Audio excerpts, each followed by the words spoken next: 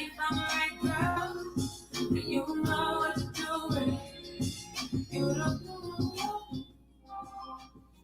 what to do with it. You don't. Your bed has never been vacant. You don't know nothing, you're naked. Looking for gratification. Hoping that they hide just like yours.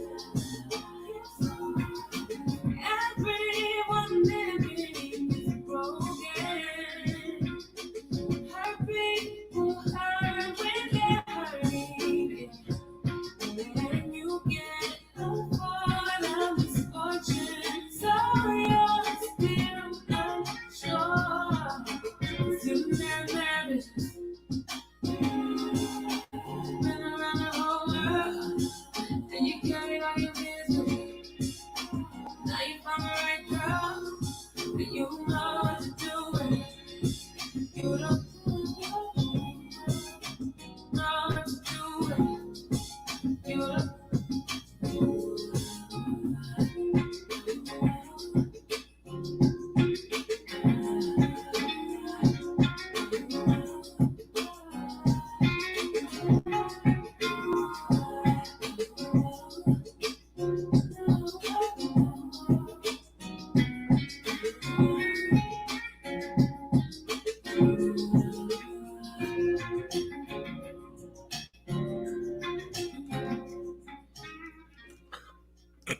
What's going on, everybody? I'm your guy, BMT, coming at you today. Definitely going to be doing that one. If you enjoyed that intro song, which is, I love it. That is the intro song "Mad Bitches" by Michaela Janae. Definitely that song is really good. I actually enjoyed the people who sent it to me. I thought it was actually pretty good. Actually, I thought it was pretty dope. I was like, "Ooh, what is this one?" Okay, okay, all right. So now we get to look into something. Um, it's pretty interesting. Pretty interesting. Um, this is going to be really interesting to look into. Welcome to everybody in the chat. What's going on, Honey B? How you doing? What's going on, Queen? If y'all get this, please do me a favor. Like this video, share this video. Let's get this information out of here, out there. But I definitely feel like this is something that's very important. Um, I myself, I'm going to cover it. I would be a fool not to cover it or talk about it because this is really big news. And the fact that some people want to go on different nuances of why this is not a thing, you're crazy.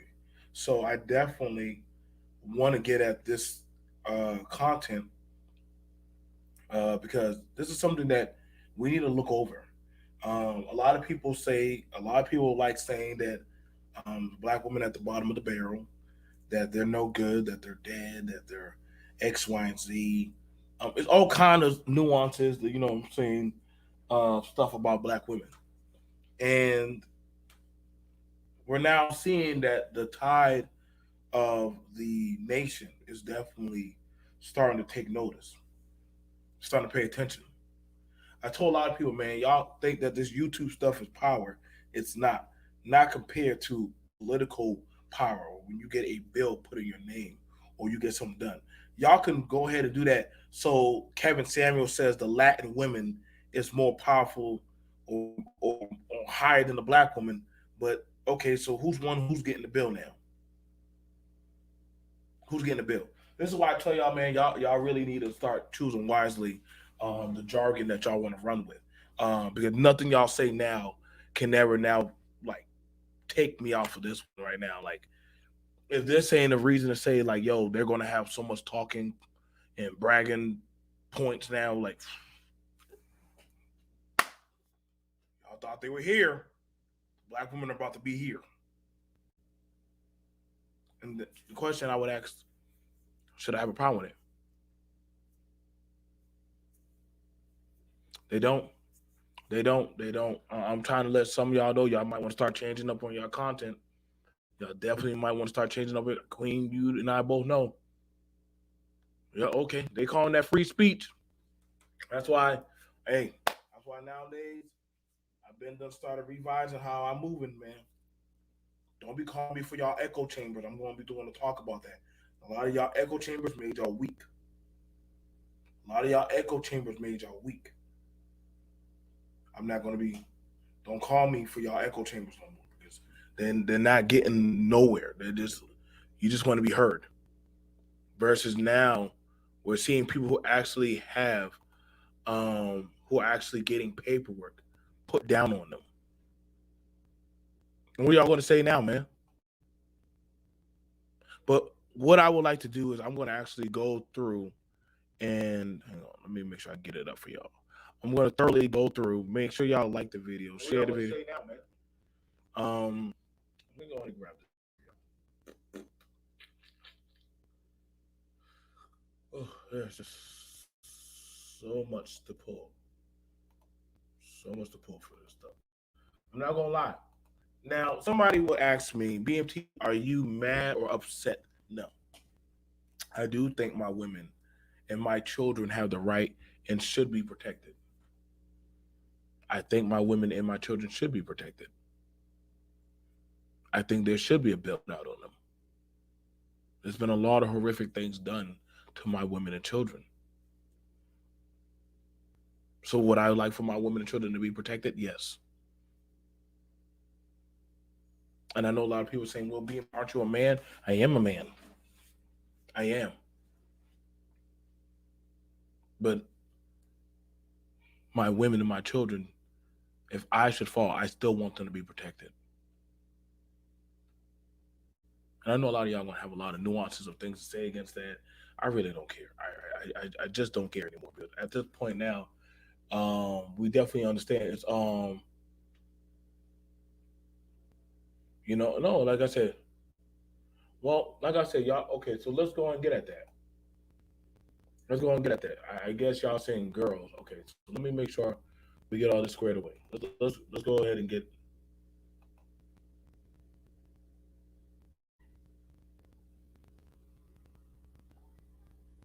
okay. So let's go ahead and start pulling stuff off here. Okay, I got you. I got you, Blur. All right, let me go get the screen nerd.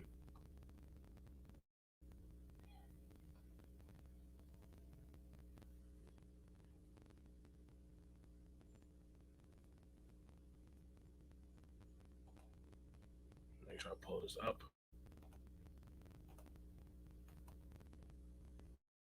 1973. Okay. I had to go way back there to 1973. Jesus Christ. Who's way back then? Who y'all know back then? HR HR 3775. This is the Women's Health Protection Act of 2021 because we already know a lot of people they got their nuances and say so's about that. All right, so the first thing that we saw that was actually coming out, rolling out, was the Women's Health Protection Act of 2021. Um, read the second place Senate Legislative. Now, what is going on with that one? All right, so to protect a person's ability to determine whether to continue to end a pregnancy or to protect a healthcare provider's ability to provide abortion services. So this one is being put out there for the women. So that way, I told y'all this is something that they're going to decide. This is honestly going to be between the women. I know a lot of men say, "Well, I should have a choice."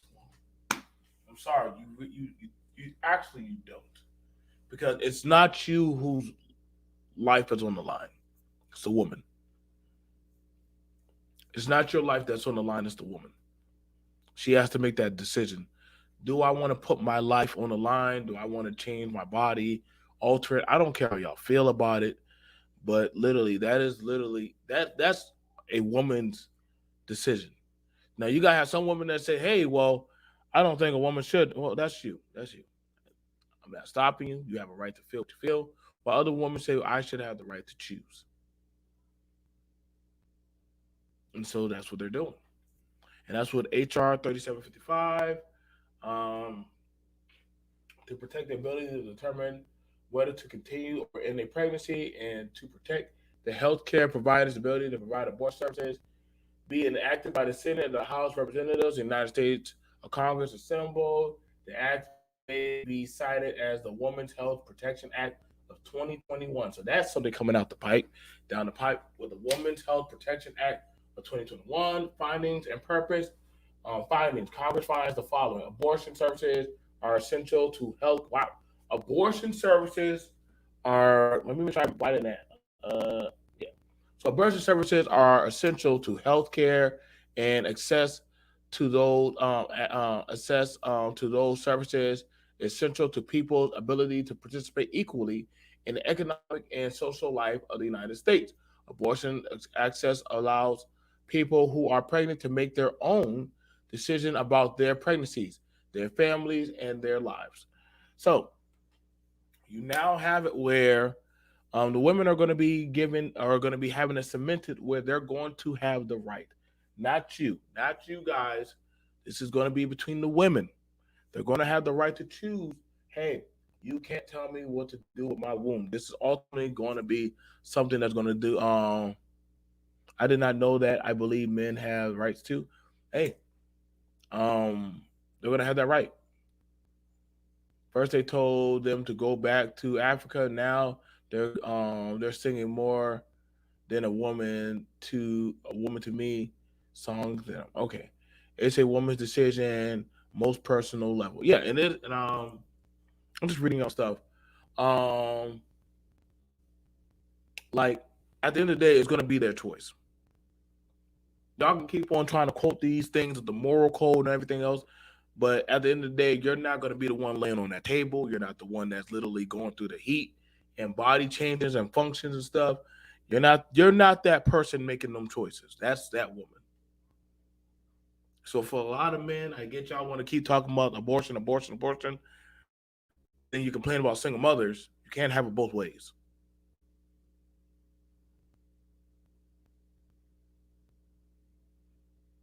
No, that is so true, Queen. Men do have the right to choose who they impregnate. Ask a woman, hey, do you agree with abortion or not? She says, I don't believe in abortion. That's somebody you might want to talk to. If you're with a woman who says, no, I believe I have a choice as a woman, hey, you might want to say, okay, then no. What's going on, man? What's going on, man? What's going on, John? But this is going out. This is going to affect a lot of women. A lot of women are going to have are going to have the option now to say, hey, I'm not being stuck with this now. You're not going to force me. You're not going to put me into that predicament. And as their choice, I have no problem with no women saying, hey, I want the option. How much money is allocated and who is funding the legislation behind the motion? That's a good question, Castle Dragon. That is a good question. That is a good question. I do. That's a really solid question.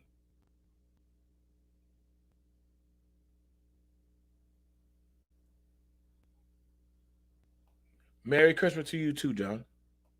Hey, D. Scott. Complain about single mothers and children in poverty, children who are abused, women who get government benefits for being mothers. Complain, complain, complain. I think at some point there has to be you have to choose a side. Are you going to complain about single mothers, or are you going to complain about are you going to complain about abortion or contraceptive rights? And you're gonna have some people saying, "Well, I don't. It's murder." Well, guess what? Now y'all trying to play the legal. Now you're trying to play the murder, the what the the rules. I would ask so many people who made babies, like, did y'all get married before y'all had a baby?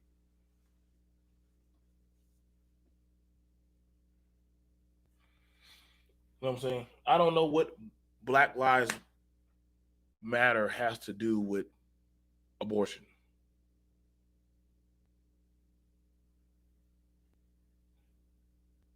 What does Black Lives Matter have to do with abortion? Nothing against you, Gloria. I'm just saying, what does Black Lives have to do with Black Lives Matter have to do with abortion? That's between that woman and well, literally. So we give birth to the baby, and the baby's in a poverty or in a bad situation. Does that life matter then?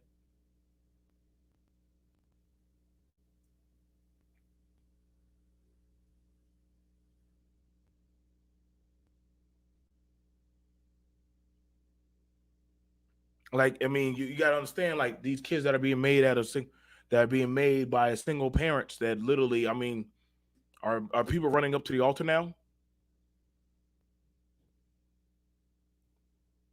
And even people get married. People who get married still get abortions. See, that's that thing people don't think about. People who get married still do get abortions.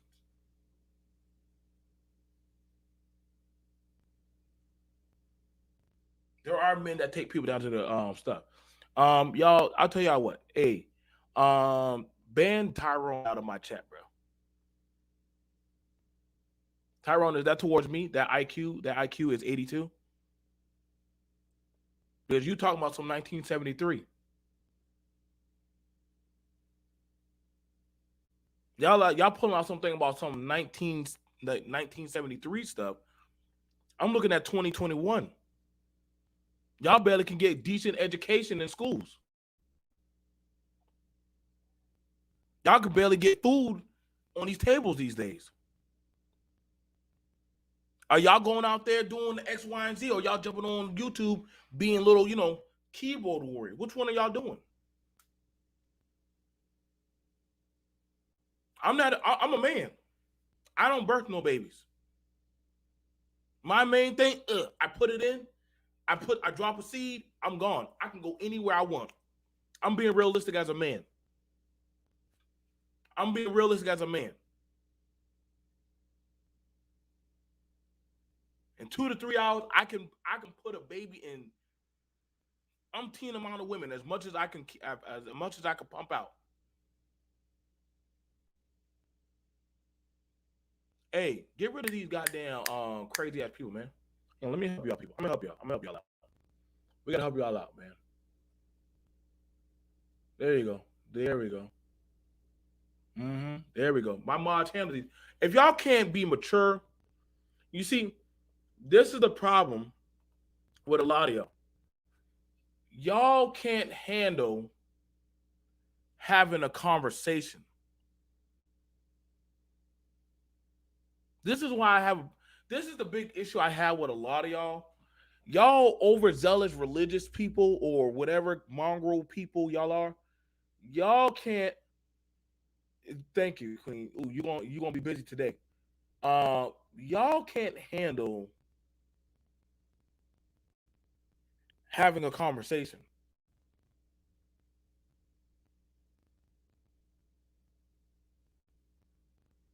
Y'all can't handle having a conversation.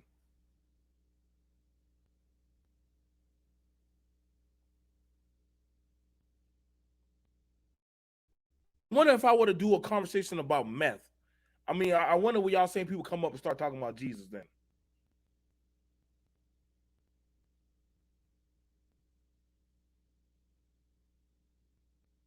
See, this is why I have a problem with a lot of y'all religious um booty tuckers and shit, man.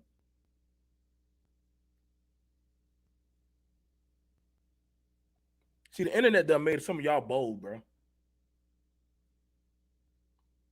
Y'all don't know how to have a conversation that could think. That's how I know some of y'all are some remedial goddamn back in the they probably put y'all in the back of the church or some kind of crazy shit. Whatever kind of, you know, little house on the prairie shit. But when we hear some of y'all talk on panels, y'all do sound pretty retarded.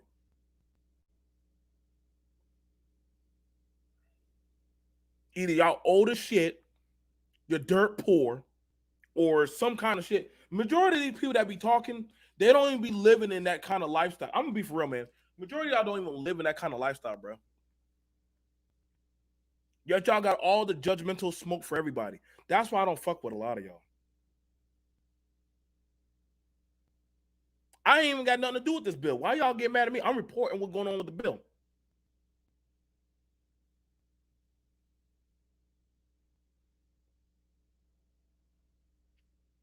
Yet y'all got all these problems with doggone the social system of feeding children, making sure that people have contracts for school, aid. Y'all got problem with the goddamn welfare system, but yet y'all want multiple babies to be born, but have no type of out plan to help these children or these women or these men that literally are getting caught up in this system.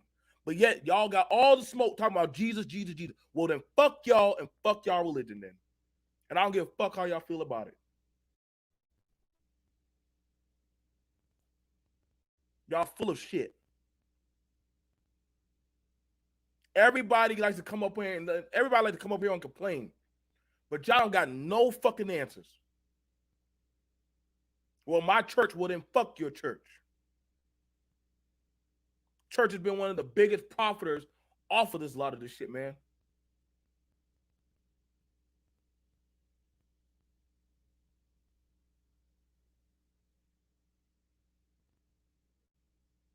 No offense. The most people that be doing the most of this fuck shit are these out of wedlock abortions and out of wedlock children. It be Christians. Let's talk about that.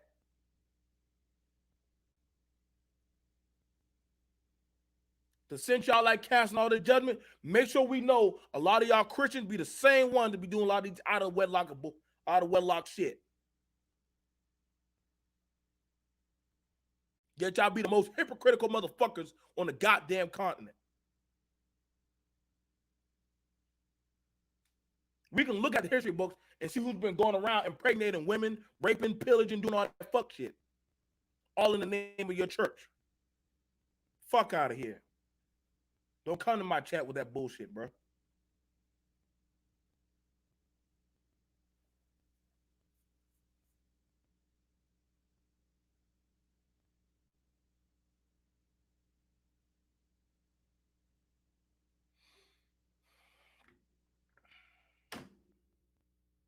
I ain't cast no judgment on nobody. I ain't insult nobody. I ain't call nobody down. I got no heaven or hell to put nobody in. What y'all don't like to talk about, it be some men that be helping women. It be men helping women get these abortions, bro.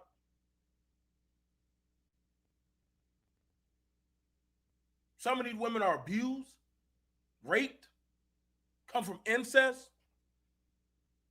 I'm sorry, but ain't nobody want to have no incest baby. You're not gonna tell no woman to carry no child after she was just raped. Let's keep that shit a buck.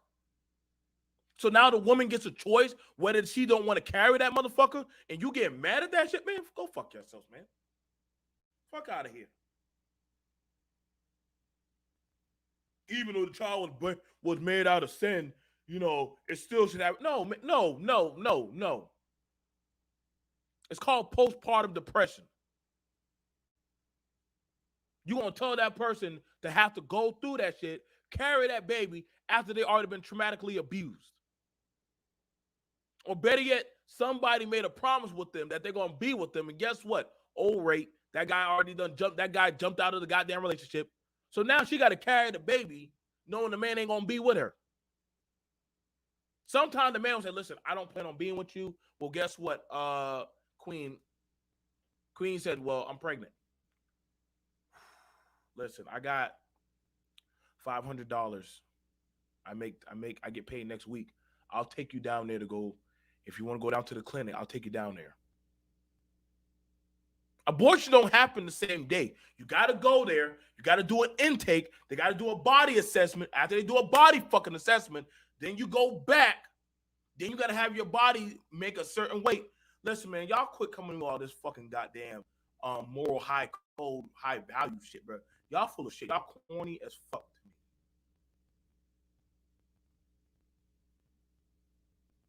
If anything had happened to any of the women in my family, I'm not going to force them to carry no baby that they literally were pushed to have. I'm not going to do that, man.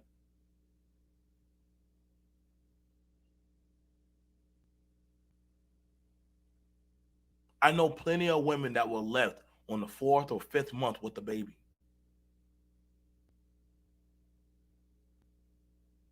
I get y'all want to tell me, well, the woman secretly has the baby and she don't tell the man. Dude, I get y'all say that does happen, but majority of the time the woman lets the man know, yo, I got your baby.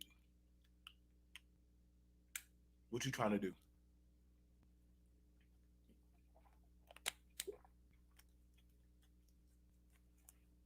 Sometimes by the time the woman finds she's too far gone, ain't shit she can do. And they'll be like, yo, you too far in.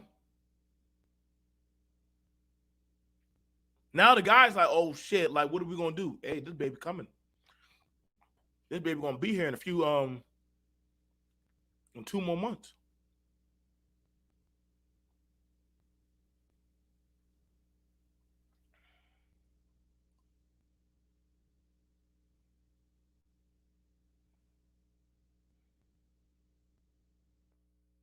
This baby gonna be in 2 more months.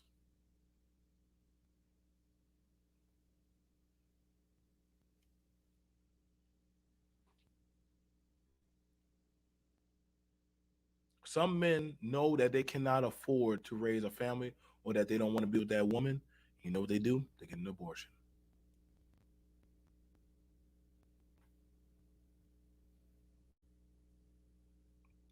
They get an abortion.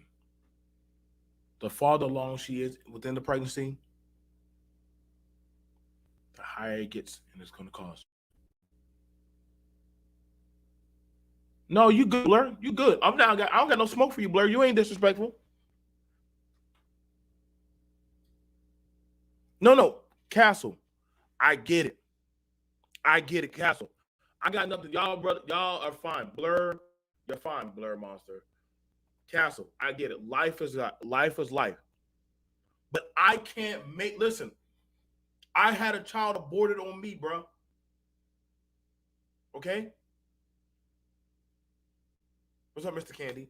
I had a child aborted on me. It hurts. It sucks. Okay,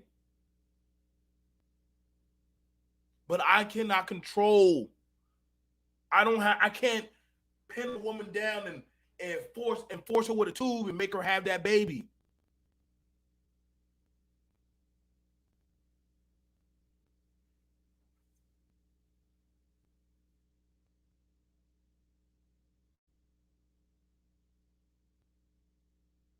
Who'd you block? Who'd you block? Who'd you block, honeybee? I'll fix it. Let me get back to it, man. Let me get back to it. Like I just don't like when people start getting on all this judgmental shit, bro. Like that shit be getting me hot, man. Like I hate these moral high ground motherfuckers that talk the shit outside their neck. Since 1973, the Supreme Court repeatedly has recognized the constitutional right to terminate a pregnancy before fetal viability and to terminate a pregnancy after fetal viability, where it is a necessity in the good faith medical judgment of the treating healthcare professional for the preservation of the life and health of the person who is pregnant. Um, Nonetheless, access to abortion services has been obstructed across the U.S. Let me make sure I know. Access, nonetheless, access to abortion services has been obstructed. Hmm.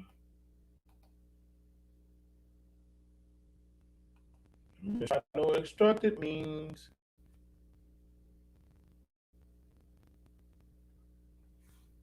Block an opening path road, be or get in the way. She was obstructing the entrance, prevent, hinder, move. So literally, let's look at that again.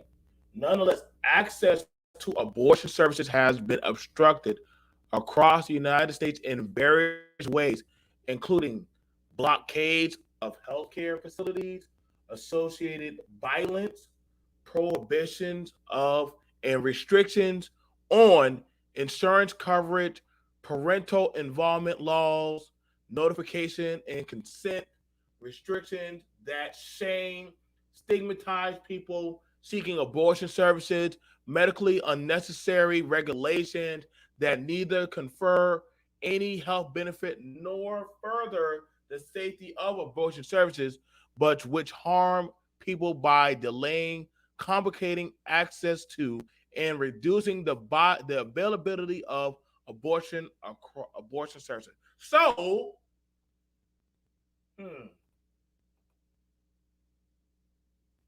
across the U.S.,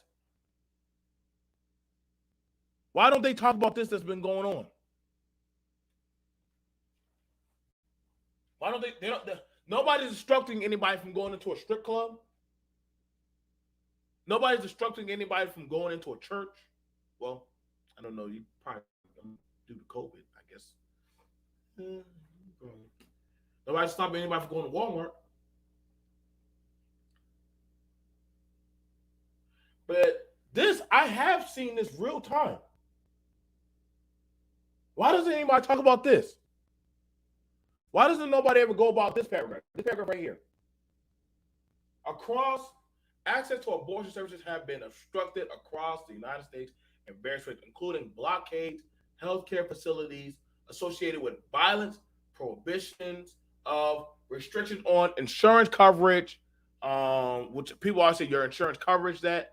Sometimes the insurance does not cover that most of the time.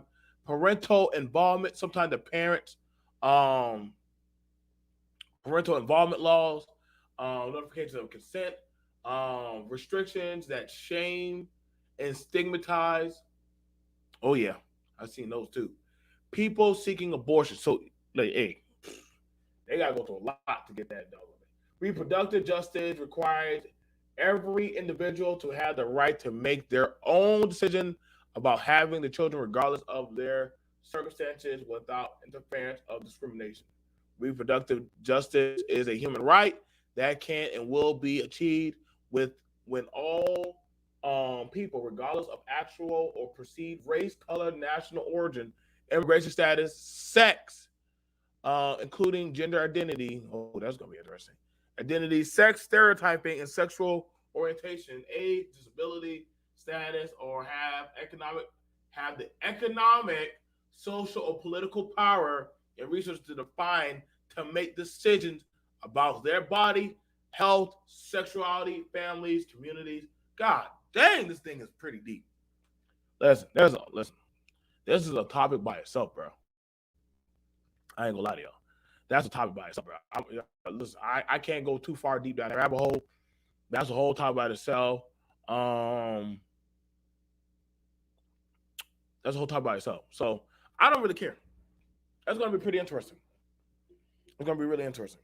Now let's get on to the next one. And protection is abortion now. Yup, and war is peace. Okay, so let's see. Let's get to the next one. Oh, of course we got the right the dudes over there. So let's go over there. Now, congratulations, everyone. So now we have it now. HR HR 8196. HR 8196. Protect Black women and girls of 2021. All right, so let's go get to this one right here. The bill establishes an integrity task force to examine the conditions and experiences of Black women and girls to identify and assess efficiency in policies and programs of federal, state, and local governments designed to improve outcomes for such individuals and make recommendations to improve such policies and programs. The task force shall one cover issues involving Black women and girls in education, economic development, healthcare, justice, civil rights, and housing, and submit recommendations at specified intervals to Congress, the president, in each state of local government and policies, practices, programs, and incentives that may be adopted to improve outcomes. The U.S. Commission of Civil Rights shall conduct a comprehensive study and collect data with respect and effects on the Black woman, girls, and wide range of specified economic, health, criminal justice, and social services. So, whew, that is a lot. So, easily put, The black women will be getting put into a protected class by next year.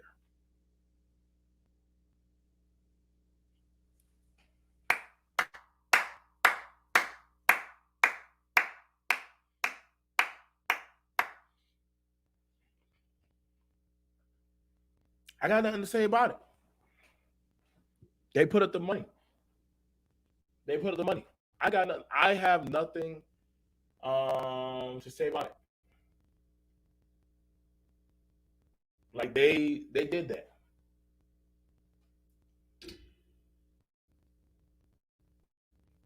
So we already understand that they got that going for them,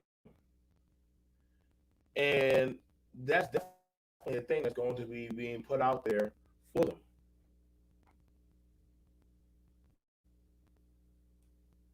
I can't get mad at it because they have seen and been dealing with things for a long time. As people have been saying here on social media, well, they're at the bottom of the barrel. They're the worst of the worst. X, Y, and Z. Y'all content creators that said stuff, and y'all can stay mad, bitch, complain, whatever. I could care less. Y'all, I mean, honestly, the most y'all can do is just be here on social media. Now, let's get over here to Minnesota. Minnesota Task Force on Missing Black Women begins work. Members of the new Minnesota Task Force on Missing and Murdered African American Women gathered for the first time. Let's. I think they're going to an ad right now. Yeah, I think we're getting an ad. Oh man. So while they're going to an ad, I'm going to go back. I'm going to go back. So pretty much, this is going to be a very interesting game changer for them and for the household. It's going to be looking at them for the health care, which we already read about. It's going to be looking at them in justice and civil rights. Since people say that, hey, nobody cares when they get killed. That's her fault. The people, the talking points. Housing. Submit recommendations and specified, let me see, intervals. Now, honestly, oh, they already farted this. Now, I just want y'all to see. Mm, you got all those women and people up there, and that's a man, that's a governor signing that. Hey, isn't that the same place where Kyle was at?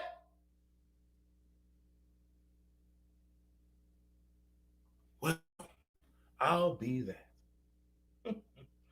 Oh, Governor Walz held a signing ceremony launching the Missing and Murdered African American Women Task Force.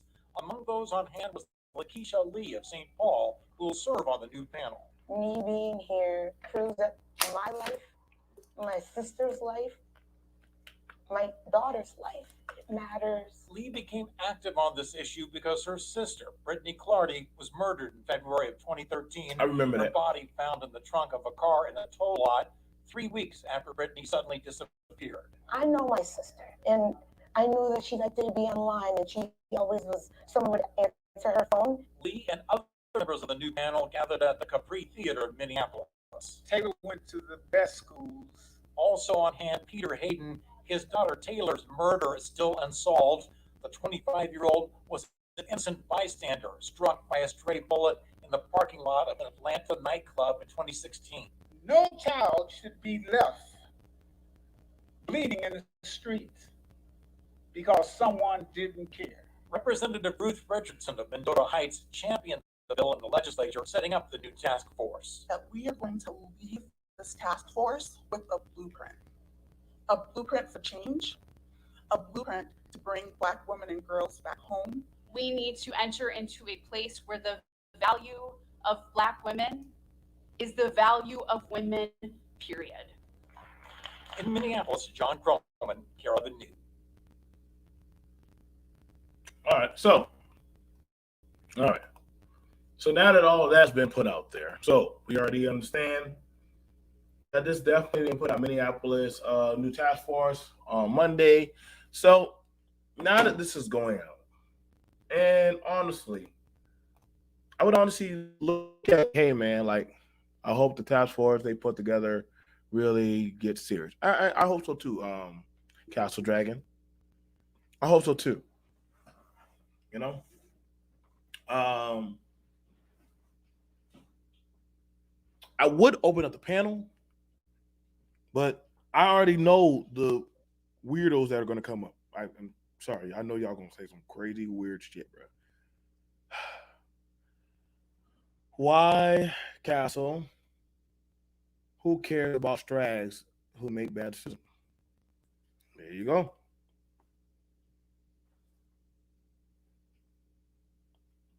No problem. So there you go. So, like I said, clearly the people that are passing the bill, so they got a whole bill passed for them. Now, black men, I know y'all like to get on, get on the, the space and talking about, actually, question, man. I'm just trying. I don't get you saying. I'm just trying to understand what this all means. The black women are getting a bill for protection. That's what it means. I don't know how. I can't simplify that anymore for you better than that. The black women are getting a bill, a protection bill, 8196, passed for them. That's literally the most simplistic way to say it. They're getting a bill that's passed for them straight across the board, as a protected class. I would honestly ask the black men that is it possible for us to go out there and do the same? Now, granted, it would be kind of weird and new. Don't vote for black women. Oh no, that's fine. One with the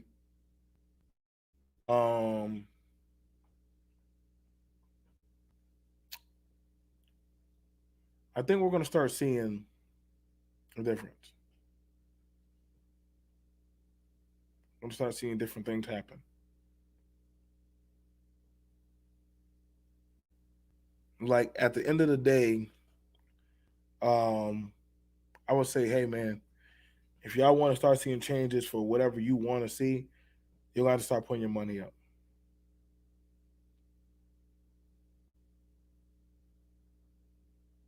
If you truly want to start seeing changes for whatever you want, if you do, if you're fine with how your livelihood or your lifestyle it is, don't need to complain. There's no need to complain about anything that just happened. That if it's not affecting you, then it's not affecting you. You know, um, it's probably at the best I could probably tell a lot of like there's no protection for any type of. I mean, don't get me wrong. I would like a protection bill for me. I would. Then I also understand that there's no protection bill for any man. Like the white man don't have a protection bill. Neither does the Hispanic man. Wait, I think that covers them if they're an immigrant. I think the immigrants get a bill.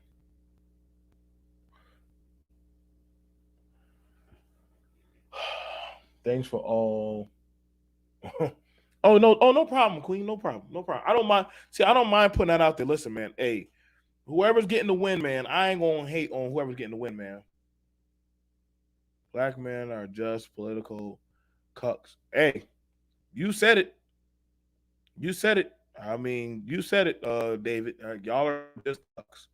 Y'all be on that political cuck shit. That's y'all, man. Not me. Not me. I be looking at y'all when y'all be doing all that shit. That'd be y'all, man. That'd be y'all. Y'all be political cucks, not me. Y'all be like, oh, the right, conservative, this and that. Y'all be the political cucks. Y'all need to start putting up what y'all want, man. Start consolidating some funds. Y'all say y'all making money like that. Y'all making moves like that. Y'all need to start putting up the funds, man.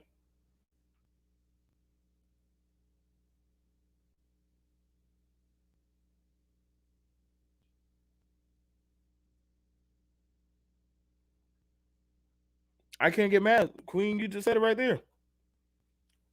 Black woman in Congress. She introduced the bill. A black man should do the same thing for him and his own men. You can't get mad if ain't nobody. You ain't paying nobody to speak for you.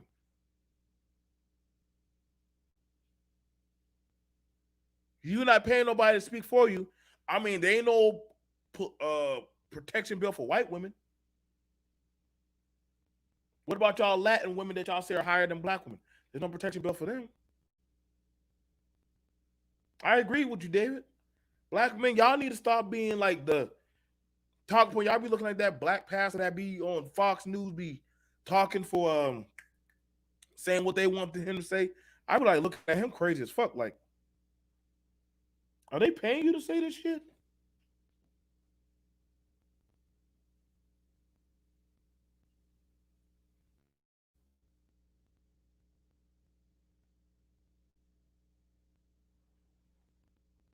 Oh, you got that one out there? HR 1636, Black Men and Boys. Thank you, kicking on 23. Let me go look that up, bro. Oh, that's you. That's you. Just say you Trey. Don't put me. That's you. That's you, Trey. I mean, y'all. I mean, okay. Let me put that. Let me get that up for you. 18. Thank you, bro. I really do. I appreciate that. HR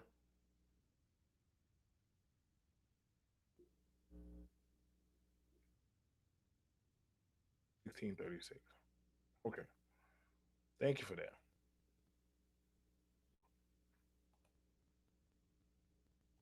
Okay. So that's what I wanted to see.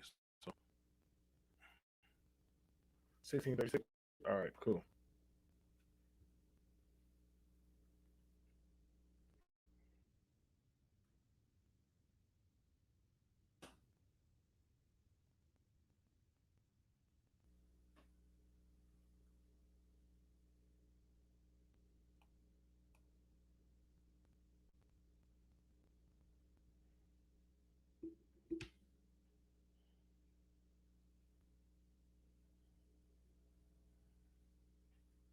Hmm. HR 1636, Black Men and Boys Act. Okay. Let me look this up properly.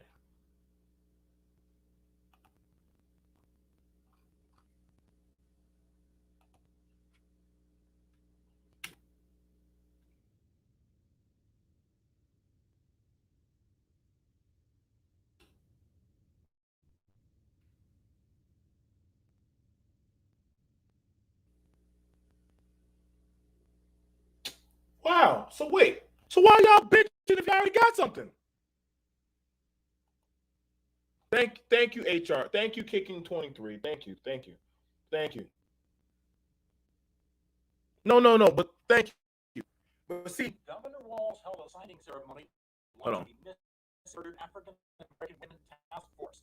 Among those on hand, But see, that would be up to the black men to push for that to go through. Let me pull that shit up, bro. Frieza, I mean, Frieza, I'll put it out there for you, bro. I'll put it out there for you. Y'all gonna come. I don't got time to hear the weeping victims in the chat, bro. The political cucks in the chat, they're going to turn up for any old reason. So let me Freedom, you can come up and have a conversation. I checked this.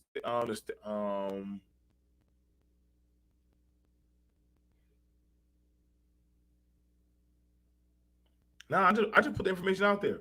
BNT, you are right to put the information out. We need to know we should be expecting our Congress. Hey, it's a status. They're just like I didn't know about the Black Boys Act. That's something that literally, hey, if you put your money behind the bill, it don't go nowhere.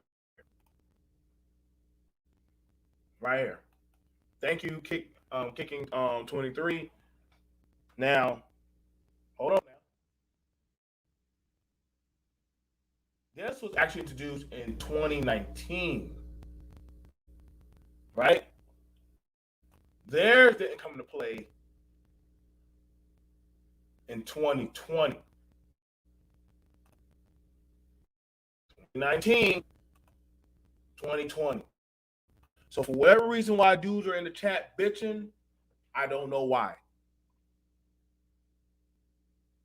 Your shit got out a year before theirs. I'm just saying, man. Shit came out a year. I didn't even know about this motherfucker. Commission on Social Status of Black Men and Boys Act to establish a commission on status of black men and boys to study and make recommendations that address social problems affecting black men and boys and for their purposes. Let's look at this right here. Um, Composer, you got it right here. This is Yvette Clark. You got Rochester. Got people that are right here. There's a lot of people that are looking at this shit. God damn. All right. So this is co-sponsors. All right. So you got those. All action referred to a sub committee on the Constitution, civil rights, and civil liberties. Actions by the committees refer to the House. So you have it right here. God dang, how many co-sponsors y'all got? Listen, bro. You can't complain. Listen, let me say this real quick. Bro. You can't complain if there's literally something out there.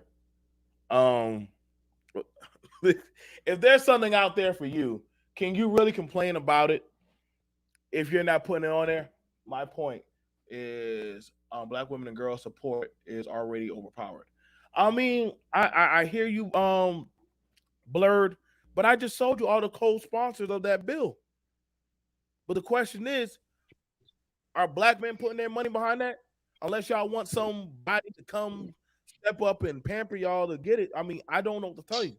All right, now Friezo, you said you lost, you confused. What's going on, man? What's going on, Friezo? What's going on? What's going on, BMT? What's What's going up, man? on, bro?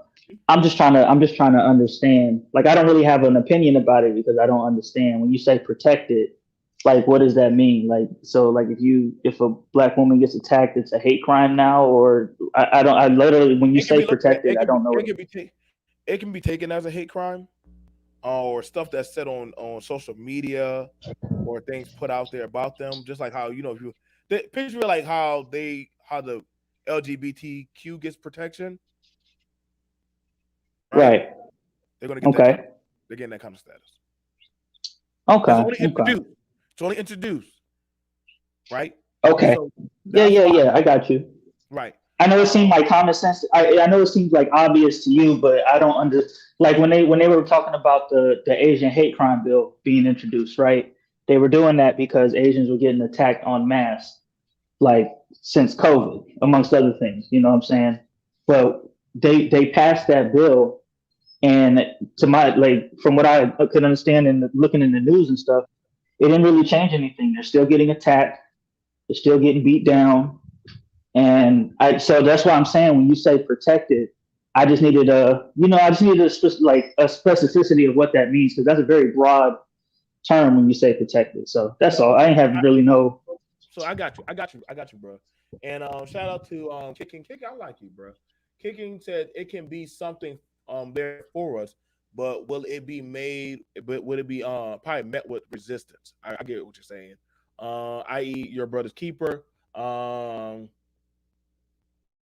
All right, so let me go ahead and I'll break it down. Anybody who wants to have a long conversation, you can come up. If not, listen, I don't have time. I could talk with Free Zone. Free Zone can actually have a conversation. Versus you can't have it. I don't have time for y'all names or y'all homonyms and shit. Just conversate. That's why Free Zone asked the question. So what does it mean? So all right. So there's two types of bills that are being passed coinciding with them. Okay, you have the HR 3755 about their rights in on the operating table or pretty much in healthcare. Okay, that's one thing for women that is going out there. Okay, and the second thing that's going specifically towards the black woman, is literally this bill establishes the integrity. Pretty much, it's going to look over stuff. If they have anything with income discrimination, like trying to get houses, property, business, hate speech, or certain stuff that's been said online. I believe there's one guy he said that he wanted to shoot and set on fire a woman and put her in the trunk of a car. That's some pretty Right. crazy shit. Like I was like, Mm-hmm. damn, like that's a lot.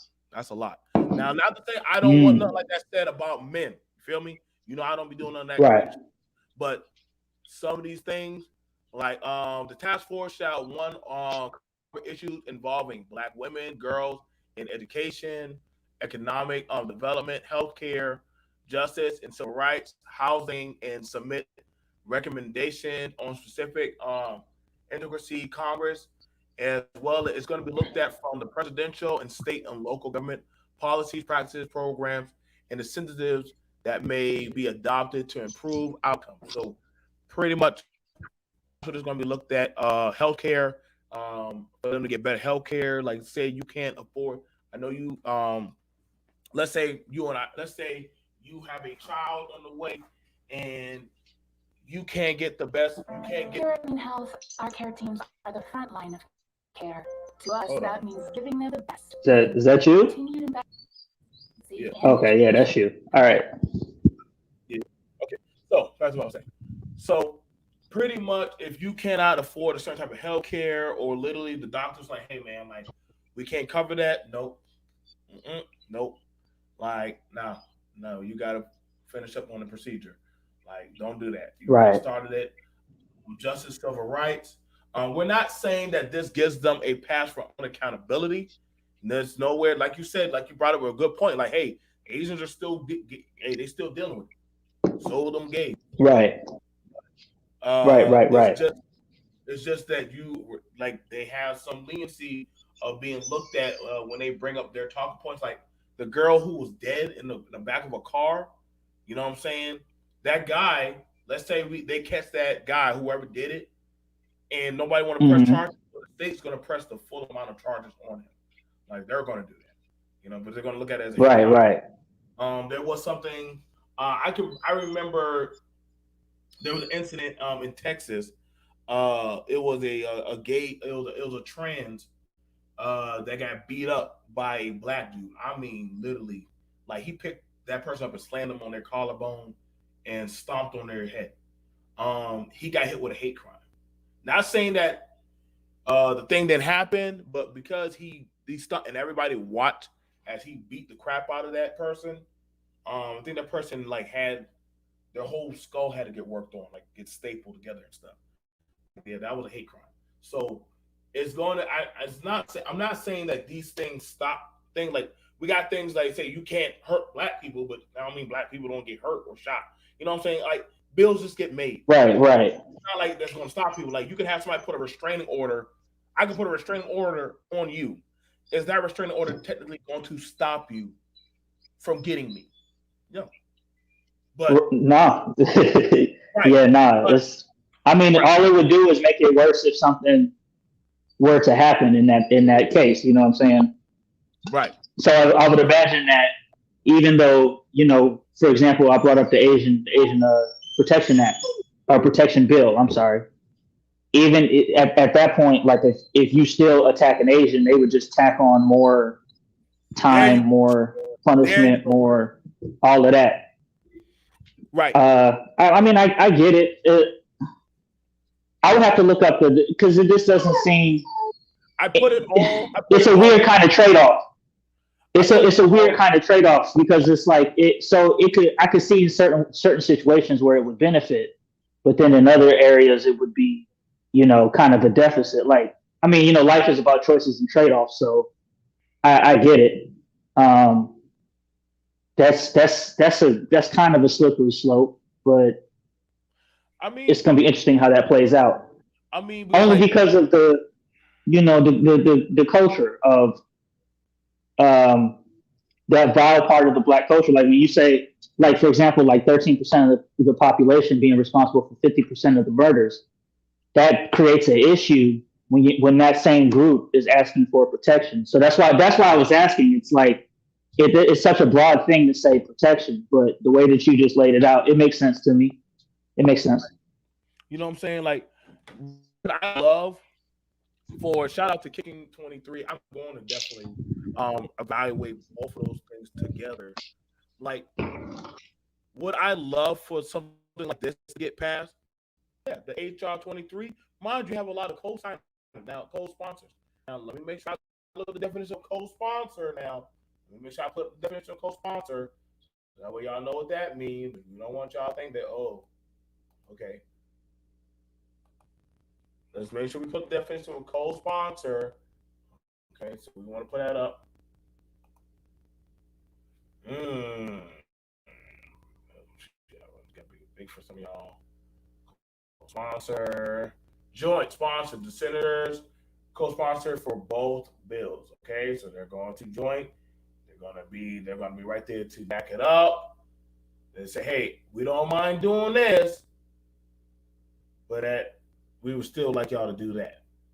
Now, Black man, this was put out there in Free Zone. You can see it for yourself. You are thinking free man. This bill was put out a year before the Black Woman's Bill. I'm only saying for all y'all guys that say, hey, man, like we don't got no protection. There's, where's the advocacy for the Black man? You're going to have to put your money where your mouth is, bro. Stop less YouTube and more lobbying. Y'all say y'all getting railroaded with courts and different other stuff. You remember, mind you, did I not bring this up for the Prophet of Thought to have a debate on or a conversation on Free Zone about, hey man, should black man get protection? Mm-hmm. No, I get it. I literally said, hey, why not? So now there's a whole bill. You don't say nothing about Pookie or any crazy stuff. I believe you're a criminal. You should still be protected or anything like that. But literally, this is right here. Okay, it was introduced on March the 7th, 2019. It's been introduced, but literally, it takes money. Commissioned on the social of Black men and boys, literally addresses the social problems affecting Black men and boys for other purposes. So literally, if y'all gotten social problems, economic, whatever kind of stuff, hey, this is a chance for y'all to probably get heard, bro. This is a chance for y'all to get heard. Right. But y'all can't get mad and ask for any other group to say, hey, well, what are y'all going to do? Well, I'll tell you what, we put up the money for our shit. Why don't I put up the money for y'all? All these high value men walking around, hey, bro, y'all might want to start putting y'all money up, bro. I ain't gonna tell y'all what to do. I'm just being honest, man. I would put some money down on something that's for my agenda. I didn't know about this until today. You know what I'm saying? I didn't know about it, but I definitely am curious about it. So that's because it's such a vague thing, man. When you say protection bill, it's like then you say it's like, all right, black women need to be protected. My next question is from who? From what? And then when you say that there's a whole protection bill for the black men, and you said they haven't been signed, they're still going through the customs and courtesies, pretty much. Yeah, pretty much. Okay. So then I guess the question would be, they don't know Black people are really Black women. I'm gonna tell you right now, and I put my life on this bill. Them Black women, they're going to push for that bill. Oh yeah, they're going to push for that bill. The problem is, and I'm gonna be for real, a lot of Black men, Free Zone, and you correct me if I'm wrong, Black men don't care to vote like that.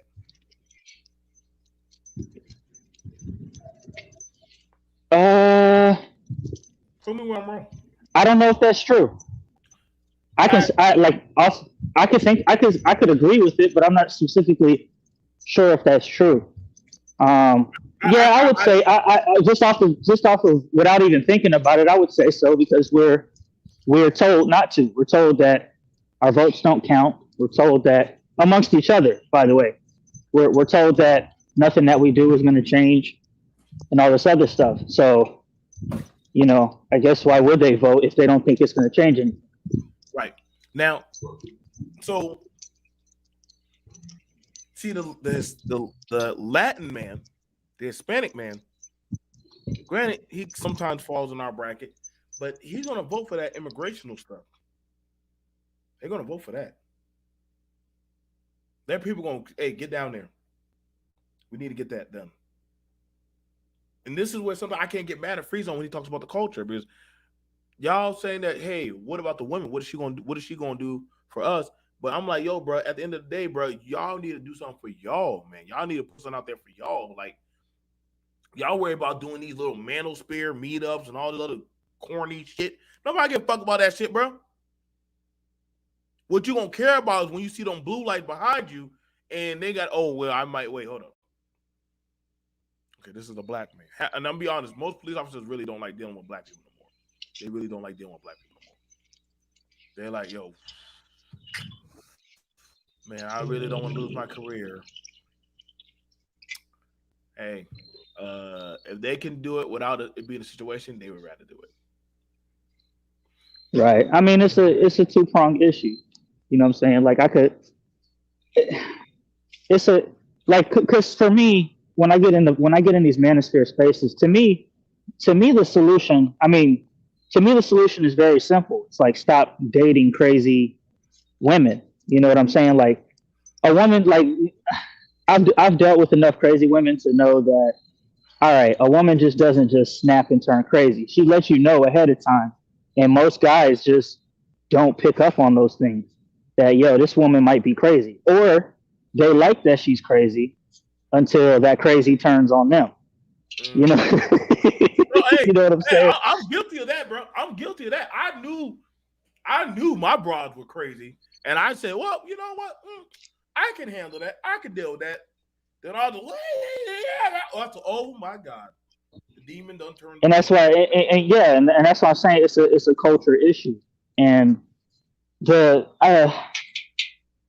don't know if the protection. That's why I was asking because when you say protected, that can mean a whole bunch of things. Because now in my head, when you say black women are protected, it's like, but they're getting the bill. The stuff is being looked at for them to where. And don't think that if they were to do something amongst each other, it can't turn up on them. Like a bunch of black girls jumping a black girl, that's a lynching.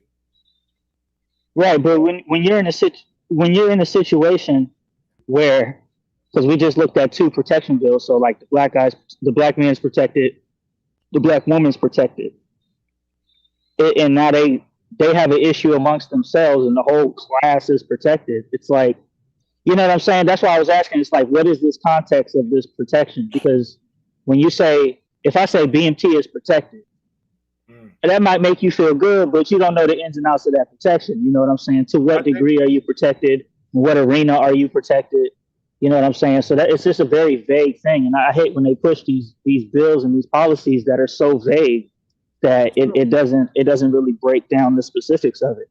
So okay, so for me as a black man, I am consciously aware of. I know if somebody says the N word to me, that could probably be the end of their career. Right? I know somebody said that too. So I know you and I both know we could be sitting there at a comic book shop. Let's say we're just sitting there and we're like, hey, they say, hey, you N-word, y'all quit fooling around. Mm-hmm. Now Free gonna be like, go right back to his comment. I'm like, what? Yeah, that shit don't mean shit to me. All right, bro. I'm putting you on, bro. You best believe you gonna hear this. You know what I'm saying? Right. So they're going to. I got you. So now that business know that, holy crap, bro, like I gotta move more accordingly. Like And so it's going to be. It's just like some people are afraid on how they deal with the LGBTQ people. Some people are afraid on how they have to deal with the Jewish community or certain communities now. See, they're a little bit more on tippy toes because they know that hey, man, it can go left quickly. So they're more cautious on what they say or how they act. Not to say that gives that group or those people an excuse to act the way they do. Because when they do, hey, it hurts your talking points or your narrative. And literally, I don't. I'm Right. not. You know, I don't want But nobody. but here's it. But here's the thing, BMT. I mean, the in practice, what how it actually plays out is how you just laid it out. Because now, when somebody from the LGBT, when they do something crazy, the way that it plays out in reality is that when they do something crazy, you really can't say anything about it. Or if they present something that makes no sense to everybody else, nothing can be said about it. It gets it's like a it might have been set with good intentions, but the end domino effect is you have this class of quote unquote protected people who, even if they're doing fuck shit and doing wrong, you really can't say anything about them. Or even more so, when they're trying to push it into the schools so that this stuff is taught to the kids without the parents' knowledge, then it gets, you know what I'm saying? Then it gets crazy. Like it's a slippery slope when you protect the class. Mhm. Um, you know what I'm saying? And now different classes, it could be different for different classes because I understand the protection for Asians because Asians don't be out here committing mass crimes and doing and trying to push no crazy stuff on anybody. You know what I'm saying? They just want to be left alone. But the LGBT community being protected, so far it's I mean it's good for them because they can run around and do craziness and nobody can say anything about it. That's what it's basically become now.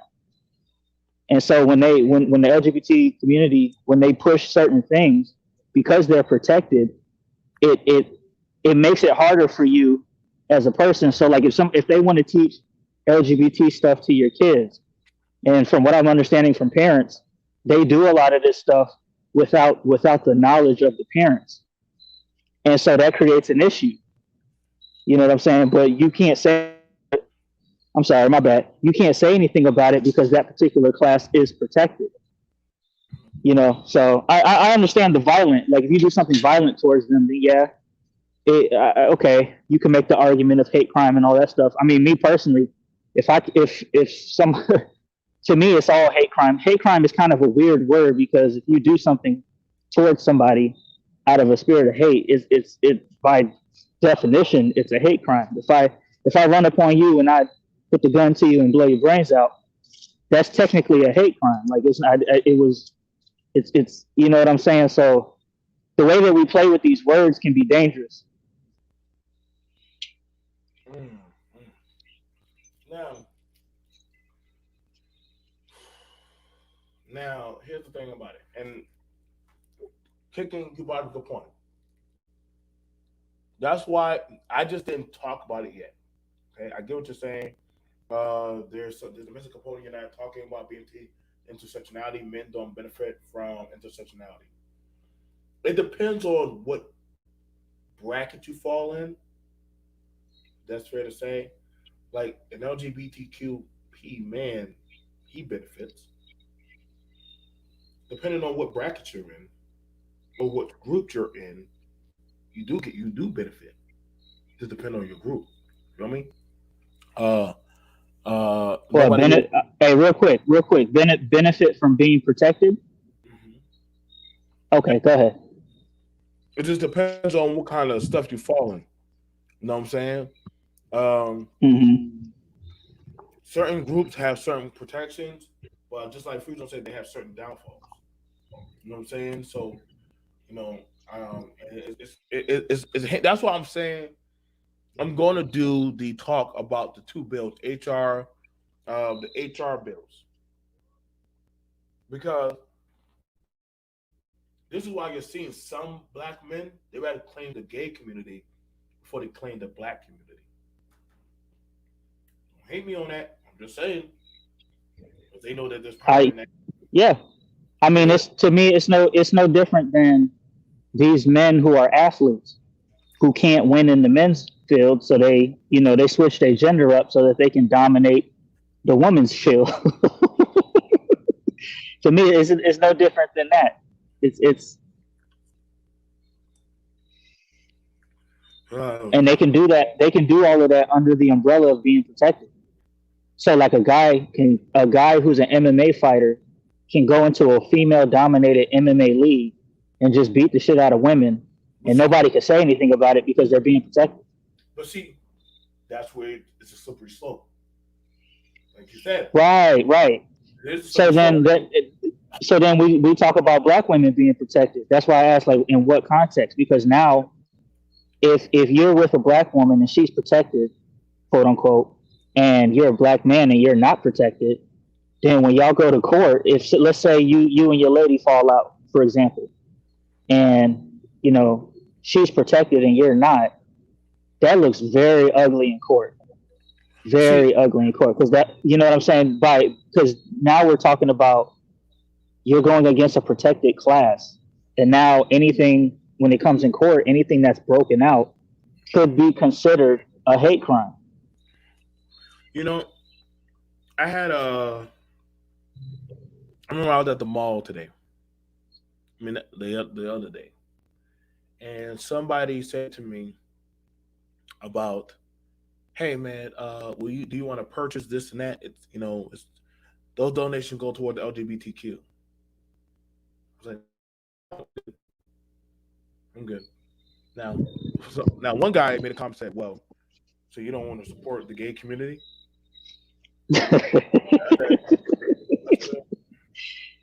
No, I don't. It's my money. Oh, look at it, a black person. They're usually the biggest. I said, hold up, excuse me. I said, I'm a black man. What money do you forward towards my agenda?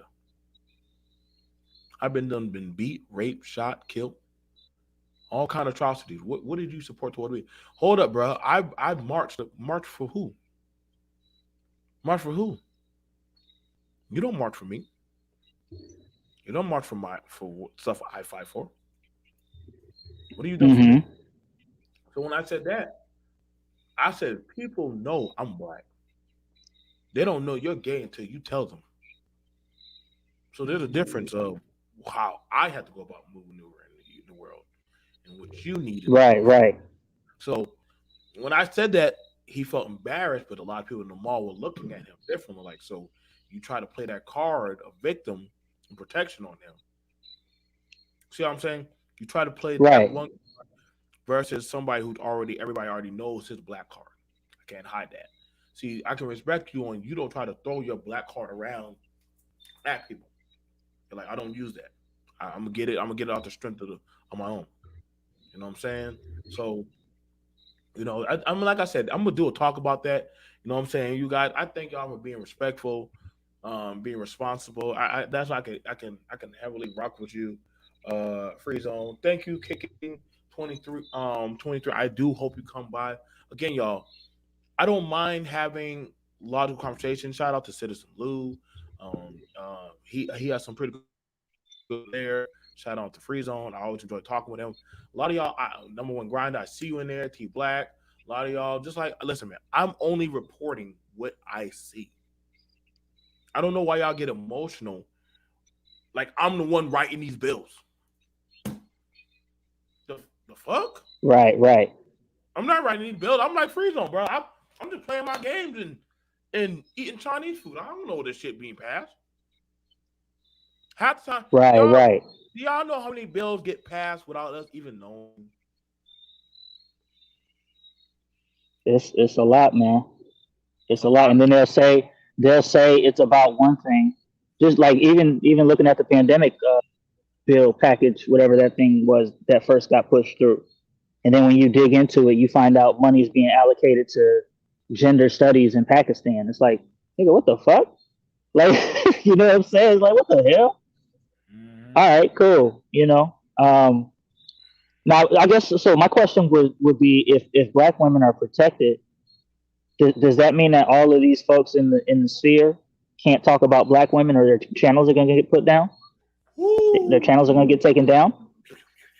That Free Zone. See, because that's a problem too. And see that right there So I try to tell them, listen, bro, the field is definitely going to be changing, and a lot of y'all talking points are going to be getting rearranged. Y'all ain't gonna be able to protect St. Kevin. The bigger you are, the more easy target you are to get. All they're gonna do is just start clipping y'all talking points. They're gonna start clipping y'all talking points, start putting it out there. It's gonna destroy you. Just like you can't just get on start talking about that certain type of coalition, certain groups. Or YouTube itself will tag you, and Google will swat you down. So y'all gonna see. Man. Yeah, I might have to switch. I might have to switch to the Asian nationality, man. We may have to do it. We may have to redo the. We may have to redo the racial draft, bro. I might, I Hey, might but have to slide up under Wu-Tang Clan. hey, like I said, man. Like I said, I have all the information y'all need to look at. It's all in my description. So that way, if y'all want to look at the information, look at it for yourself. But I got to be for real, man. And I'm just telling y'all, for all you guys in the manosphere, this space, I don't know what to tell y'all. Y'all have to get a meetup with just a meetup in Atlanta.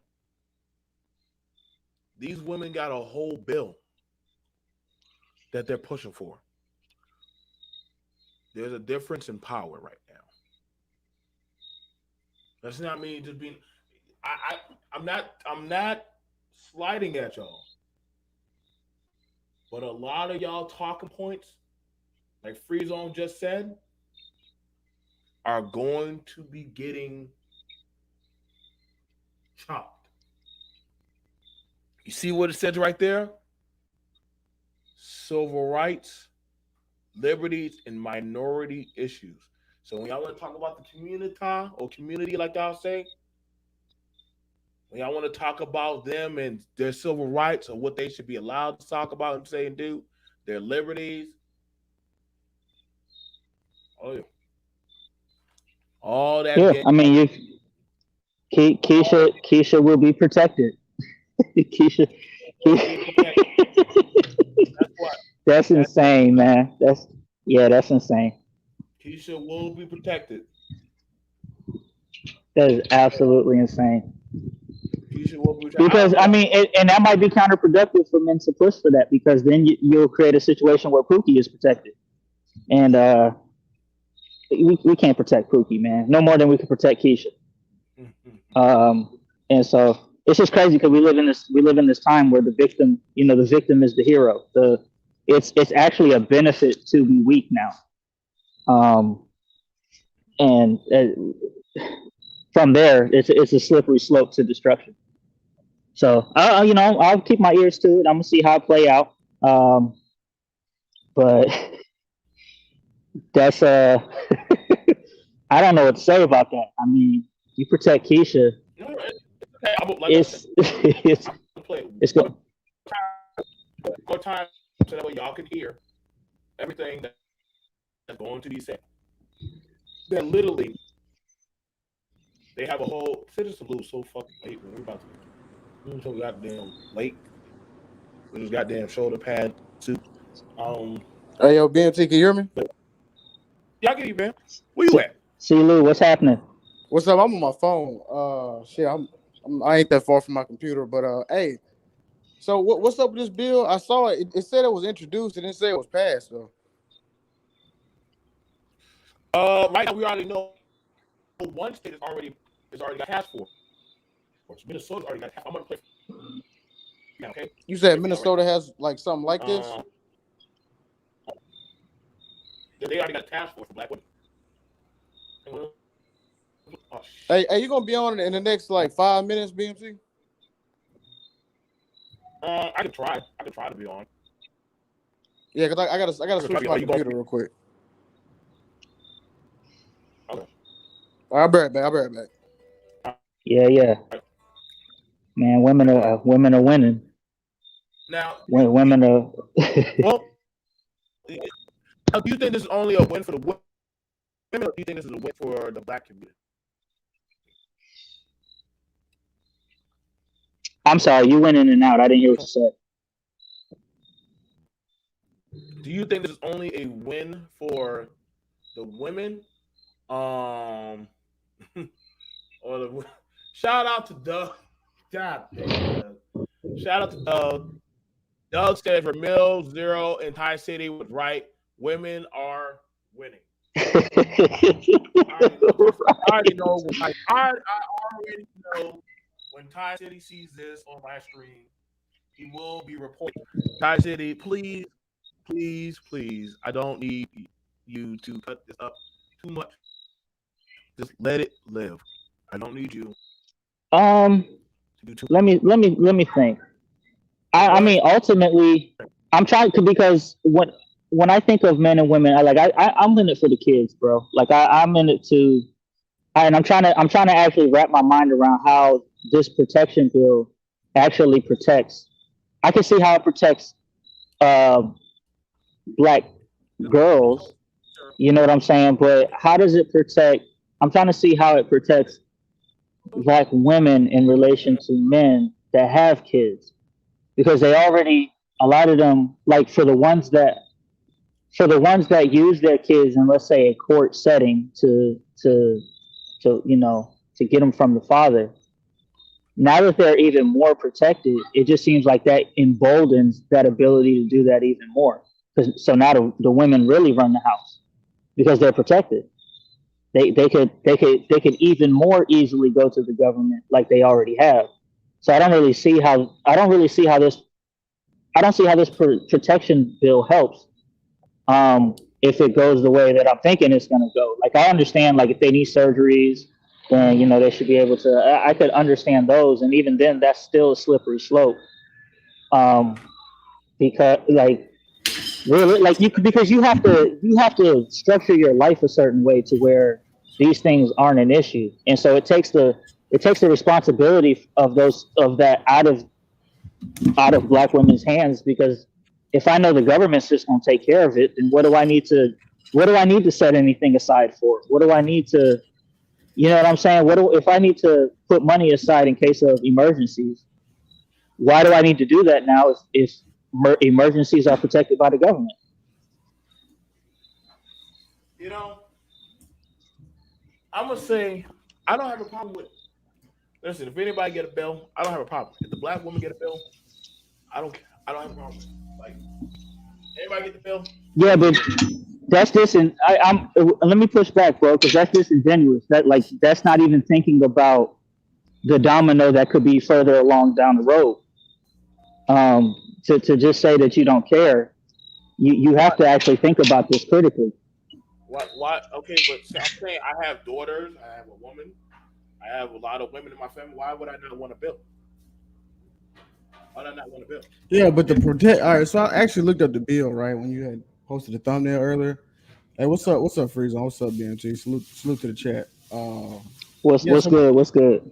so here's the thing. I looked at it right. It says the interagency task force to examine the conditions and experiences of black women and girls to identify and assess the efficacy of policies and programs of federal, state, local governments designed to improve outcomes for such individuals and to make recommendations to improve such policies and a program. This isn't like a protect from human trafficking or human, any type of abuse. This is just like another affirmative action type of. That's Yeah, what it sounds like to me. Yeah, we already went over all that. I mean, citizen. Oh, my bad. I can't believe my bad. Yeah, it's okay. It's okay. It's okay. It's okay. But Lou, what's your take on it? I mean, I don't think. Well, I mean, for one, it's introduced, so it's not passed. It's not a law, so it's. I mean, it's nothing yet. But I don't know. I think this. I don't like see like Doug saying they like women are winning. I don't see how this is a win. It's like a because they got black women in a bill. I mean, what I don't because it just says black. That's that type of no, not a real win, but we just like happy to be acknowledged, like hip hop history month let me and go ahead and play stuff like something. that. Like this isn't any type of effective thing that happened at all. Like I don't understand why. Let me go ahead and play something. Let me go ahead and play something because uh, uh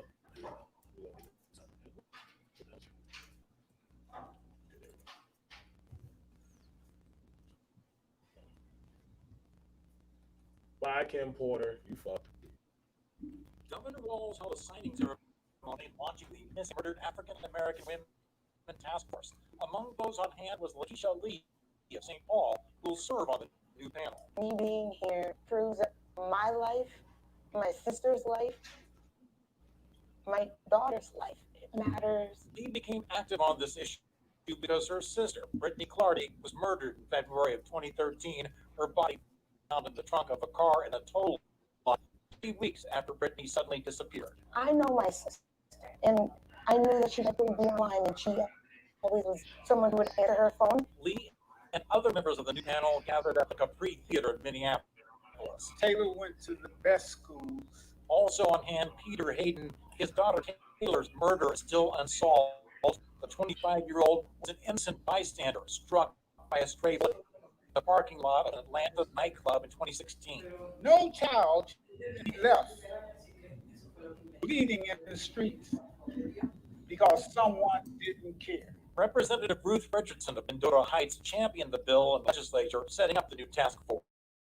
We are going to leave this task force with a blueprint for change, a blueprint to bring Black women and girls home.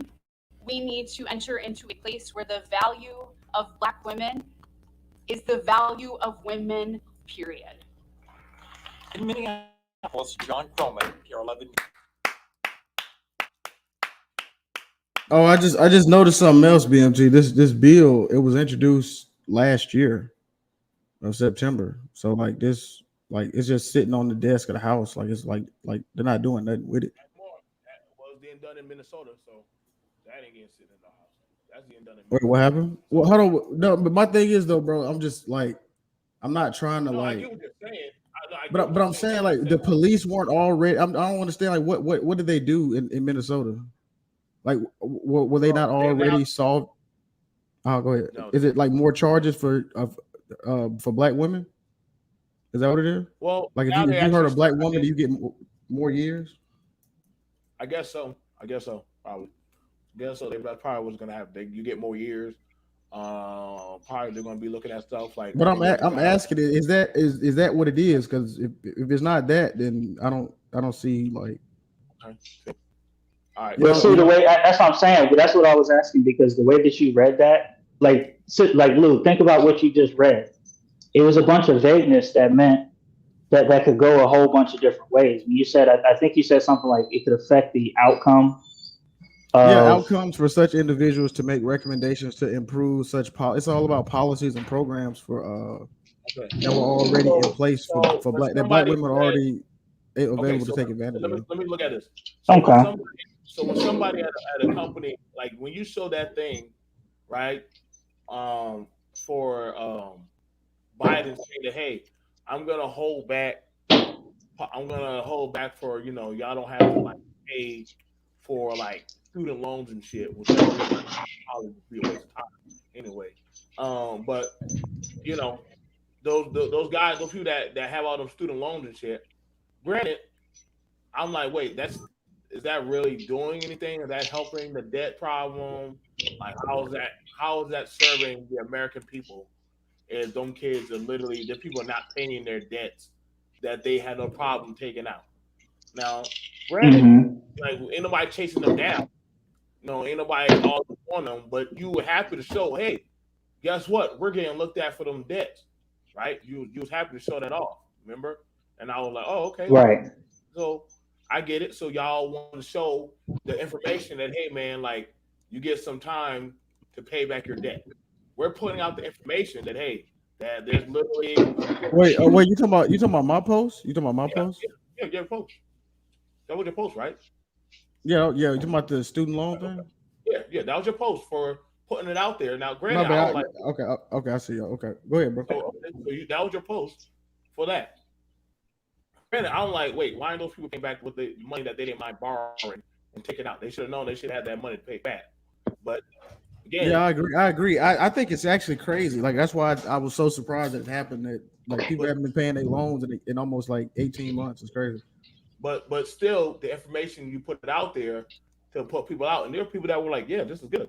Okay, I got some time. I might be able to go get to buy holiday stuff. They ain't gonna be on me too much. but you put out the information. All I'm doing is put out the information on, hey man, mind you, I'm showing that they're literally the task force being dropped out there. I didn't I know in me putting out just this information alone that there was a bill for black men out there. Did not know that. Mm-hmm. Oh, did we know that free zone until somebody literally put it in there? Like, hey man, could you look at this before? No, no, I didn't know that. I didn't. I didn't None know of that. us. Yeah, None of us. I would say, hey Doug, I'm with you on that about I see what you're saying about the policies because here's one I've actually been actually writing this down and thinking about it. I hear people say like I don't have nobody has ideas, don't has I actually do have one. I think what black men will really help us out is either tax relief or some type of what do you call it? Like black. Like I'm gonna be honest. Like I think somebody said it one time, but it's true. I think stepfathers should get some type of tax relief.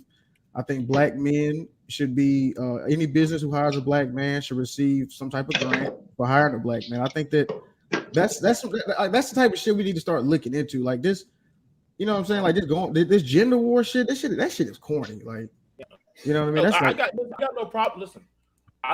That's why I don't even like this section much. Balls on gender shit. Now, do I have a problem with that? Do I have a problem with that? No, I don't. But I'm a black man. But also, I don't have a problem. I don't have a problem if I know that I get what Free Zone is saying that hey, is it going to cause unaccountability? I don't know. I don't know. Yeah, and when I say accountability, I'm not even talking about I mean, we could take the gender war thing, we could put that to the side because that's not even what my emphasis was personally on. I'm talking about like accountability as a whole. So, for example, like let's say black women protected class, you go to apply for a job, and there's somebody else who is more qualified than you at that job. And if you don't get the job as a black woman, you might think that okay, I didn't get the job because they hired him because he was white. Now you can sue that company, or you see what I'm saying? That it turns into this issue. So if you own a business and you have a black woman's resume in front of your desk, that puts you in a situation because she could not be. It could put you in a situation where you're hiring somebody who may not be the most qualified for the job, but it could cause an issue because if I don't hire this person, as opposed to the one who's more qualified, this person could come after me now under this protection. You know what I'm saying? So it's like that. We got to get just like I have to get an accurate description of what that means to be protected because protected could be a whole bunch of things. Because Lou just said it affects the outcome. You know what I'm saying? This is an outcome driven bill, and so any situation now, I'm saying it tongue in cheek, but it seems like any situation now where the black woman doesn't have the upper hand, she could slide under this protection to get the outcome that she wants, and there's just no accountability there. No. Now that's a very subjective thing. Do they win? Yes and no. You know what I'm saying? Like in a sense they win, but in a sense they lose drastically because what do they do? I'm just asking like okay, so now let me ask you this. So is it also something as to where is it not something as to where they have minority things for that way minorities can get into stuff or like you got to have a certain amount of minorities hired like there's that's what I was saying. That's like affirmative like quotas and stuff like that. But okay. Go ahead. Yeah. I'm just saying like there's stuff like there's stuff that that we do have for minorities, and I mean like to me, I'm looking at any type of win as a win toward my war effort. I don't have these gender problems like some of these other people have. I don't have these problems. I don't. So I don't know. Maybe I might be selfish. I will take that, but I'm like, yo, any bill or win toward my war effort, I'm going to take it. I'm going to have to just take it, and I'm going to be stingy because ultimately, right now, it just. But see, BMT, this is what I was saying, right? Like, this is my only point of contention was that things like this seem like we take them as victories, and they're like really nothing. Like whenever I see task force, any type of bill verbiage, I mean, all that's really doing is like they're gonna take these people who are already doing the job and then just like move them to do something specifically designed to that. But my thing Right. is though, were black women not already getting murdered? Like, you know what I'm saying? Like, was the police not aware that this was, if it was such a big deal to start a task force, why was the police not aware or astute enough to actually do it themselves? So that makes me think like it's something going on with the community where black women is getting murdered. So that's why I say sometimes like we need to look internal, like going to the white man or white woman to get them to write some shit up that really won't change shit. I mean, it's not going to, you know what I'm saying? Like, Right. No, you're fine with that. Yeah. I get you now, what you're saying. I get you now I'm gonna saying. be honest. I'm gonna be honest. Now if they actually are giving you more time, like an extra 20 years for specifically killing a black woman, so now that's huge. But that's not what I interpreted from that video. It just seemed like they just have built a task force. See, Now, now that would do some shit. If they added years for murdering a black woman, now that would be some groundbreaking, like newsworthy type of But I shit. mean, not necessarily because they're still beating up and murdering Asians, even though they're still protected. like, I mean, but here's the No, thing you're about right. No, I'm not. No, I'm saying how monumental that is. Like what I'm not saying it's a good or so bad thing. I'm just I saying got like, you. No, okay, no, I I'm got just you. saying I that. got you. Yeah, Freeze. I'm saying they're a truly protected class. Then, like they can really just talk shit to Yeah, yeah, anybody if that yeah. was the case. okay, Right? And That's you what I'm know, you saying. know what it makes me think about? It makes me think about Ice Cube when he was trying to push that plan, and he got up on that network with was it Lisa Ray and all them, and Yeah, he was like, "We're pushing this Cole. bill to protect black people," and they're like, "Hold on, wait a minute, what about black women?" And he's sitting there looking confused, like, "Black women aren't black people," and it's just like it, Yeah, it's like it seems it like this divide. Like you know what I'm saying? Like it's just like why it let gotta me be like yeah, this is a yeah, mission. yeah. hold on. Let me ask So this question right here. So, and I'll throw this to y'all. So we know that it's illegal to hack into computers of companies, right? yes, And yes. they have people that Hmm. set up. They have people that set up say, "Hey, man, like cyber hacking is illegal, can be prosecuted against the law, full extent of law, all that yada yada yada." But do people not still do it? Yeah. Right? Yeah. People still people still say, "Hey, let me show you how to get pirated videos," or "Let me show you how to get this," or jailbreak a Fire Stick guilty, and all kind of shit. Like people will still do these things even though that they know it's wrong or it's bad, even though that they're told. And literally, back then, before you would turn on a videotape, the FBI logo would literally come on saying, "Hey, man, we will prosecute you with the full extent of the law if you pirate or copy this video without the right solicitation of authorities." Now, people still did it, Hmm. even though the FBI logo right on the goddamn video before it will come out. So people are going to still. I get y'all saying like, is it going to really stop people? People going to still, when they know that there's a rule or law, people more want to try it to see if they can break it. But it's just one of those things where, hey man, like either a when you can get a bill passed for you, if you could, would you do it? If you could get a special law specifically towards your endeavors of what you want, would you do it? Or would you be like, nah, I'm not gonna do that? I'm not gonna lie. If I can do it, if I could get away with it, I would do it. I would definitely do it. Hmm. I'm not gonna lie and try to say, oh no, I wouldn't do that. If I could do it, I'm gonna do it. If I can get a law to better my favor of winning, be a multi-billionaire, whatever shit, I'm going to do it. I want that power. I want that right. But if I'm not gonna try to lie to, well, I don't want to oppress. Fuck that. I want the power to do whatever the fuck and play God on this earth. So I'm not gonna play that good naive game to the listen. Y'all could everybody could talk that planeteer shit. But you got the power to play God for 1 year, you will do it, and you're going to get any laws or any things to add to your favor. That's what I'm saying. Like if people can get a bill passed, ask the powers that be of any group if they could get a bill or anything in their favor. The Islamic groups got tired of people saying stuff about them like Apu, thank you, come again, and all that shit, or making fun of them with certain kind of stereotypes and shit. What do? They got Barack Obama and them to pass a bill for them. So whatever group can get it done, Native Americans, they got bills passed for them. Why? Like it's not unheard of that we wouldn't do it.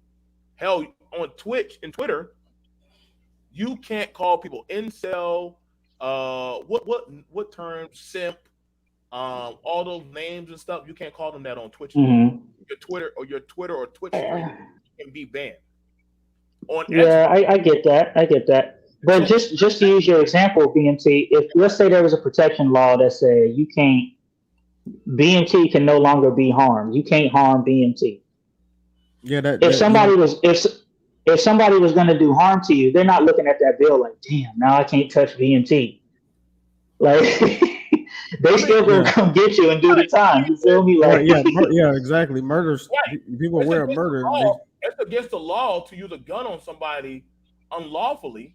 But freeze on. But the thing is though, if you do increase the time of hurting somebody, it will curb. You know what I mean? The interaction. You know what I'm saying? Like it'll take a dive. Like you know, like then it'll be incentivized to not do it. You know. That's why I'm like, damn it. That's really that's kind of putting a group. If that were the case, that'd be like putting a group over another, and then like Right, I get you with that. I get you with that, Lou. I'm not banging against you, bro. mhm. Like I get you what you and Freeze on is saying. Like, and sometimes I look at a lot of these talking points and I say, you know what? I get it, and I hope to God the women understand the responsibilities that are going to come with it. Question, Lou. Lou is my YouTube. What the fuck? Okay, I ain't gonna get in between was that. SKC. Hey, SKC, check your email, bro. But you said should I raise my daughter under Asian model or the black model? Okay, you know what you should raise her under? Both. Asian And what I mean by the black model, I mean the Southern bougie Negro model that I know you're from, SKC. So just like me. So do the Southern bougie Negro model. You know, the upper class Mm. elite So, like I of said, down man, south. Go ahead, BMT. What's up? no, you're fine. I mean, hey, however, um, like however y'all want to raise y'all kid, I don't got no. Like I said, if there's I a mean, protection, he was being facetious. I know he's being facetious. He was just, Yeah, oh yeah. I'm going to look more further into this HR 1636 for black men and boys, which is put out. and look at the date on that shit. That was 2019. BMT. Look at that shit. That shit stuck. That shit stuck. Now hold on. Now listen. You put money where your mouth is. Either you want it to be seen or you don't want it to be seen. I'm sorry, but that's how the laws that be work. Y'all thought the gays got their bill passed Now you because right. they were gay? No, they put Now you money right. into that motherfucker. And guess Oh what? yeah. That shit, Oh yeah. hey, I'm sorry. That's how the government works, man. He who pays to play gets to goddamn talk all that shit all day. So you better go ahead and start putting some money up. Fuck them goddamn Manosphere meetups. Y'all better start throwing that money where it really matters. And one of these dudes, like, wait, where all the fuck all this money come from? Oh shit, $35,000. Oh, y'all want what, man? We could start off with a state or two. Okay. So I'm just saying, Yeah. man. I'm not. I mean that's not a bad argument what you just proposed. I mean that's not I'm just that's saying. not a What bad did I say? idea. Nothing. Why did I I mean you didn't say anything wrong in my opinion. That's what I'm saying, bro. Like not to talk down the meetup. I'm just saying, like, I mean, you're right. I mean, if we could pool some money together to do certain, like, it's a lot of things we could really do. Like there's like here's something too. I was thinking about like you know, like they got like logistics centers for like Shopify and like Amazon. So like let's say you're selling hats, BMT or something like that, you would just send it to a logistics center and they will handle all the processing for you. And then, you know what I mean? So I'm looking at it like most black people are in the South. It's like, damn, it should be like plenty of logistics centers of people pooling money together. And because if you're the logistics center, you're getting a cut of like every e-commerce transaction going on for in your sphere. So I'm like, I don't see why that's not something we're not, because most black businesses are in transportation. So I'm like, why hasn't that been, you know, a thing yet? But I think as time goes on, we'll probably see more and more of it. I just don't. I mean, black businesses are on the rise. So you are seeing a lot more black-owned businesses, people putting it together. It's just not being talked about maybe in the news. But when you look at the you know the data, the statistics, it shows that a lot more businesses are black-owned businesses are coming together. Um, the the problem is that Mhm. well, it's not even a problem. It's just something that I've personally noticed is that a lot of black-owned businesses are they fall into so there's the black-owned businesses that know what they're doing. I'm not just discussing those, but then there's also black-owned businesses of people who don't know what the fuck they're doing, or they're scamming people, and it's ruining the reputation of said black-owned businesses.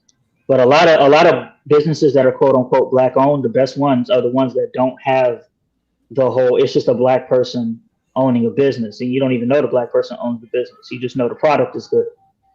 You know what I'm saying? So that seems to be the business model that's winning the most as far as the black-owned businesses, the ones where There's you don't even know. there's your answer. Black men and black boys bill passed already on August 14, 2020. All right, let me Thank you. look it up. Let me look Thank it you. Yeah. up. I mean, Look it because you up. know, Be fair. we say stuff on the internet, then you look it up, and then it be Well, wrong, and then we all be now, looking. to be Then fair, we take this conversation outside of YouTube, and we look dumb. So you know, no. Like, no, to be fair, kicking I'm was glad he the one said that. right. I'm He looking. was the I'm one looking that up right now, started, bro. and we looked it up. So I get you. If you look it up, I'll go look at it. What's it? Is it specifically called Black Men and Boys, or does it have some Black men type and of like boys. different verbiage? There's any different verbiage to it? Nope, just black men and boys. Put black men and boys. Okay, You know. all right. I'm on Congress.gov. Let me change it. Yeah, you gotta go to the official site. You can't just go to we're looking at Jet magazine and shit. You know, God knows. No, I was on Congress.gov. Jet Oh, magazine I not see. real. Okay, I see. It says Commission on the I Social. see. Bro, it hasn't been passed. It says introduced to House. I said that's what I said. The one that in 2019. Yeah, it said it on the tracker. It said introduced. Right. If it was passed, I'll be damn well surprised. I'm like, well, goddamn, boy, y'all, Yeah, it's y'all been move sitting fast. on that. What? Like, who's working? It's been sit. Yeah, BN, BN, it's BNT been sitting walking on down that the desk. street with a confidence he's never known before. No, nigga, please. I have my bread. Hey, you, But see, this why we gotta like, you know what I mean? Like we gotta stop giving out misinformation. Like it didn't pass. Like you know what I'm saying? Like oh, I was like, wait, what the hell? It passed. I said, damn, no, yeah, it didn't. It's been sitting on his desk since it's been sitting in the subcommittee's desk since 2019 of okay. April. I was say, So I he didn't know held about before COVID popped off. All right, Hey, you said go. All right. if he could, I'm looking. if he could drop that link in the chat, that would be dope. I don't know if he has that capability, but I No, would definitely like to see I'm that. I'm literally looking at it right now. It I'm says, looking at no, I feel you. I'm looking at the same thing that you're looking at.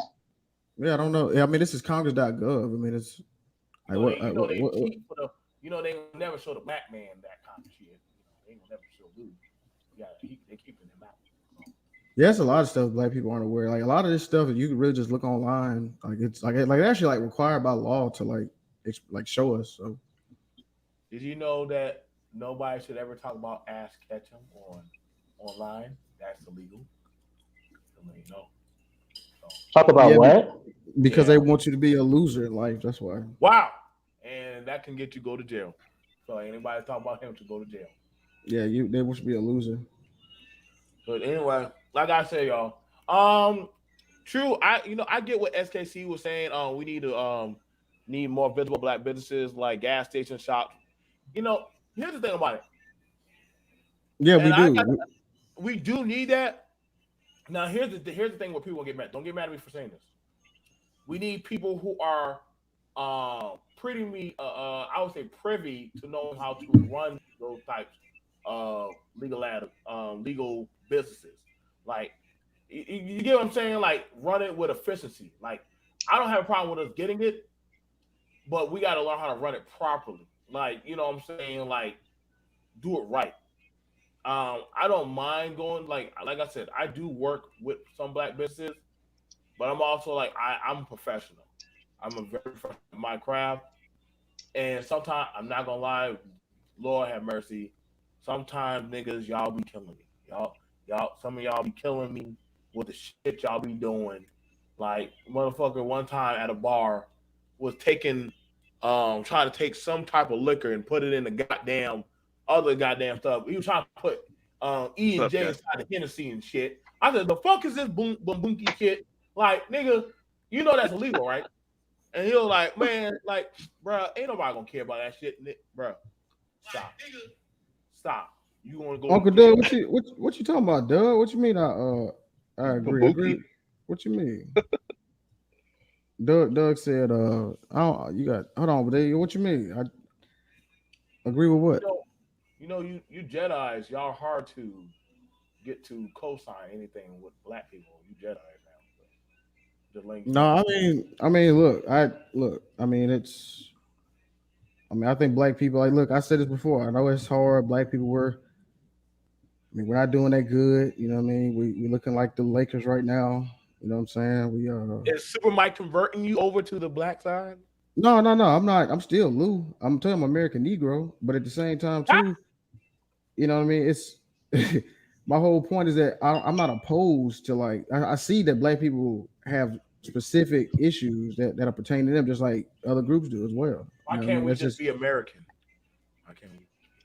That's been my question. Like that's been my question. Look how happy Why can't we just be American? Y'all don't want to be. Y'all don't want to Oh be man, American.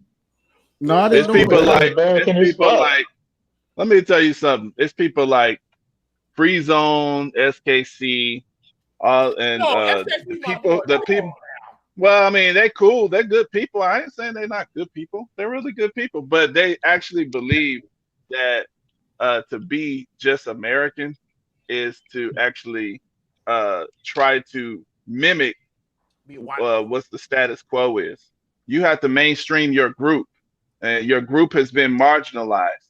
And by you co-signing policy, co-signing all the negative stereotypes, anytime you co-sign all of that stuff, you maintain the status quo, which is the marginalization of your phenotype. And yeah. once you, yeah, Have you? once you, Go ahead. No, go ahead. yeah, What?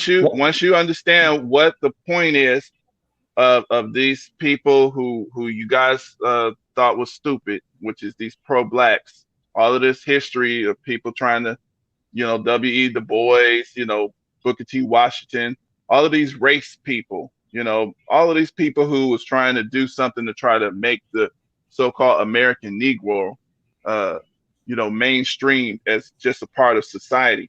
Once you understand what they were working on, then you understand that's the way to go. You gotta make your group normal. Right now you're abnormal, and so you're not just American. You're Black American. You're American Negro. You're different. You're not treated normally. Mm-hmm. Like an Irish person is not an Irish American. They don't say that. They're just American. Even though they came here after your people, you're still called minority. You know what I'm saying? These little different terminologies, that's the problem. And it's not us doing it. We've been trying to stop it for 100 years. The people that this is the point. But y'all So yeah. have been doing. Y'all are the ones doing it. I don't hear Okay. none of this shit. I'm moving different circles, different diverse circles, and I have all of my life. I don't hear this from anybody from but black people. This whole idea of us being marginalized and all this stuff. Nobody else says that but black people. Okay. So when you say that we're marginalized, that doesn't even compute to me. Like I don't even know what you're talking about. Okay. So you just used us. You just said a different word for us. You didn't call us Americans. You call us black people. And the thing is, and I understand that because we are different because we've been made different. But there's a. But here's the thing: black people are the only ones saying. Like I think we're all American. I'm an American, and you came on here and said that I'm not just an American, I'm black and all this other stuff. Like I'm an American, and I get what you're saying in the context, but when you go up there and like Frederick Douglass, when they asked him what should we do with the Negro, he said, "Yo, do nothing with us. Leave us be. I don't need anybody doing anything for me. Move out the way and let me do me." That's the American way. Did they listen to Frederick Douglass? No, it was Booker T who said lead a Negro. No, No, it was but Frederick Frederick Douglass. Douglass said that. Frederick Douglass said that. But they didn't Hmm. listen to they didn't listen to him. They treat Exactly. they that's my point to you. If they would have listened to Frederick Douglass, if they would have listened to Booker T, there's a lot of people that said that way back when they were running people in Congress, when black folks had people in the Congress, in the Senate. You know, black people started their own towns. Black people they were voting. You know, all of this stuff was already happening, but somebody decided to use different policy. That's why we're talking about specific laws for black people, because you're different. You're not the same as an American. You know, you're different. You've been treated different. You've been conditioned different. And you could keep saying what you see personally, but the reason why you keep hearing a different kind of conversation from black people each and every single generation, it's not because black people are crazy and they're just making Hey, something up. They're being no, treated hey, differently. hey, real quick, hey, BMT, I just dropped a link in the chat. That actually does say what's his name? Off of this govtrack.us, Yeah. it actually does say that the bill was enacted after being signed by the president on August 14th, 2020. Mm. Oh, okay then. I don't know what kind of website this is. See, Lou trying to keep the truth from us. No. I mean, I want to keep it G. I'll drop this as well. Yeah, I mean, if I'm wrong, it's cool. I'm just, they didn't say it was a law. No, I don't know. You know what I'm saying? Like, I have no idea. Nah, the only thing I was saying is about those Hold on, bills. wait. Let me do this correctly. Because we have goddamn Megatron himself who has come on.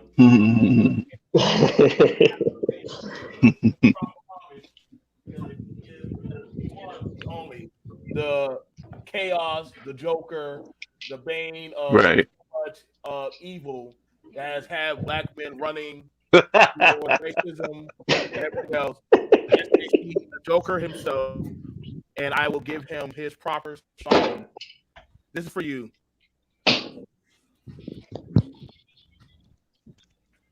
This is SKC's Transformers. I am so proud of him. Oh, SKC, shit. You can give him the Yeah. Transformers. SKC, I am proud to have you on my channel. Thank you, Megatron himself. Let me see somewhere. Go ahead, SKC. The floor is yours. Oh man, I'm not a bad guy. Megatron isn't bad. He's a good guy, but we can have that conversation another day. But yeah, I mean those bills, man. If you read them, all they say is that they're gonna conduct a study, and there's a bunch of bills like that that have been postulated through Congress that they're basically placeholders and symbolic bills. Oh yeah, we'll do a study on it to make you feel better, and that's about it. Yeah, the chili's good. No, I'm with you on that. That's why I was looking at the bill. I was like, this don't seem like anything. Yeah, you just look at the bottom of it. You just look at the bottom of it. Look at the reading of it, and it'll tell you, it's going to conduct a study on this and that, and then it's going to send some recommendations, and then those recommendations have to be formulated into a whole another bill, and people can say yay or nay on them, and then it just gets lost in the shuffle. And see, this is the thing. And this is the thing they do, right?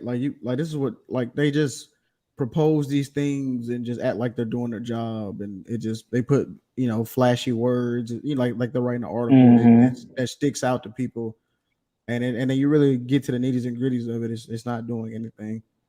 Like it's not effective at all. And I don't want to. It just makes them look good. Exactly. It makes the people who sign it look good. Exactly. Look up from a virtue standpoint. It's virtue signaling, basically. I want to ask y'all a question. Now, do y'all believe that black people need these protection bills?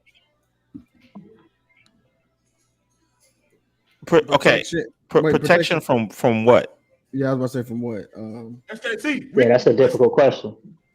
we're in danger. We're in danger. The community is in danger. It could be destroyed, blown up. Um, a lot of things could happen to us. People are shooting at Oh, us all so day. it's like what LeBron said. You being hunted. Yes. Yes. Oh, Yes. okay. The multi-millionaire boxer, It's the just basketball not. player said would be That's hunted. not shit he does. Just snark off shit. Go ahead. What? I didn't catch that.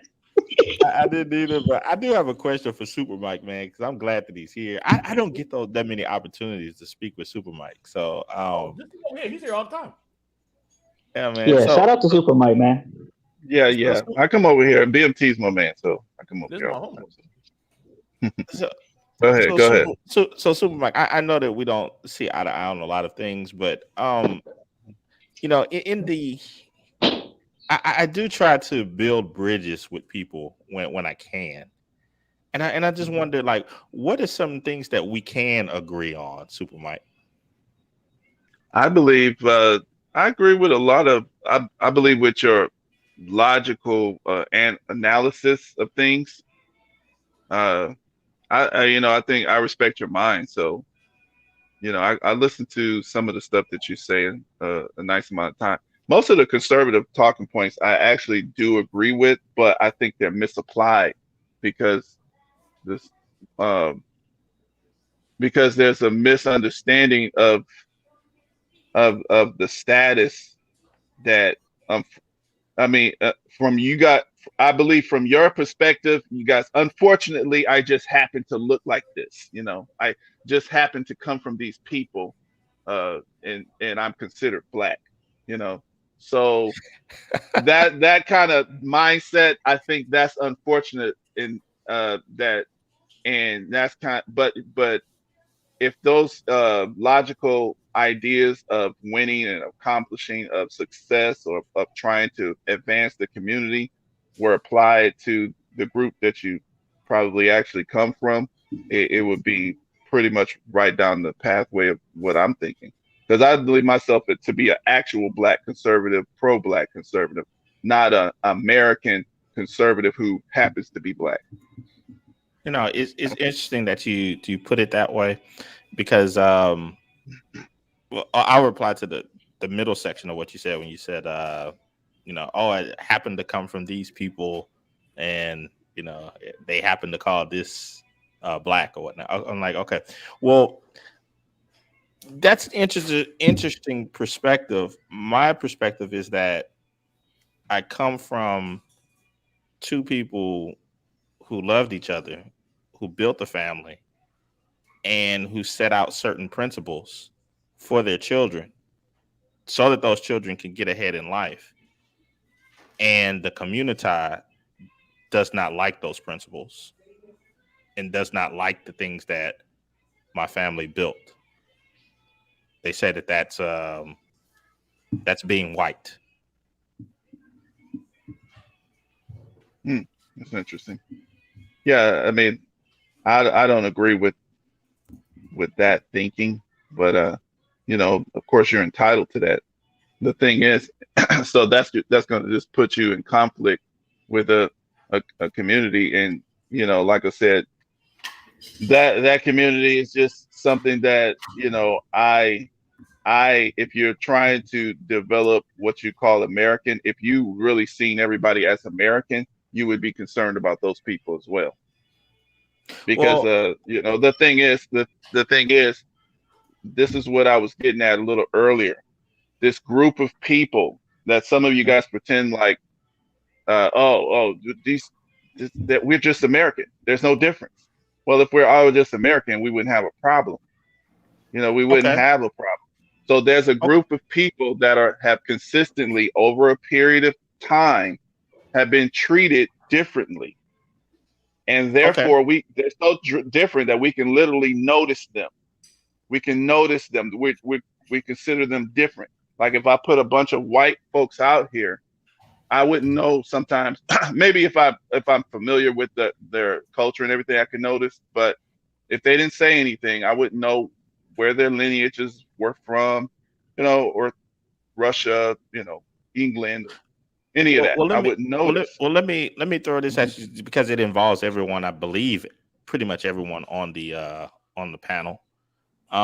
Super Mike, you have a family of your own. BMT has his own family. Citizen Lou came from a 2-parent family. I believe the same for Free Zone, right? That's correct. Okay, so everyone here has a commonality in that we either have or come from the minority of the community. What Do is you this? get that? Define the community. Define Okay. the community. Okay. Because Okay. Let I me. pronounce it community. Is this some just is Okay. like for you? Okay. Because you're So from Texas, right? let's not get caught up in the Is weeds. that like I'll just say Black no? society. Okay, because I no, I thought that you was just. I mean, like it was just a way you Okay. were pronouncing community. No. So Black society. Okay. We Oh, okay. all are a No, I part mean, of the minority of it. really Just okay. by either coming from or having an intact family. Okay. Can y'all hold it down? I go downstairs. Can y'all hold it down for me? I'm gonna go downstairs. I gotta go downstairs. Yeah. Yeah, we got it. Yeah, we're good, man. We're good. Mm-hmm.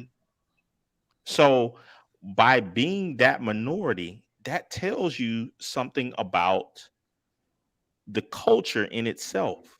The culture in itself, whether people want to accept it or not, is anti-family. Okay, so what do you do about that? Well, what I'm saying is that when people say, "Oh, I don't want to be identified with this, that, and the other," well, I think some of the argument comes in of those people. What they're actually saying is that what I'm trying to accomplish, what I'm trying to pass down, or where I came from, or what I'm involved in right now, is not what Black society cherishes. It's not Okay. something that Black society wants. They don't Okay. hold Now it the as thing is, dear. okay. Well, the thing is, from my vantage point, being that you're such a logical and analytical person, okay. If you have a problem, then you solve that problem. But so this is what I'm asking you: why do you uh, decide not to try to enhance or replicate a success, a pattern that you see as successful? Why don't you try to do things to try to multiply that, just like the Bible says, be fruitful and multiply. I already have. Okay, well that's I good. So follow my what's family model. yeah? So I'm saying but so you don't believe in community, or you don't believe in trying to replicate. You don't believe in trying to replicate your success and spread that to those who you could influence. I already have. Okay, so you stopped. No. Yeah, Okay. it's like Yeah, you do that. You currently. my family is that model. Okay, my point is that's a constant day work thing. What are you talking about? okay. Yeah, so that's what I'm trying to get to you. Let me give you what I'm talking about, because since you asked that question. I mean, I understand your family, of course, that's your number one priority, of course, but a lot of times, once we take care of our own personal family, then we have the luxury of being concerned about the members of society who may need a little more influence. And since we have a little excess of time because we've taken care of our family, we take care of our personal responsibilities adequately, then we can, go ahead and influence others. Do you do that? Okay. So when you say influence, yeah, what are you talking about? Yeah, I mean, just look up the definition of influence. Are you there's trying many to ways. influence? There's many ways to do that. Do you influence others and try to replicate a positive model? Okay, so there are certain people. Take for here just on YouTube that have sent me messages and say, you know what, you're one of the few guys that actually talks about family, responsibility, love, that whole nine. So, Okay, so those would are you things would I you could would agree you with. would you would you say that that's an influence? Yeah, yeah. Okay, You talk about yes. but but there's a big but in that. A lot of the culture, the modern day culture in Black society, is anti all of those things. Okay, They what is see your they see definition of those. culture? Oh my! Like what are you working with when you think of culture? I'm not trying to. I'm just trying to see what you're saying when you're saying culture. What comes to your mind? Can I interject something real quick? I'll let y'all get back to it. The reason why when I first got into this space, I didn't understand the distinction between community and communita. So when they were talking about the black community and they were addressing it as a communita, I thought that was kind of weird. Like, why are y'all calling it the communita? And what I discovered is that when we talk about community, we're talking about a group of people that come together in fellowship under common interests, common values, common goals. We have things in common that bring us together, that push us forward. The communita, the black communita or community society, by and large, does not engage in these things. They don't have a set of values, interests, and goals that push them forward. Now, there are some within, like, there's things, we're all black here, we can agree on those things that push us forward. You and SKC, even though you have different trains of thought, there's certain values and interests and goals that we may agree on. But when you go out there and you start talking about the nuclear family and you go on these channels and you say, the solution is to return back to the nuclear family, a lot of them don't want to hear that shit. They do not want to hear it. And so that's what, when we say communita because it seems like the black society at large is just a group of people that are all together, just but they have no common interests or values or goals together that make a community cohesive as a unit. Right.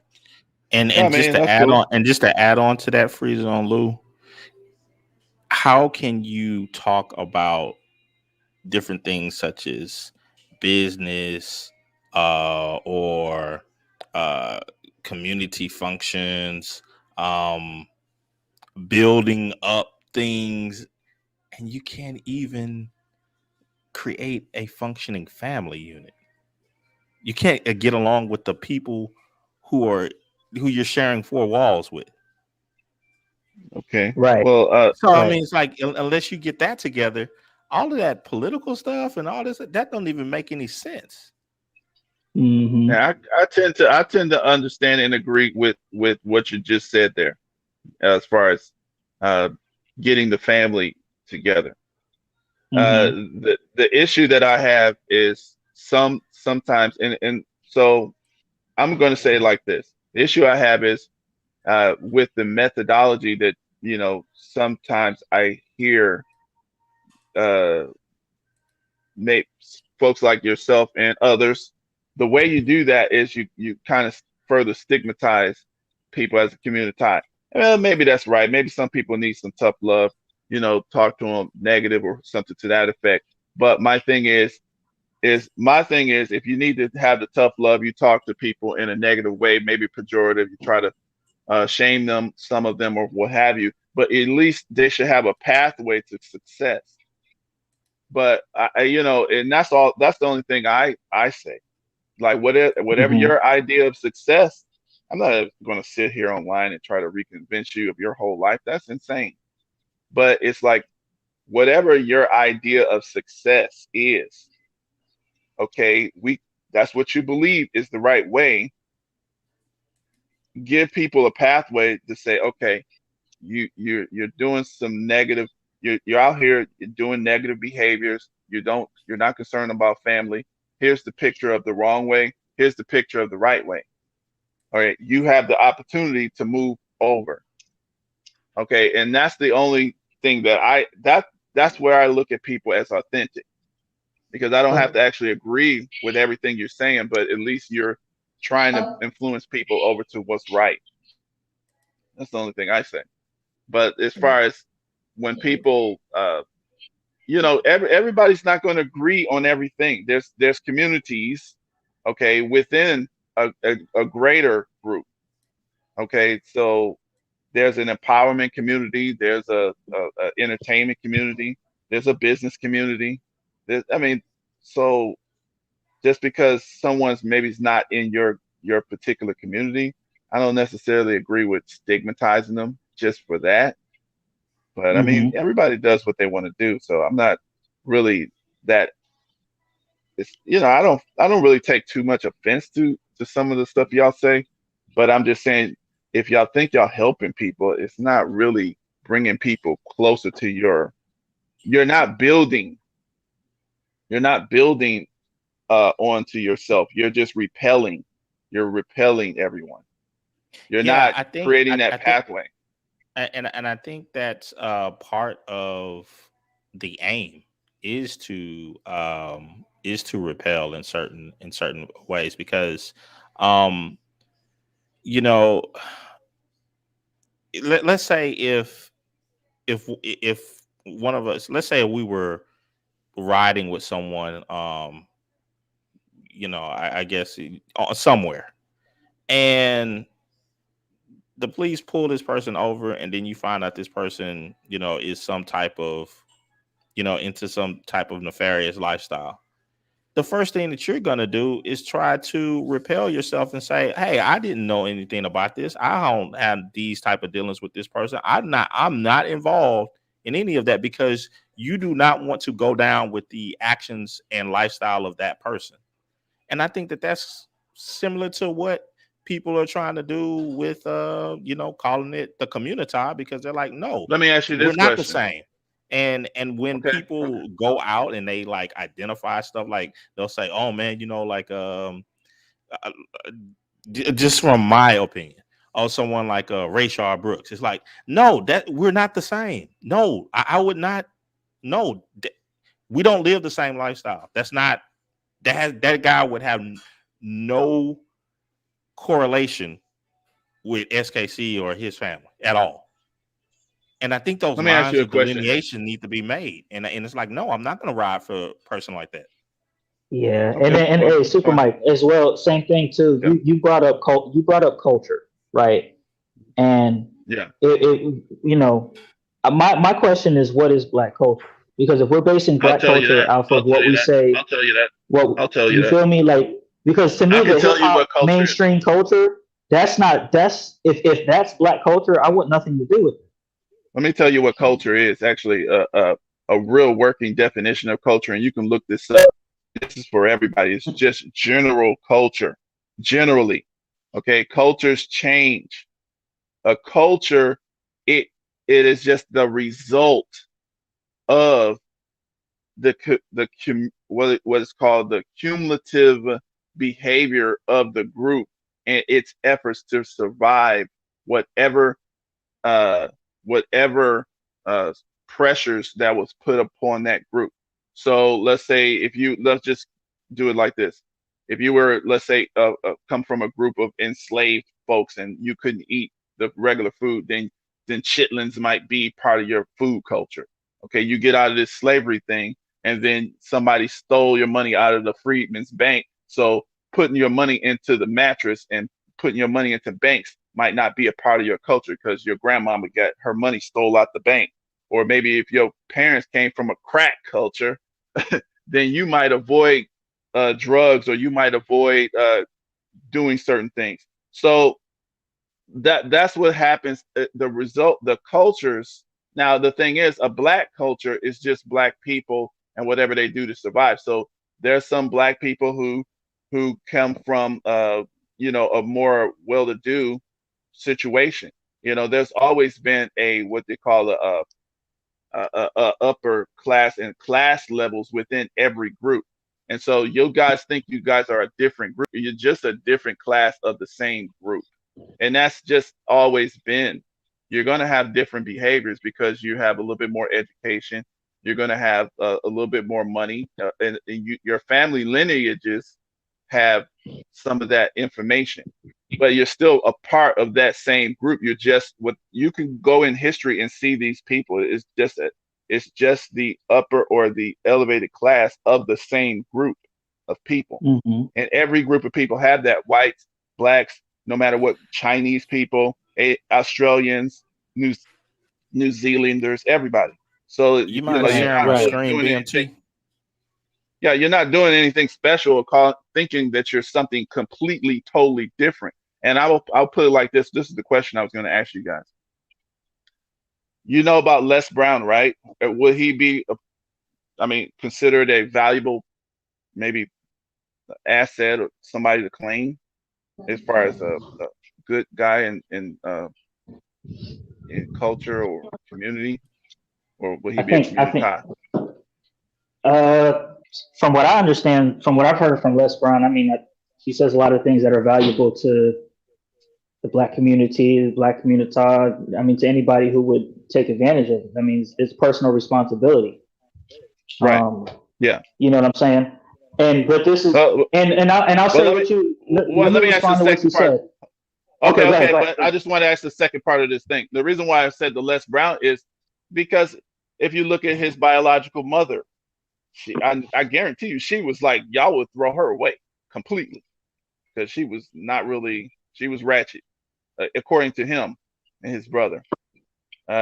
So I'm just saying like it's the same group of people. It's like if you're putting your people in the right environment, they're going to turn out differently.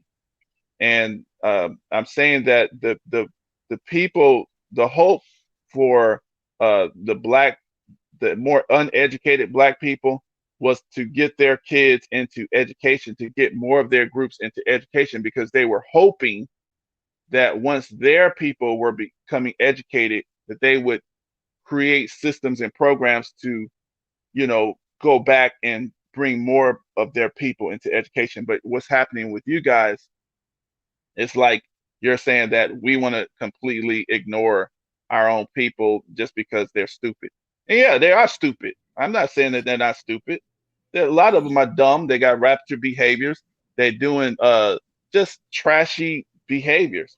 But the whole point of your families being put into a better position, and all this civil rights people and all of this fighting to get people into better positions and to break these glass ceilings, is because you guys were supposed to learn what you learned, better your families, and then you're supposed to be smart enough to create those ladders for more black families to become to your side, to get educated like yourselves.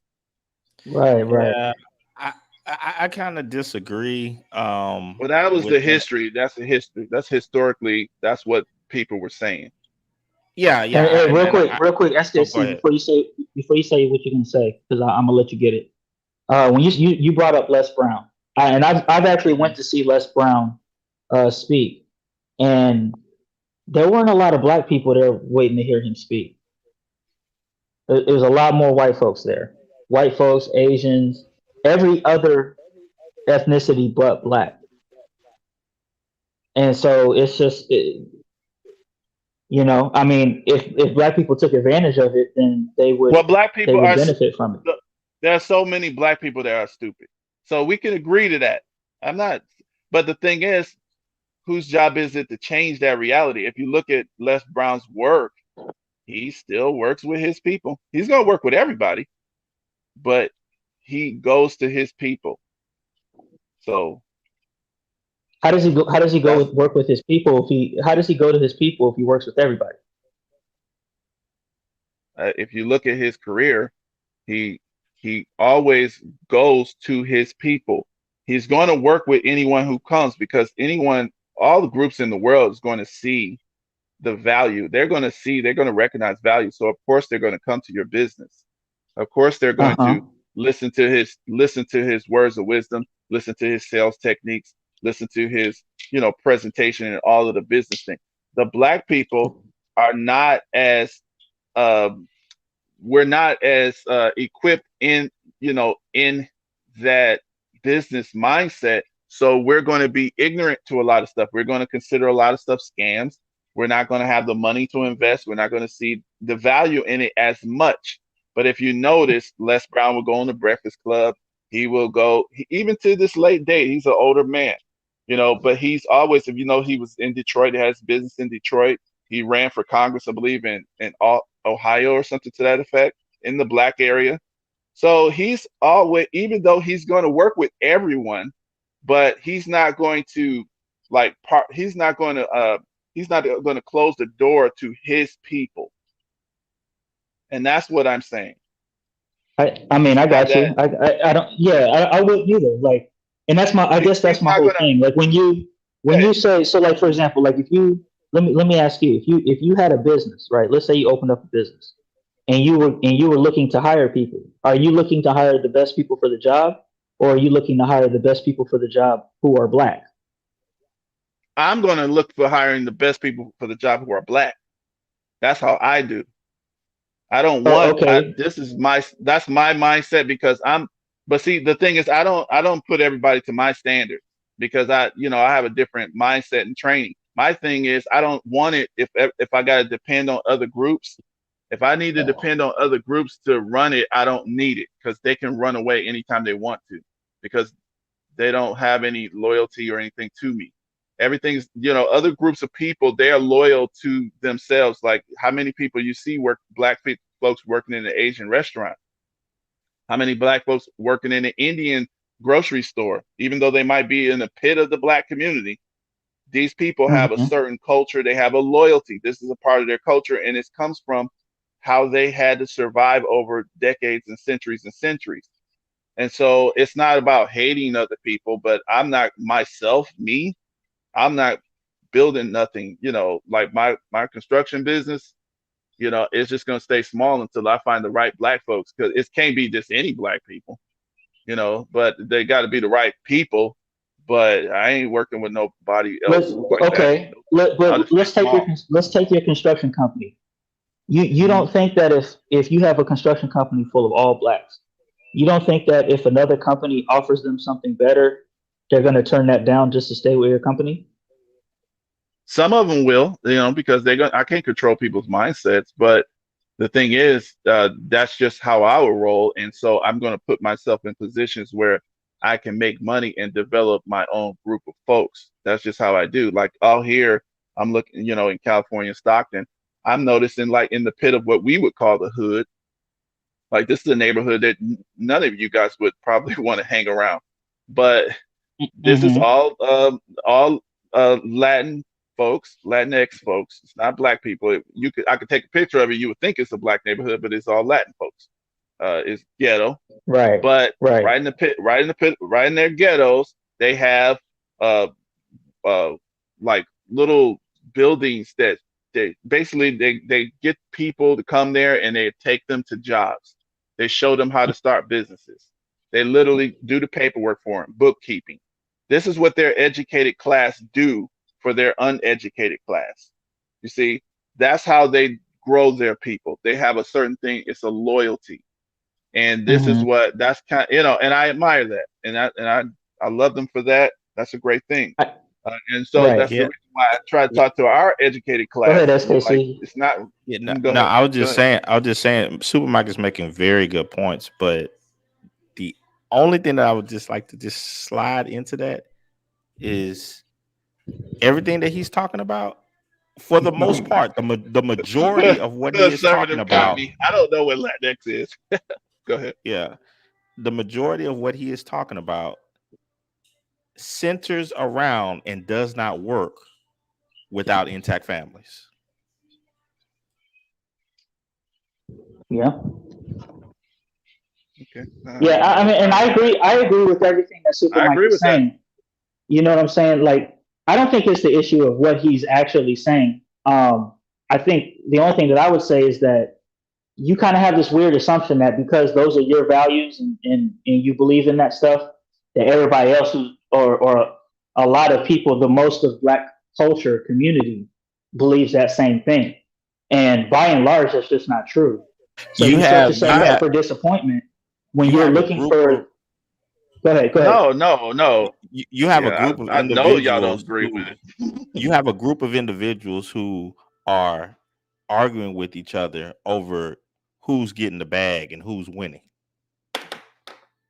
I thought y'all supposed to be the same group.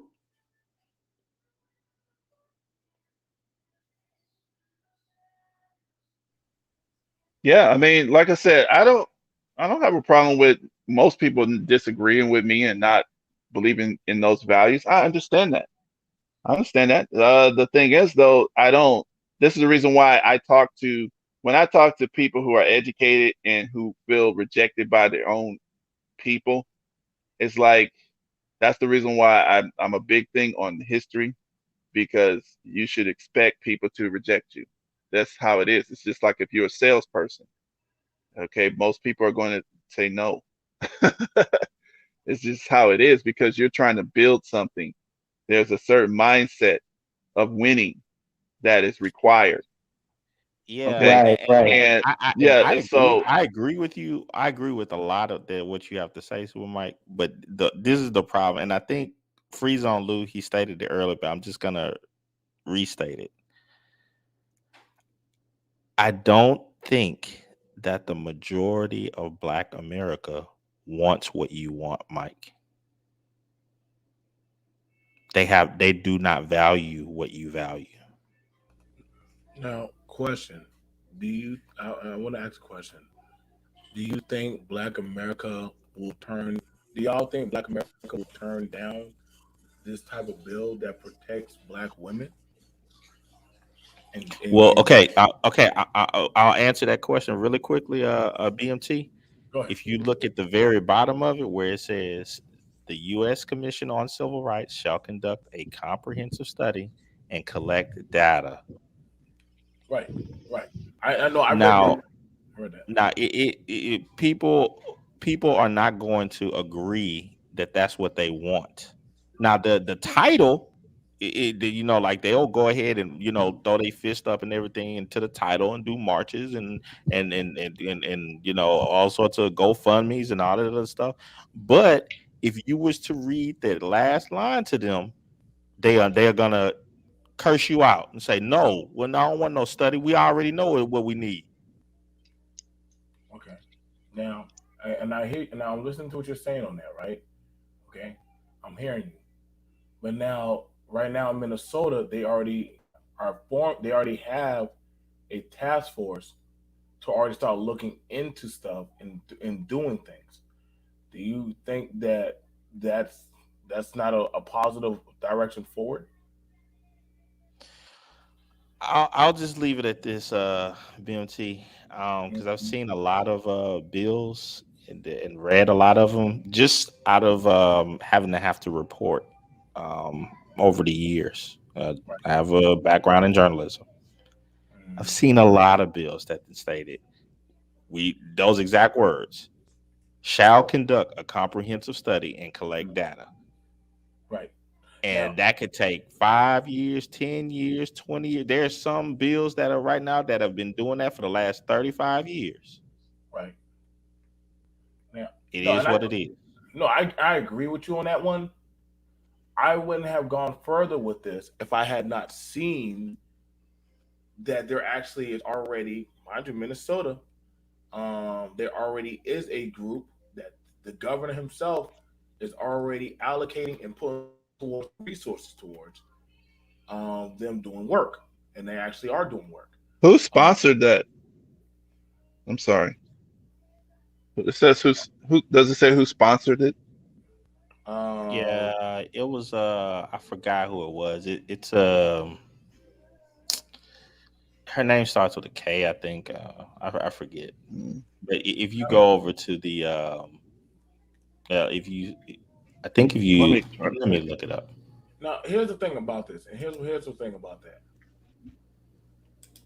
For me, for me, like some people were like, "Well, what about the boys?" Well, I was like, "Well, then y'all need to go. We need to go get agency for people to bank for what agenda you want." You know. Robin Kelly out of Illinois. Okay, Oh, so okay. you Okay. okay, so um, you got to bang for the agency you want. Like That's me. I banged hard on the family agency agenda. I got scuffed at. A lot of people didn't want to rock with me. So you know what? Y'all do y'all. Y'all have y'all. Y'all have y'all lane. I got my lane. I know what I represent. I know what I'm about. You know what I'm saying? I'm not trying to incorporate people into my agenda. You know what I'm saying? But I also understand there are other advocacy of agencies. They're putting their money up into what they want to see, what they want ushered in.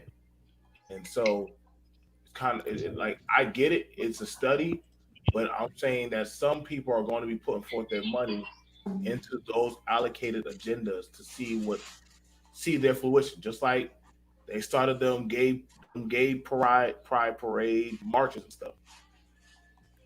Yeah, that city started seeing the city of Boston started seeing. Whoa, they spending a lot of money this year on this parade.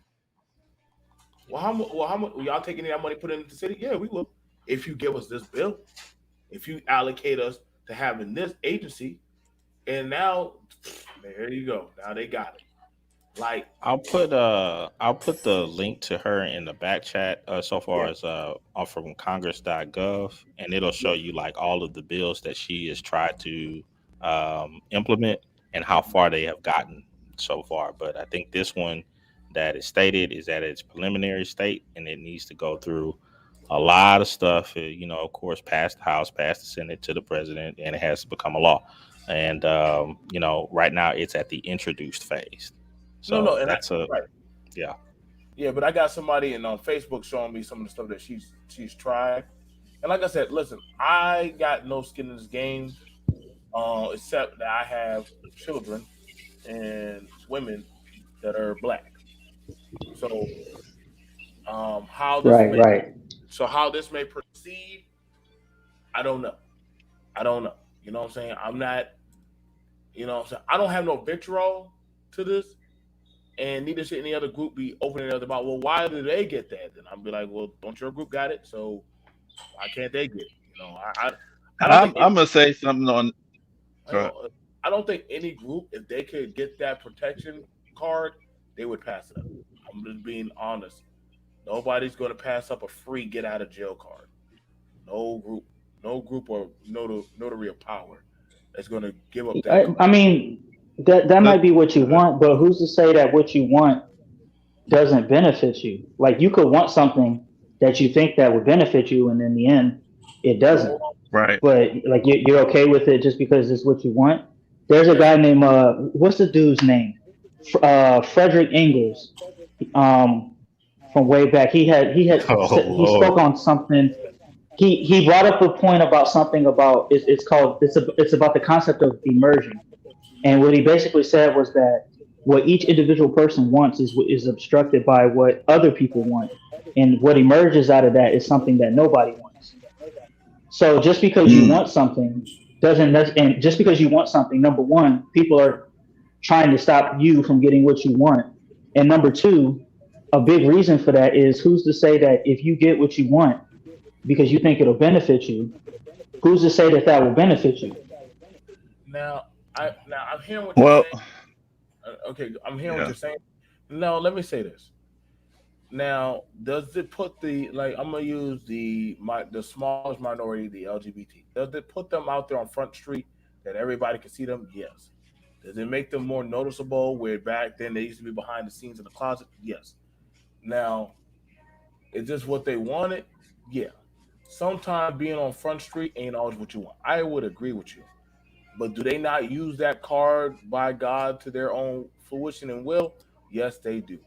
Anybody, listen, morals are pretty much implicit towards the person throwing the card out on the spades table. That's all it is. I can hear that I was a bad guy in Afghanistan, but I was a good guy in Iraq. It depends on who's on what side of the gun at what time. So that's just how it comes to policies in warfare. You know what I'm saying? Like you can't like. Granted, everybody don't like always dealing with the small hats, but god damn it, they don't care. So long as they getting their money, they don't care what you think about them.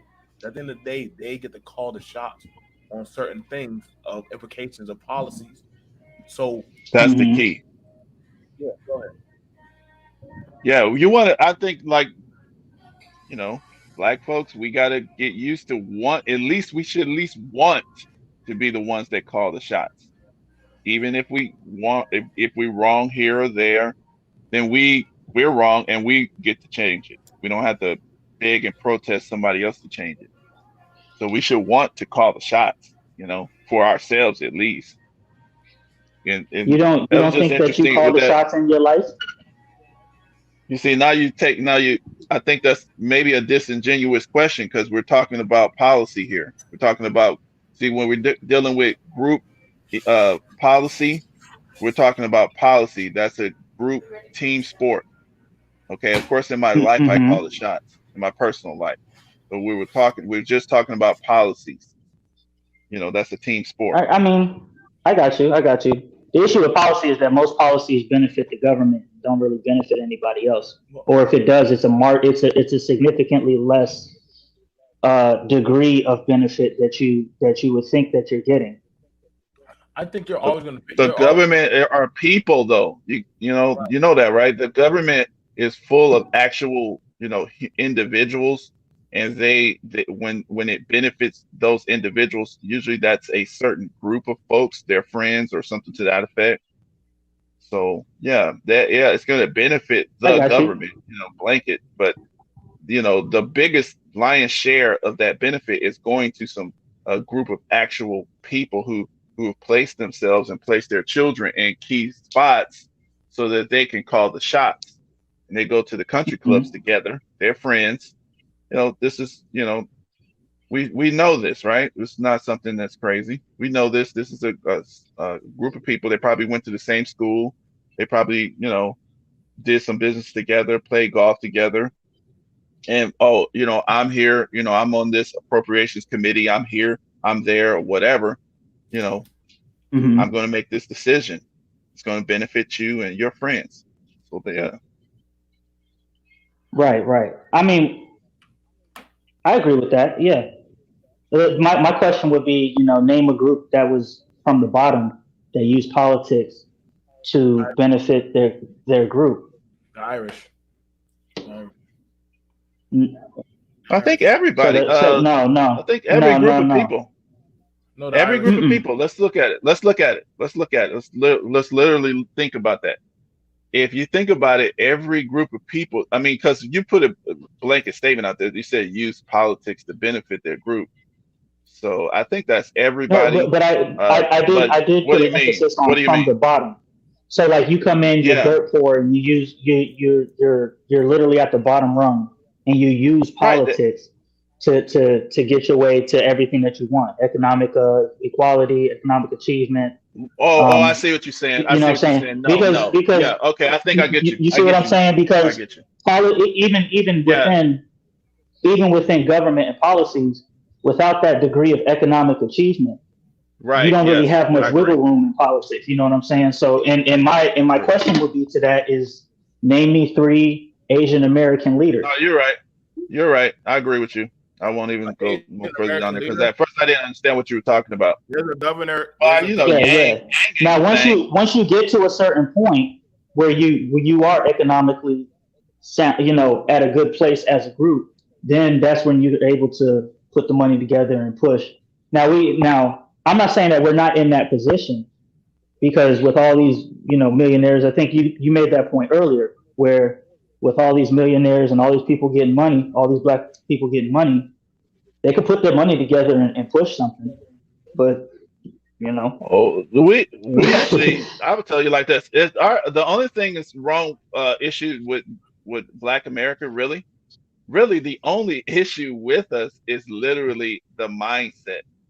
And so that's the reason why I said like even conversations are so critical to us because really we're so entrenched in this country. We have the numbers, we have, all of it. We have the expertise. There's literally a black person who could do every job, every expertise from NASA, science, all the way down to education to anything, plumbing or whatever, city planning, hmm international right, right. negotiations.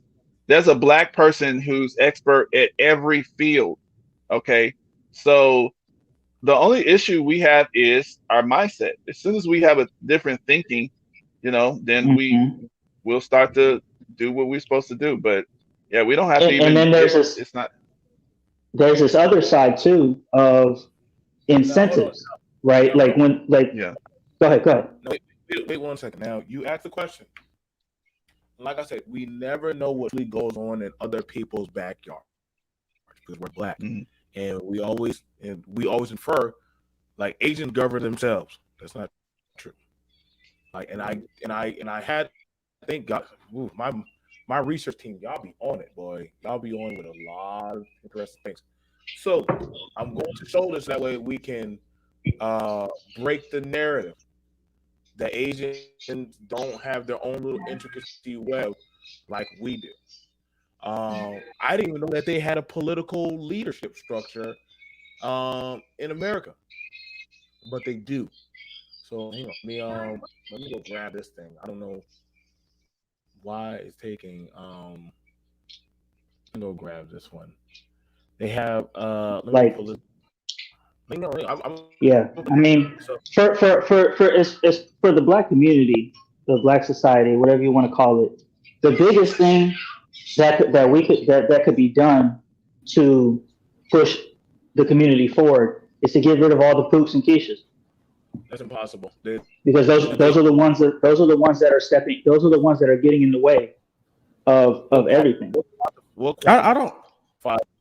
what quantifies a puka Keisha? I don't get when y'all be saying that sometimes. Okay, let me Let me so rearrange it. let me Let me change the wording then. All of look. these folks that are out here committing crimes and making it look bad for like when you say that black Americans make up 13% of the population but commit 50% of the murders, that statistic is very damning in black people wanting to do anything Now as far as question. pushing forward. I challenge that sometimes, but you're saying 13%, but we make up 50% Well, of all. 12.1. No. But I'm just saying, damn, 50% of all the murders in the United States, we outdo everybody. That means we. Do you know what kind of reckoning? Literally, the why the Let's see. Yeah, at because that point, that's real. Look, at And this that's point, just violent crime. I want to That's find. hold on real I quick. want to find That's just violent that. I crime. want to find that. take it from Yes. me, somebody who pulled the trigger on a lot of people. Like to say that we're like that's like saying some Spartan shit that literally we could run up on the goddamn government and take it down. Like that's what I'm saying. Like some of these things, I'm not saying you, but some of these things, I I be want to like, see yo, those bro, numbers because I'm looking for it. I'd be like, yo, bro, we would have to be on some Avenger shit. Like at this point, like, bro, there's no way that at this point that means we could take out the whole United States, bro. Well, I I mean, can. I'm gonna say it like this. Well, I can share my. I I just can want share my some. screen. Yeah, somebody show me the numbers because I want to find those because it's like this. And the thing is, even if I see, I need to really like dig into these numbers. I can't just see like a little screenshot of the one FBI file. I need like the states. I need the state All right, records because I I got this. literally would have to have a week. I need it to right have a here. week to dig into it. So show me some links where I can start digging because I'm gonna say it like this: 13% of people, let's say 50 million people, versus 360 million people. And so I guess black on black crime, we killed in what? How many you said 90% of it's dead is us? We should be dead. And then you said like 90, then you said 80, then white folks kill 80% of their own, 83% of their own. So I hear. Okay. That birth rate is going, dude. It's crazy out here, bro. So I'm trying to figure out, like, damn, like, and then we can't forget, like, we got little Native Americans, they be mad at each other, so and Asians, they be mad at each other. All right, so of murder, of the arrest. This is Okay, FBI. what site is that? Did you put the link in? Yes, I got you. I'll put it to you. That's 2018. Okay. Yeah, I don't think it deviates too much from here. Probably either about the same. Ray, But it says right. Ray, into a felon. Huh? I'm just saying, I'm just saying, Trey say I'm caping for poop, but you a whole felon. So wouldn't I be caping for you, Trey? You a whole felon. Get out here, dude. I ain't no Y'all saying, but no, I say it right here. So it's cause we did this on SKC panel the other day. We actually did this yesterday. So it's like murder and negligent manslaughter. Says of the, it's right there. It's like the percent distribution. So we got a 4,778 of the 8,900. That's right there. Okay, there's just one statistics, but like I said, I had to and then violent crime myself because I'm looking by state too. And those numbers got to match up to me. Well, this is FBI, so it's all of America. Nah, FBI is anyway. Y'all be believing everything from one site. Oh, Lord. That's fine. But I'll take it. But wait a minute. You can't do that, bro. See, when the numbers don't affect you, you're supposed to challenge. You're supposed to challenge anything that puts your group in a negative light. See, that's what y'all don't get. I gotta challenge it, but I can't just say I don't believe it. I gotta look at it, and I'm going to cross check it with the states. That's why I said I'm gonna need some time. So that's the one I'm going to look at. I'm glad you showed that website because I'm gonna look through it. I'm not going to say that it's invalid just right here because I don't have any background to say that. But I'm going to challenge that the FBI is not a trustworthy organization putting out all truth. All right. We know that from history. But that's what they say. So, but so what would it take? Like an all black website that no, could possibly skew the numbers in your favor? Well, what are you going to cross check it? I'm going to cross check it with the states. Yeah, the states keep records as well. Each state that where are these dead people coming from? So yeah, that's how I do that. Bro, I mean, if you look at that gun memorial thing, like, you see all the black men, black women on there, and then you could just extrapolate that if we're I don't just see. That's what I'm saying. Like the way y'all look, like for. Let me say it like this. If I was to put the Black Panther Party statistics up and be like, here, the Black Panthers say that this, y'all gonna be talking about it, right? And you should doubt it. But to me, the FBI is just not trustworthy. I'm sorry. I know that they're very trustworthy to people. I mean, you're right. Stuff. I mean, you're right. People who don't look into this stuff, y'all like. I know what y'all thinking. What about Super Mike? But let me say this real quick. I mean, you're right. The FBI it's done some shady shit. You're right. But I mean, like this though. I mean, I don't understand. Like, what would be the just to make black, like just to troll black people? I don't see why. Bro, I don't know. That's why I wish y'all would, because it's hard for me. If y'all don't have a background, y'all think people crazy, but they do stuff just to put you in a bad light. They don't like you looking a certain way. They want your image a certain way because it makes it easy to kill you. I'm sorry. That's the reason why people can get on radios and say N-word, N-word, N-word and get record deals. But if you start talking about, positive stuff, they're going to tell you ain't nobody going to buy that. But you can't get on there and talk about the small hats. You can't talk about Asians. But that's not true, because you know what's funny? No.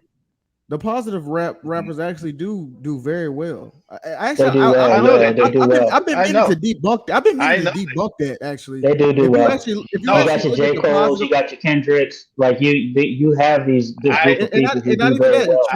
Childish Gambino. You're speaking to the choir. You're speaking to the choir. Yeah. You're speaking to the choir. I know. Okay. Look, I've never been in a club, bro. I've never been in a party setting or a setting where the N-word was played and people were like, "Hold on, wait a minute. This isn't like that just doesn't happen." People jam, all of that. Let's hold on. Wait. You're speaking to the choir on that. Listen to what I was talking about though. Hold on. Wait. Trey, have you been locked up or not? Trey, have you been locked up or not? Telling me you have good white lawyers means that you've been implicated in the law. That's what that means. I'm sorry. See, this is that. It doesn't mean you're a bad person either. But I'm just saying, like, we gotta just understand some stuff. Yeah, just because you. But the issue is not a person. But let's be clear though. The issue is not a person who has a felony. The issue is a person who commits a crime, then gets out, commits another crime, gets Okay. out, commits another crime. It's these people. Like if you commit a crime and you get out and I do believe in a certain level of reform. You know what I'm saying? Like if you commit a crime and it's a felony and you get out and then you come out a positive benefit to society, then I don't think that's what we're talking about here. I think we're talking about the people who repeatedly, we're living in this time where you get like they're giving out more lenient sentences. So when these folks get out, you could kill somebody. They'll throw 25. Let's see, plea it down to 10. You get out in 5. It's like, and then they go out and do another crime, commit another felony until somebody is dead. And you look at their record. That was the whole thing with. That's why people were so pissed off about. I mean, he's not black, but let's just take a mainstream example. Rosenbaum. When you look at his record, he should have been under the jail. And this isn't just him because he's white. There's even black people who have these types of records, but they're still out in the streets committing felonies, committing crimes. Those are the people that we're talking about. So You know what I'm saying? agree. So I just wanted to make that clear. here's my issue with that. I agree, but the point. Okay. So let me say that. Let me say this. This is my issue with that. Why it's corruption at its highest? Because that means somebody who does some fuck shit, right? If they do some fuck shit, and so long as they got the money or they can get the certain type of connections, they can get that shit expunged or wiped off. And there is nobody knows. Like one motherfucker in the chat is bragging that if he did some fuck shit, so long as he has the right lawyers, nobody will know because he'll make sure that shit gets expunged off his record, which is bullshit to me. Versus somebody who don't have anything and somebody can put something on them and they have to have that shit on them that can ruin their life, man. Like I said, see, and taking plea deals. I got you. I got you. So you gonna tell me that's fair and free zone? You gonna tell me that's not a high level plea? See, this is the only thing I'm saying. This on so many frequencies, bro. No. The point I was making earlier is the reason why I say I mean I understand you guys when you see a statistic that it's like boom, that's it, that's all we do.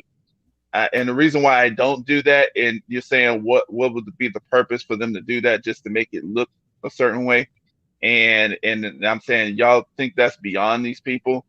And when I went to the music industry situation, I'm not talking about what's actually true. So I know the positive music will sell and does sell.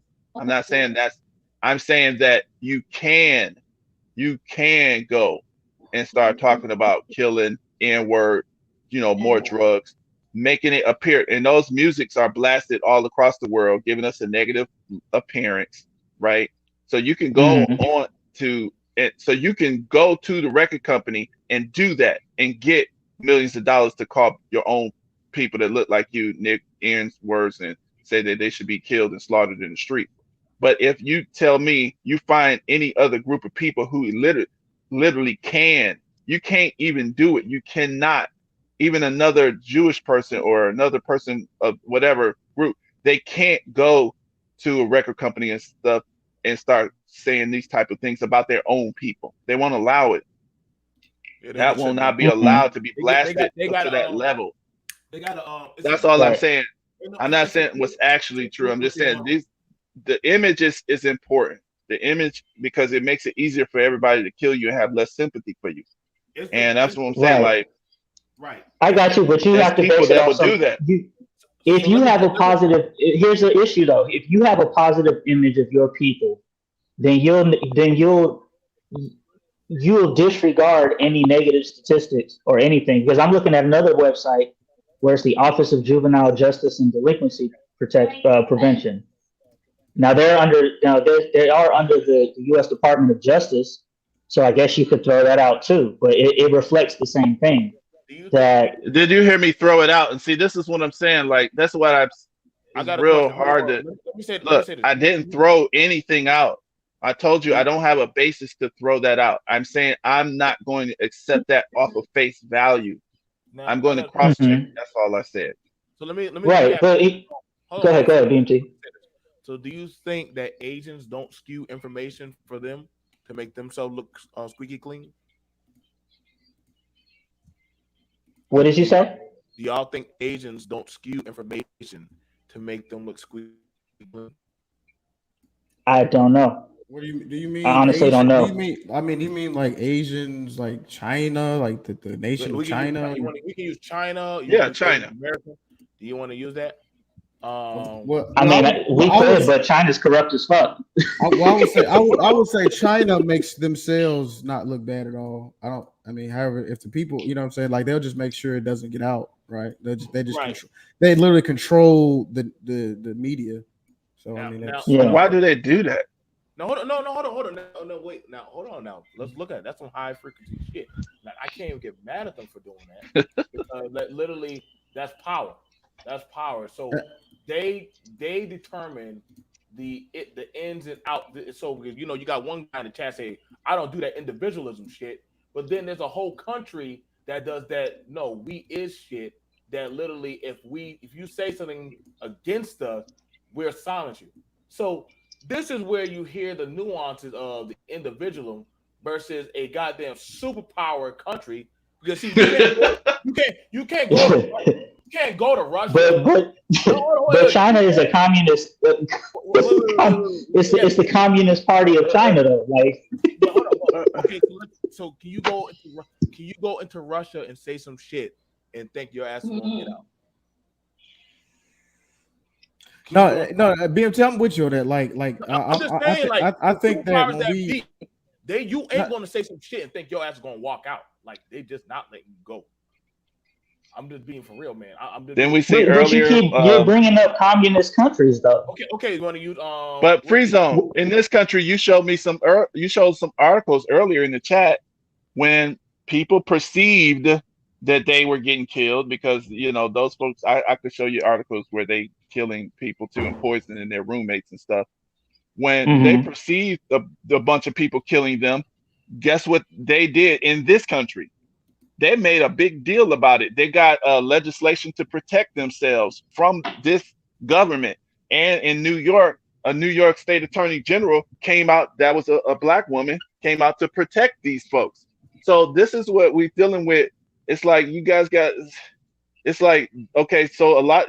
I think a lot of people are getting confused by the individualism.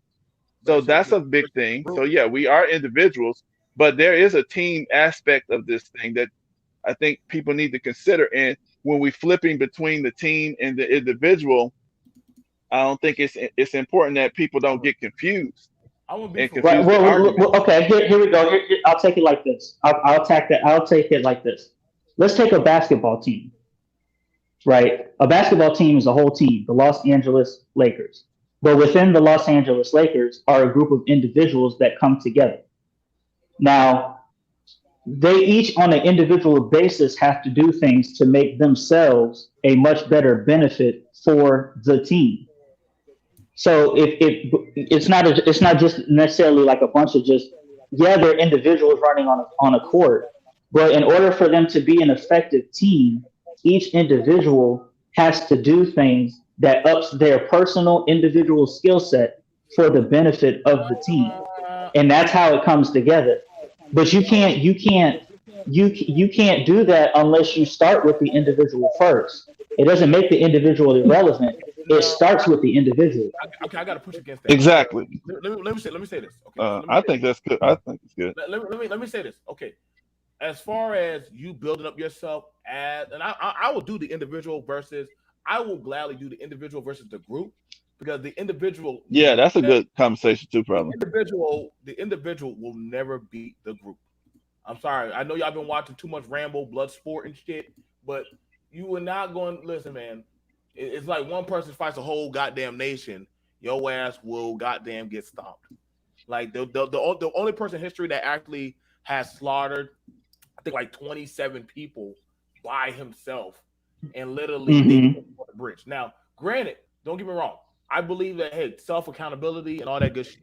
However, you know what I'm saying? Okay, yeah, I know my mic is low. I'm gonna probably fix it. I'll probably get a different mic later on. But I'm gonna say this. No. Once you finish, let me talk to NBD. Okay, so And like I said, Trey has a right to say what he's saying. But when you're talking about family, that's a group. When you're talking about uh, accountability, you're talking about group accountability. See, yeah, these kind of things always going to come into play about y'all talk about structures of how y'all want society to be. Like these are group Hmm. things. Like, and you know what I'm saying? I hope you and your group stay far away from me. Oh well, shit. I mean, I'm never going to Texas. I never plan to go to Texas. Texas sucks. So Oh, I would never want to. Nah, I mean, Texas is a I shit, like yo. Don't do Texas. that. hey, that's I on Yeah, like y'all. Texas Texas. flop it. That's on y'all. But But I like certain parts of I Texas. own but let me property. Like, the fuck, I'm gonna leave my kingdom. yeah. Like, I'm not leaving my kingdom. The fuck? Like, listen, I don't want But to leave. BMT, I'm not let me going to say no this random though. country. I gotta go to Atlanta. I gotta go to Houston. No, I'm out Let here. me, Like that white man keep me. BMT, let me say this from a family standpoint. Even from a family Hello. standpoint, individualism is still very important. Let's say you go out in public and you're hold on real quick. Go ahead. Let's say you go out in public and like your kid or your wife does something crazy. That on even though she's Hello? an individual, that affects the entire group. So you have to have your individual players in check in order for the team overall to function and be No, efficient. The issue is not but and let me say this: the issue is not that we all just want to be individuals. I think that that's disingenuous and all the way to the other side. I'm not saying that each person just wants to be. It's not just one person. You know what I'm saying? It's the idea, especially when we're talking about black, the idea that everybody who's black is just part of your team just because they're black. That's the part that we put. That's the part that I'm pushing back on. no. Okay, okay. So Like, I'll say this. Like, here's the thing about it. When my child goes to school, if they were to get in trouble, who do they ask for? The parents. They ask for the they're parents. They coming don't. at you. No, no, because guess what? Who are they a representation of? Me. They're gonna always be a You. representation. Whenever an individual gets in trouble, like a kid, they're going to be yeah. You can drive through. I mean, we know you truckers drive through, but you ain't gonna never stay. Um, yeah, train about that life. Like stay your ass in there. Um, but yeah. So the thing about it is this. The thing about it is this. Like we understand that no matter what, when you're in a family, like they're gonna always bring up the group. You know, what was the family in life like? What were they doing? How were they living? What were they doing with themselves? No matter what, any situation they're going to no duh dummy. Like that's the whole thing about that's so then it's not an individual. It's Hello. literally a group. No, yeah, I got you right back. You Can so y'all hear low. me? Yeah, we can hear you. Like Yeah, yeah, that's yeah. literally so There's something wrong whenever here. parent, Damn it.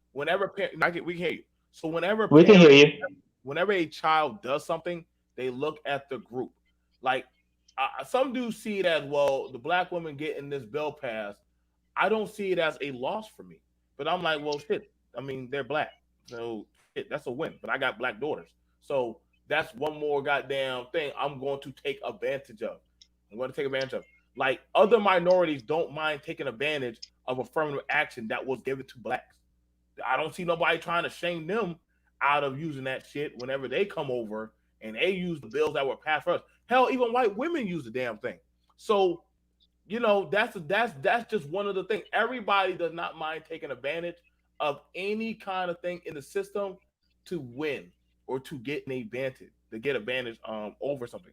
So that's just one thing. But they know at the end of the day that hey, this is a representation of what I'm going to be or my group or shit like that. I've seen it, bro. Like I've seen it real time. Like when it comes to goddamn certain parades, um, yeah, damn right. Listen, bro. If it's free, listen. If they were giving out $1 million checks, I'm taking that bitch. I don't give a fuck. If they were give anything that they're giving out for free, do y'all shame billionaires when they take free handouts? No. Nobody shames the billionaire when they take the handout. Nobody shames the people who get information on how to take advantage of the stock market. I don't see y'all shame anybody who goes on YouTube and rather than actually study it, like no when they take like whenever they take wait, what the hell? I don't got no babies. You can't. I don't got no 6-year-old. I don't know. He just says random shit. He a troll. I forgot. You can't use something. Anybody, it's a tactical advantage, and if you got the tactical, if you have the tactical advantage, why wouldn't you use it? You know what I'm saying? If there was a tape, let's say you about to get into a fight, right? And there was a before you get to there, the coach says, "Hey, I got this videotape of the fighter you're going to fight. Would you watch it or not?" Hang on, I got a call coming in. Let me see. Go ahead. Go ahead. No, you're good. You're good. Hey, I did want to say, James Doe, you would have to look it up, bro. They're not just disappearing from media. They're disappearing. Like people are coming in from the Chinese force and taking these people and they're disappearing and you don't hear from them. Nobody hears from them for months on end. And then they'll drop a statement that aligns with whatever China's mission is pushing forward. They're getting them the fuck about it. You know what I'm saying? So I got it. You got it? All right, cool. Mm-hmm. But I mean, China overall is they're straight communists. Like they use capitalist tactics, and they use capitalism to push their communism forward. But overall, the government of China dictates what they say. And if you go against them, you out of here.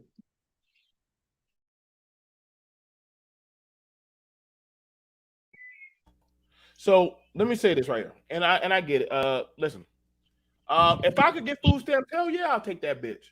I don't give a fuck. Listen, y'all ain't gonna never shame me out of free. Like that's the thing about that's why I know some of y'all are stupid or lost your fucking mind. Nobody like you can't shame somebody out of free.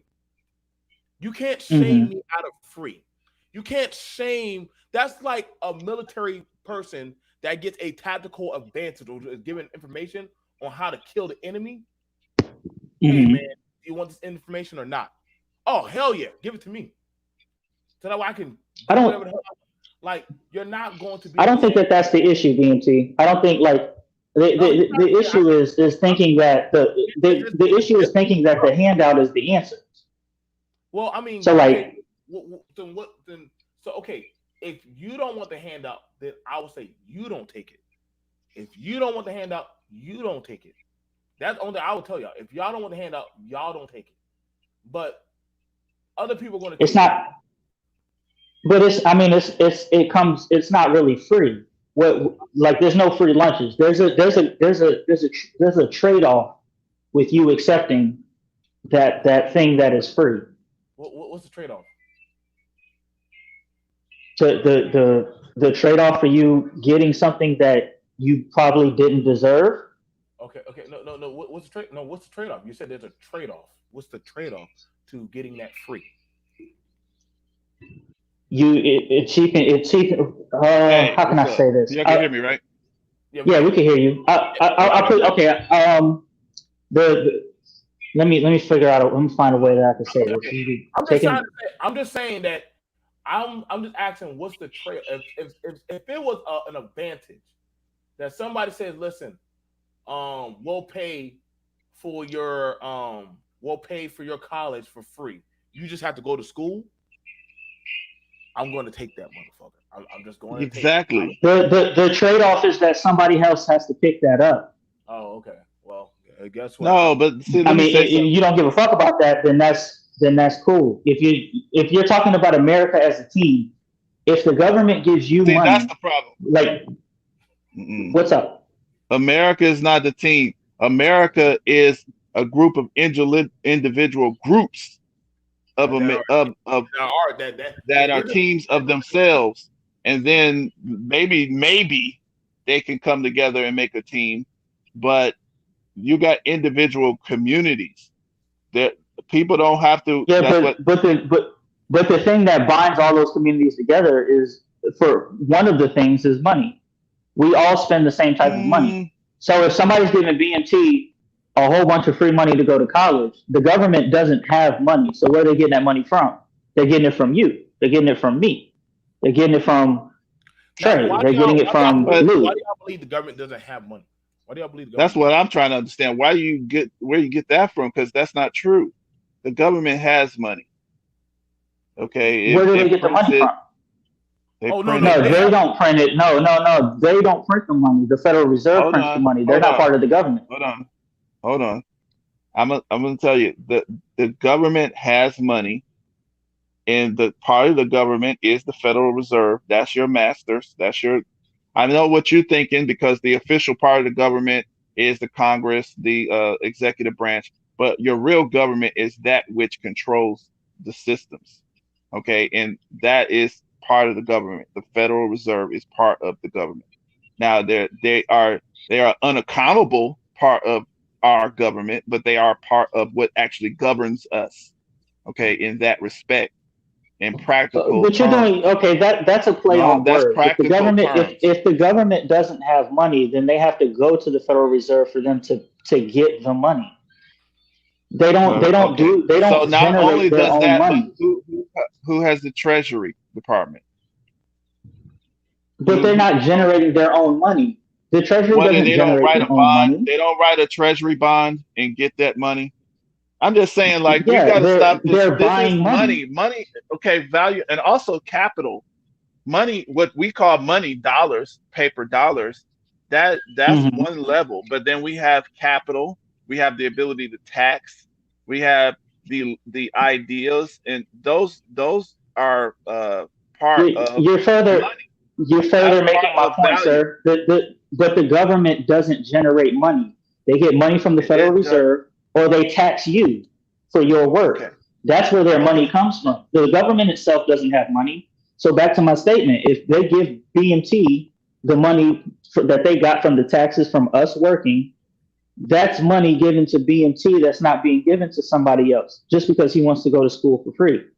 And then when he gets in school for free, he got there for free.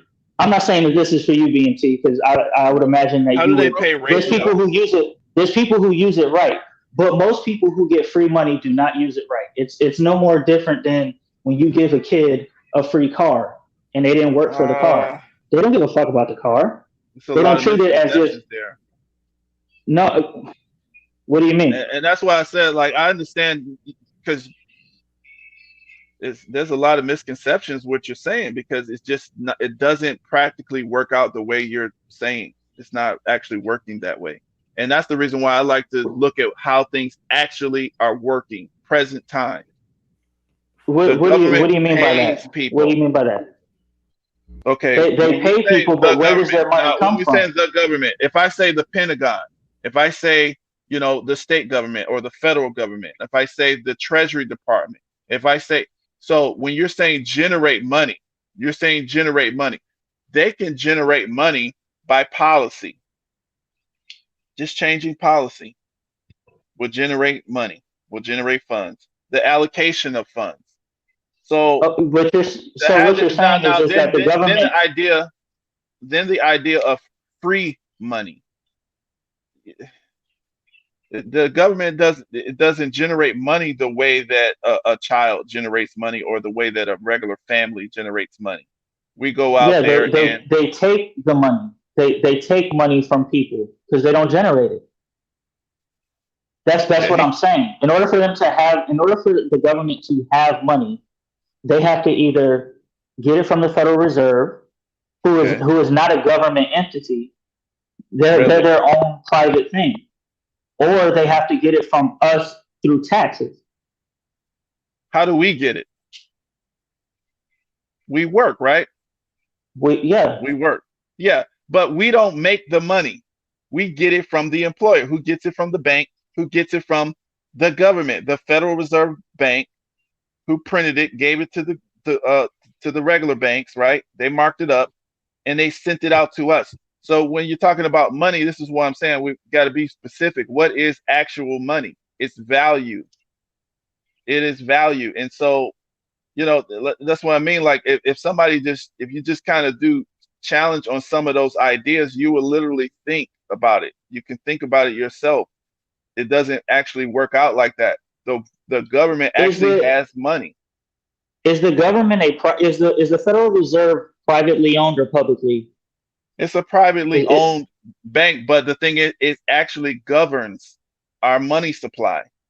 It does govern our money supply. So it is part of our, when I say practical government, I know what you're talking about. You're talking about the official government that they teach you about in school, which is the executive branch, the judicial branch, and the legislative branch. No, they're not part of that, but they are a part mhm. of they do govern your money supply, so they do govern you. They are part of our government. I mean, that's a That's play how on it. words, but I get what you're saying. I get No, that's it's kind of a this is play on words. actually the truth. This is what. No, no, No, no. It's not a play what on you're words. This saying, is how it. no, what you're saying isn't true. What you're saying isn't wrong, but it's a play on words because the government can't just make money at will like that. They have to ask the Well, Federal Reserve for money in exchange for some other for okay, something. okay. So if the You Federal see, Reserve says no, they're then they not going don't to get their print no money. money. They don't. They're not gonna You print the think money. China has trillions of our dollars? China can flood the market with our money, with the Hmm. dollars, right? They can decide that, right? So that's the only the point. The So point that I'm so saying is, if is I think BMT was saying, the point is, there's no real free thing. Stop worrying about this box that they're putting us in. Oh, don't take this because it's hurting the country, and we're part of a team. And no, man, these people have been betraying you. Really, what money is, what value is, what's valuable. It is land, where you get your food from, your mhm, ideas. So the intellectual property that you come up with, you create new businesses and ways to create that people want to value their lives, to create better value in their lives. This is what value is. mhm. And then the money, the dollars, right, is is what we use as a medium of exchange. It is currency. Right, That's all it right, is. right. Okay. So the thing is, we just gotta. It's important to get those little concepts right, because, and the thing is, the way you determine if your concept is correct or not is it actually working like that in the world? You see what I'm saying? It's not about the term and what they taught in school. It's about how it actually plans out in real life. Then we can see, like BMT said, every other group. If you're going to say, if they say, I'm going to give you free school, free education, where they call it free, well, I'm going to give you some money for this and for money from that. Yeah, they just print it up and give it to them. They just do it for them. And yeah, does it remove value from somebody else? Yeah, it does. And that's part of the Mhm, government's ability to do. So that's why, we have to be, if we have to fight for stuff for us, because really what that, to me, I mean, and this is my part that I believe in, of course it can be challenged, but I believe that this whole country was based on stealing from our value. mhm, That's what it's based on. The labor, the ideas. You have to have a permanent underclass. It's got to always be marginalized and permanently underclassed, so you can always steal from cheap labor. Now, right now, we're not as cheap as we used to be, so they're outsourcing. So they're getting right, immigrants and right. stuff. I mean, Go ahead. in order for us to sidestep the money thing, we would have to basically go down to uh, the actual value, which is the exchange of resources. So, like, if let's say I own a bakery and you own a let's say you were a dentist, whatever, and let's say I need my teeth fixed and you need bread. We would exchange that resource, and then you Great. amplify that out to where everybody's exchanging their particular resources that they make, which was a system that was actually working very well, but it ran into its hiccup of problems, because I mean in this It's life limited. there's trade-offs, and life is about choices and trade-offs. A lot of this there's no, I don't really believe too much in solution. For the most part, a lot of it is just choices and trade-offs. So even if we change something, we're just accepting the trade-off of what will happen in regards to that choice. You know what I'm saying? So like, Right. for example, when they say that they want to give, black people say that they want reparations, there's a trade-off, even if it's a That's legit me. case. Even if it's a legit case, we don't, and I don't want us to fully get into that. You know what I'm saying? Yeah, yeah. We've had that Well, conversation I'm not before. gonna get into it, but keep going. But Keep going. if they decided to do that, there's a huge trade-off in that exchange. And the question is everybody, how do most people benefit from that trade-off? That's where those questions lie. You know what I'm saying? So the And actual I'm gonna value say, is yeah, in the but resources. the thing is, I'm not the thing is the only issue that I was gonna say is like us believing that we're part of this American team. That's a loser mentality because we're our group, and see, because we're good to take the group as an American, okay? So quote unquote total everybody all in for it, but we do most of the heavy lifting, and other groups get most of the checks and benefits because they're better equipped to go after those checks and benefits. And when we try to develop our group, there's a problem. We can't get any resources to develop our group. But And everybody else, that goes back to the whole community thing. If it was a well-oiled structured community, then what you're saying would benefit. But because we don't like because there is not really a black community, then these things don't work. The reason why it works for other groups is because they have values and structures and things in place that allow their community to come together and be, even if they don't fuck with each other, they still have these values that allow but them what to come value? as a group. But the thing is, So though, that and this that's why I asked, like, what are the values of the black community? the values of the black community, and now this leads me back to what Trey was saying. You, Super Mike wants to be on the losing team. Listen, listen. Your team is what it is. It's like I'm from Detroit. The Pistons are my team, and when they lose it. They're my team. I'm trying to figure out ways. My mind is geared towards they need to change this so they can be winners. They need to do this so Hmm. they can be winners. I'm not saying, man, dang, the Pistons losing, man. I'm going over there to the Bulls. I'm a Bull, Yeah, y'all. yeah. I'm tired. I I'm sick just, of I like, I'm I'm just sick gonna of get in Detroit there. at this point. I'm sick of Detroit at this point.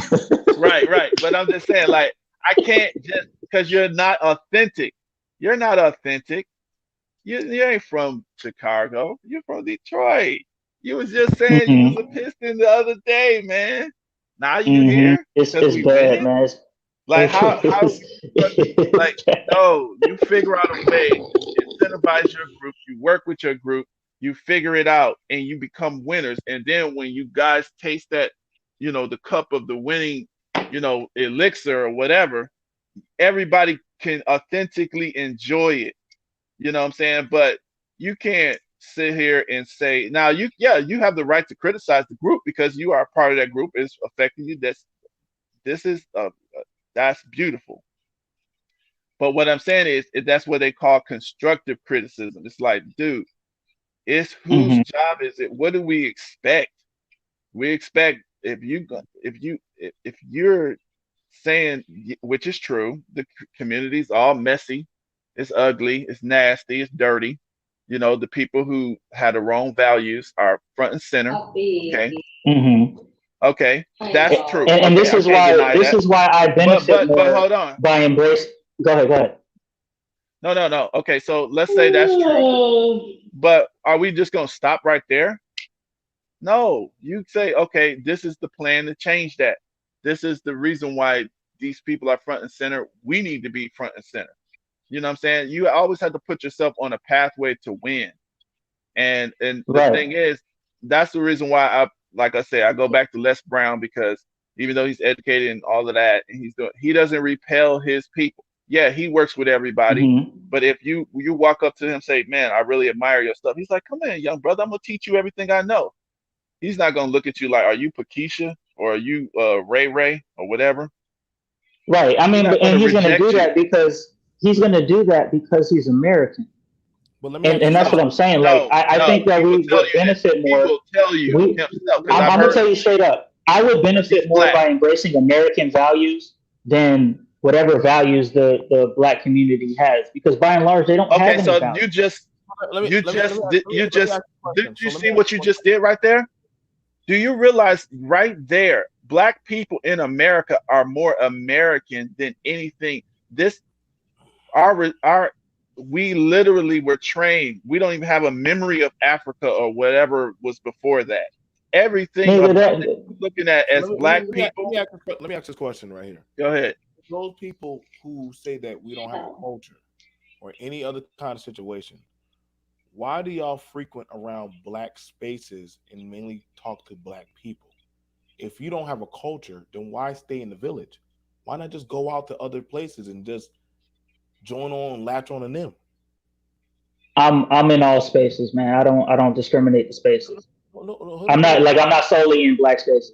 Okay, You okay. know what I'm saying? I understand what you're talking about, Now, see, but here's my when I it's say, you see, when I hear people talk about black people don't have a culture, then I'm like, then where did you come from?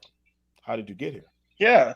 You can't. well, no. My question is, what is the culture and what are the values? But hold on. Now, okay, That, so that that's my What do question. you want them to wait, be? hold on, hold on. Let me ask you a See, question. You asked, what is the culture? Well, family, man and woman, children, making money, going to work, getting pretty much passing on money toward my kids, pretty much making sure that I have a job, a career. Now, people who say, well, that's not what black people do. Well, what black people are you dealing with? Are you talking about?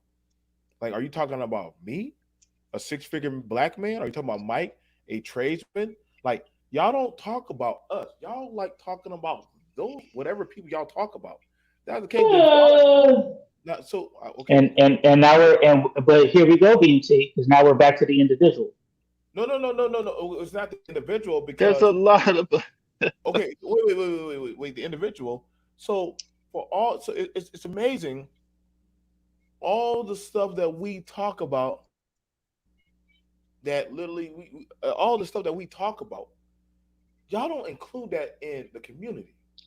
Y'all call, but y'all like talking about the community. I don't even know what the hell the community is. But you don't talk about the community. You don't talk about black men and black women having families, kids, going to work, making money, joining the Of military. course we do. No, you I mean, no. that's what binds us What on individually. Like me, you, Super wait. Mike, It binds Citizen Lou, individuals. SKC. Mm, No, what no. I'm saying is that the five of us that were on the panel, if we were to put okay. what we have Okay. in common, I got you. we have the belief in family and community. In Mm, that sense, those are the things that bind us. Those values. Now, if you took it across and Mhm. spread it amongst the whole entire black community, are you going to get that same type of Now, response and but energy? now, you're Like going to get okay, millions. so Yes. now, partially yes and no, Millions. depending on who you so talk to. Millions. so I got a question. So is that the majority for all the other groups? That's the majority for all the other. Let me ask you a question. So are the I don't care all about the other groups, man. so Oh, hold on, see, no. that's disingenuous. You just said American. You see how they So No, switch? but This is what I'm what saying. so wait, so See, blacks are naturally dysfunctional. All the other groups are that's not no. good, I'm man. I'm saying in the That's context not of this good. situation and what Super Mike is and all he's talking about, if you're pro black, why do you care about what other communities are doing? no. Okay, Let me tell you that. Let If me you're answer if you you're that. for you your got me I'll there. people, answer that. why do You you got me care there. what Wait. other You got communities me are there. doing? You got me I'll there. answer that. But I'm just saying, and this is James is in China, and literally James even said that like, yo, the belief in family is widespread in all communities. Like, I don't know why people be thinking that Hmm. somehow like Right. That's we because of black, millions, like every tens of millions like of that's Black Americans who like believe in lots of family. people family. Like that's literally the whole point of why we do the things that we do for the majority. So I'm trying to figure, like the majority of other groups don't have a majority that is dysfunction. That's I don't know what you. That's this not is why, true. There's every group has a dysfunctional group of like right folks. now, right? Like, see, that's what I'm saying. Like, I think that's what I'm saying because you know what, y'all are black, so y'all don't know what goes on in other groups. Because if I were to say, Okay. hold on, wait, hold on, Go ahead. Go ahead. I I listen got to you. Go ahead. Go ahead, bro. Go ahead. I got you. So if I showed these 10 influential people in that are Asian, y'all don't know who these Mm-hmm. people are. Do any of y'all know who any of these people are? Elaine Cho. I don't know. Do y'all know who this is? I don't know, but let me ask you a question. Hold What on, wait. percentage of what? Hold on, real quick. What percentage of black I heard couples of in Tulsi America are Gabbard. married? You said what I didn't percentage of black people are married? Are married in America? wait, Nikki I'm not Haley is sure. Asian? The fuck? I didn't even know. Wait a second. So we had an Asian She got you. Wait, what? Who is that? Nikki Haley She's was Asian. I Asian? thought she was Indian or something.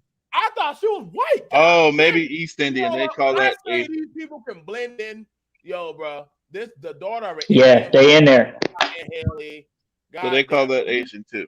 Okay. Well, when I say these They in Asian, there. they don't let you know. Oh, of course, Camilla. Of course, Camilla. Camilla, we don't even know what you are now. They We don't even know what you are, so bro. so so the reason why I asked that question is because the So you percentage of saying what black people percentage of married in black the, people are married? that's correct. I'm not sure. No, what is it? 30%. 30%. Okay. Okay. So Okay. now But I'm gonna ask you the compared to earlier Asian, question, but I'm gonna ask you okay. the other No, one And because you asked this and here's question. You no, asked okay. this question, and it's gonna lead, Hey, lead to what you're real quick. talking about Hey, right now. before you say that, let me respond to James though, real quick, real quick. Okay. The issue is that when and I'm gonna speak for like a lot of the black spaces. Like think of you remember when the issue with like when we hop on streams and we're in black spaces and stuff like that. They don't want, and I'm not saying y'all, I'm saying a lot of the other spaces. They don't want outside criticism from other people who are outside of this of the black community. Okay. The things that work in other communities, when you try to bring them into the black community, a lot of them do not want to hear that shit. You know what I'm saying? So I accept whatever helps me win. But Okay. So if now even if it that's comes because from that was outside my of answer. the culture, now, hold Yeah, on. that yeah, was my I answer. accept whatever. Now, in saying that, can You you said go that. to the Hispanic community as a black man and criticize them and think they're going to sit there and listen to I don't know.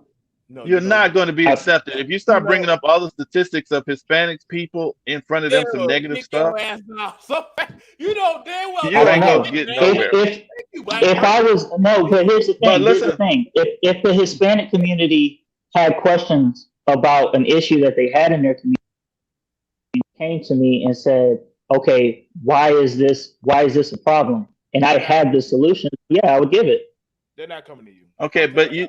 see, I ain't never let me seen the see something, Hispanic Frizz. I want to people. answer the question that you I ain't saw never seen earlier no because Hispanic person come and ask no black man. Black man, tell us how let to me. fix the Latin woman. They ain't gonna never ask you Negro No, Latin. they're not going to do it. It's a Ain't no part of their white man gonna culture. come They're to you. not going to trust nobody Not else to do it. They'll right. figure it out themselves. Then they You get know, what they they don't. get. It's a good And conversation. that's They right. get They what they get what get. they get, and they're going to be proud of it. And that's what it is. And they can criticize it themselves, but they're going to constructively criticize themselves. And so the Hmm. thing is, what I wanted to answer you though is we saying why does a pro-black person mention any other community? It's the same reason why you just said it. It's like this: if you see that you have some problems in your community, just like the Japanese, they used to come over here, send people over here to learn about the automotive industry, just like the Chinese used to come over here. They used to learn about send their kids to college and learn about epigenetics and genetic schooling over there at Stanford. And then they go Right. back to China and take that information and use it to enhance their group. So that's why I'm Absolutely. going to show. Okay, yeah. So that's the reason. So yeah, yeah. If I'm a person who's looking to solve the problems, that things that I consider a problem, and you as a black person, you have authority, no matter how what we no matter how many names somebody call you, no matter how many uh, epithets. People might call you coon or all these type of things or Mm-hmm. whatever. But it doesn't matter because your lineage gives you that ticket to identify.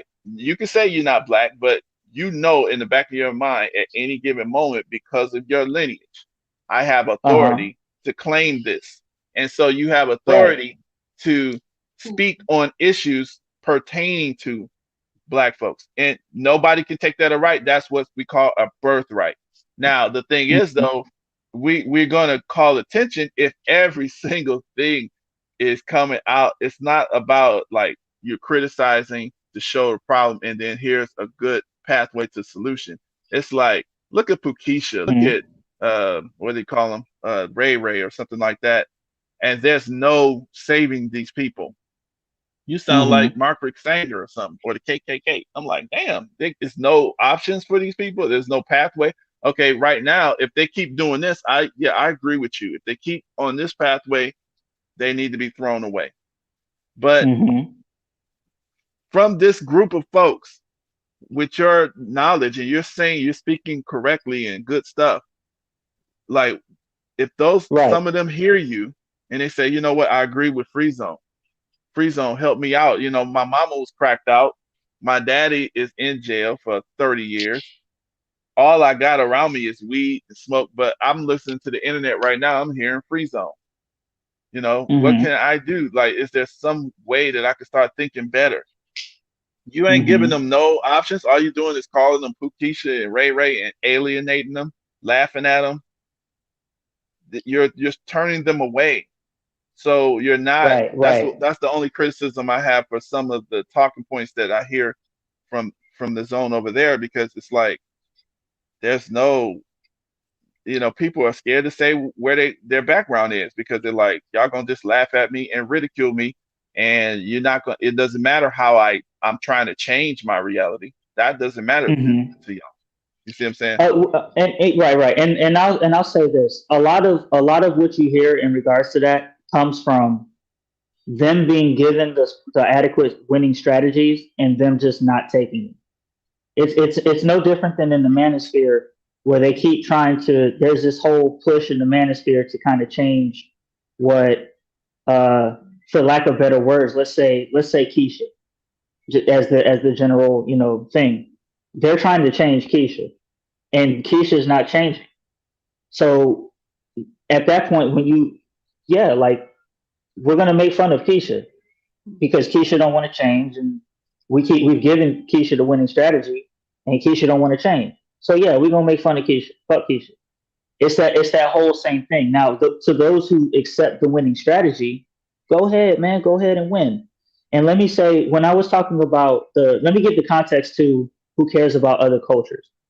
When somebody is given, let's say like the murder, black people keep murdering people at blacks are murdering blacks at astronomical rates. And the response to that is, well, white people do it too. They kill people next to them too. It's like I don't care what they're doing.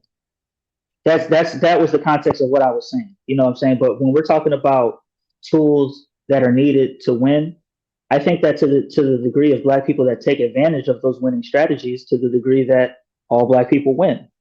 But to those who disregard that and don't want to accept it for whatever reason, it's coming from the outside world, it's coming from outsiders. You don't understand my situation. You don't understand our struggle. Then it's like, man, all right, then. If y'all don't want to accept it, then fuck y'all. We not y'all been given the Well, winning the thing is strategy though, and you've the decided not thing to is take Free it. Zone. Let me ask you this here though. But the thing is Free Zone. You know, you're saying winning strategies, but if you're not literally trying to understand, because if you were, let's say you had advantages other folks did not have. Let's just say you had two parents. Let's say they were halfway decent and intelligent parents. Okay. Hmm. But then you're talking about a winning strategy, but you're speaking to people who are, let's say, literally they were born a crack baby. Let's say they was a crack baby.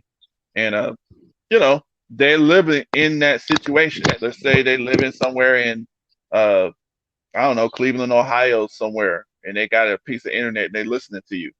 But you're gonna say Hmm. F them, they're not gonna listen to you at the first time. And my point is focusing on people who are not doing correct, I mean, that's cool. You could do that. I really don't have a problem with that because if people ain't doing right, yeah, okay, you're gonna clown them. You're gonna point that out. You have that right, and that's good. But like, you gotta have that point where you saying like, here's the options. Here, you can't say f them just because they didn't listen to you the first time. It's like you have to keep proving it and just keep showing it and build something. I mean, BMT was out here talking about what was he saying? You always talking about doing something. It's like you got to show and prove to people because Right, it's like you right. have to have a track record. Is if you're just talking and clowning folks, I don't know. No, Yeah, no, it's and I like and I agree with that. A lot of that is, but a lot of that is like repeated exposure of telling them. You know what I'm saying? But realistically, the way it changes is that you win. Like when you win, you're either gonna have one or two people who are below you. They're either gonna have one or two responses. They're gonna come to you and say, hey man, I see what you're doing out here. I see you doing your thing. How can I get what you got? Then you can take them under your wing and show them how to win. But then there's this other side of just motherfuckers who just they want to win, but they don't want to change, and they'll just fucking hate on you yeah. because you're So yeah, winning. You know what I'm that right saying? there, I So totally with expect. those people you can't do shit with. You know what I'm saying? Yeah, yeah. But the I people mean, who come to you and say, hey, I'm dealing with these issues. Okay, cool. Let me take you under the wing and I'm gonna show you how to win. Now Les Brown does that same thing, but just on a much greater scale. He's perfected that ability to show people how to win, and he can do that on a scale where he could show masses how to win. But a lot of times it has to, on an individual one-on-one basis. So if like BMT is struggling with something, he comes to me, he sees I have a piece of winning strategy that he may want. You know what I'm saying? And he comes to me and says, "Hey man, I see you doing your thing. I see how can I get like you? You know what I'm saying?" I would take BMT under my wing and show him how I got to where I'm at. Now that's a lot more difficult to do to an entire group of what I'm well, saying, it's a of certain people. strategy to do that, and that's what I'm saying. And what ends up Exactly, happening, exactly. yeah, there's a strategy to it, but the only thing is when my issue with some of the talk is when we demonize the very people who have that, because sometimes you just don't have the patience to deal with certain people. Like your Hmm. personality might not have the patience to deal with somebody who you don't relate to. Okay.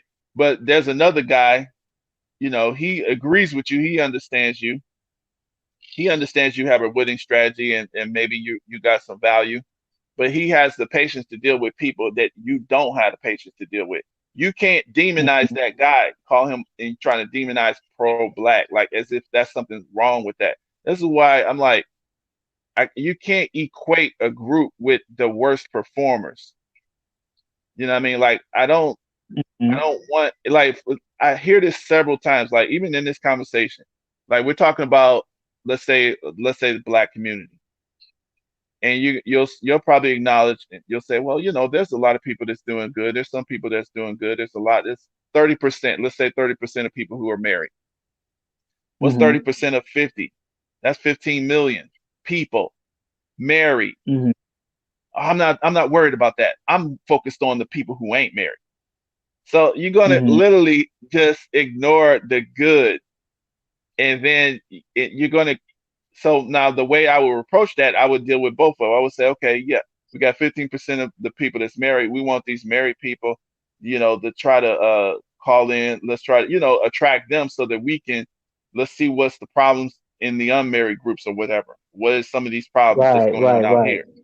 So that way you don't demonize the group because all of them are black.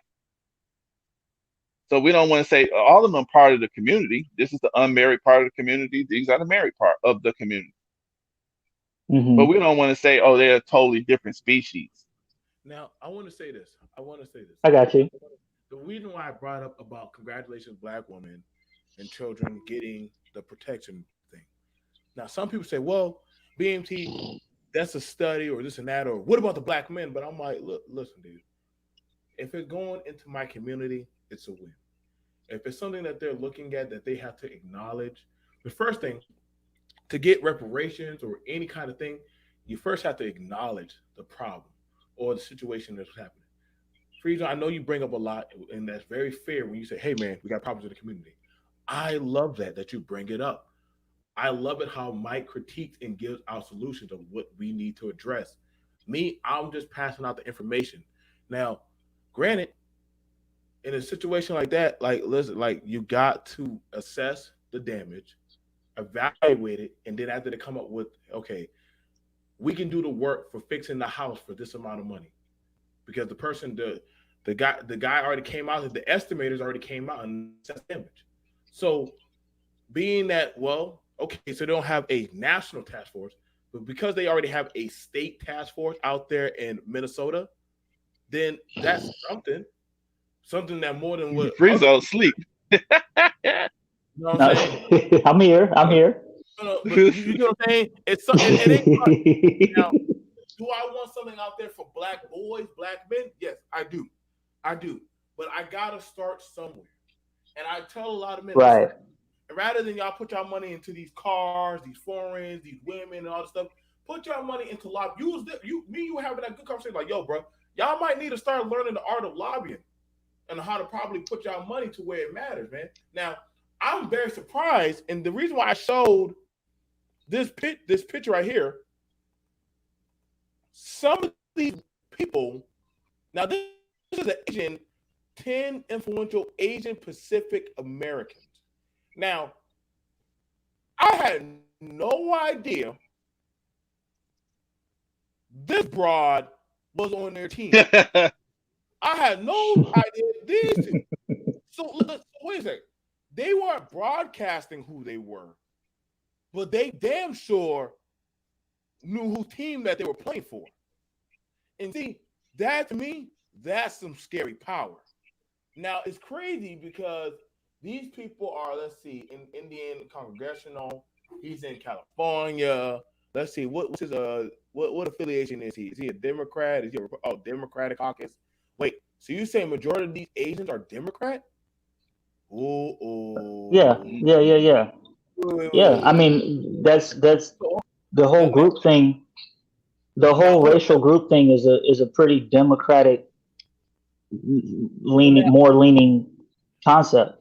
At Now, least now here's nowadays. At least nowadays. now here's the thing about it. Here's the thing that's very interesting about it. Now here's the thing see y'all got me wondering. I know I gotta go soon. Here's the funny thing about it. Because it's 4 hours.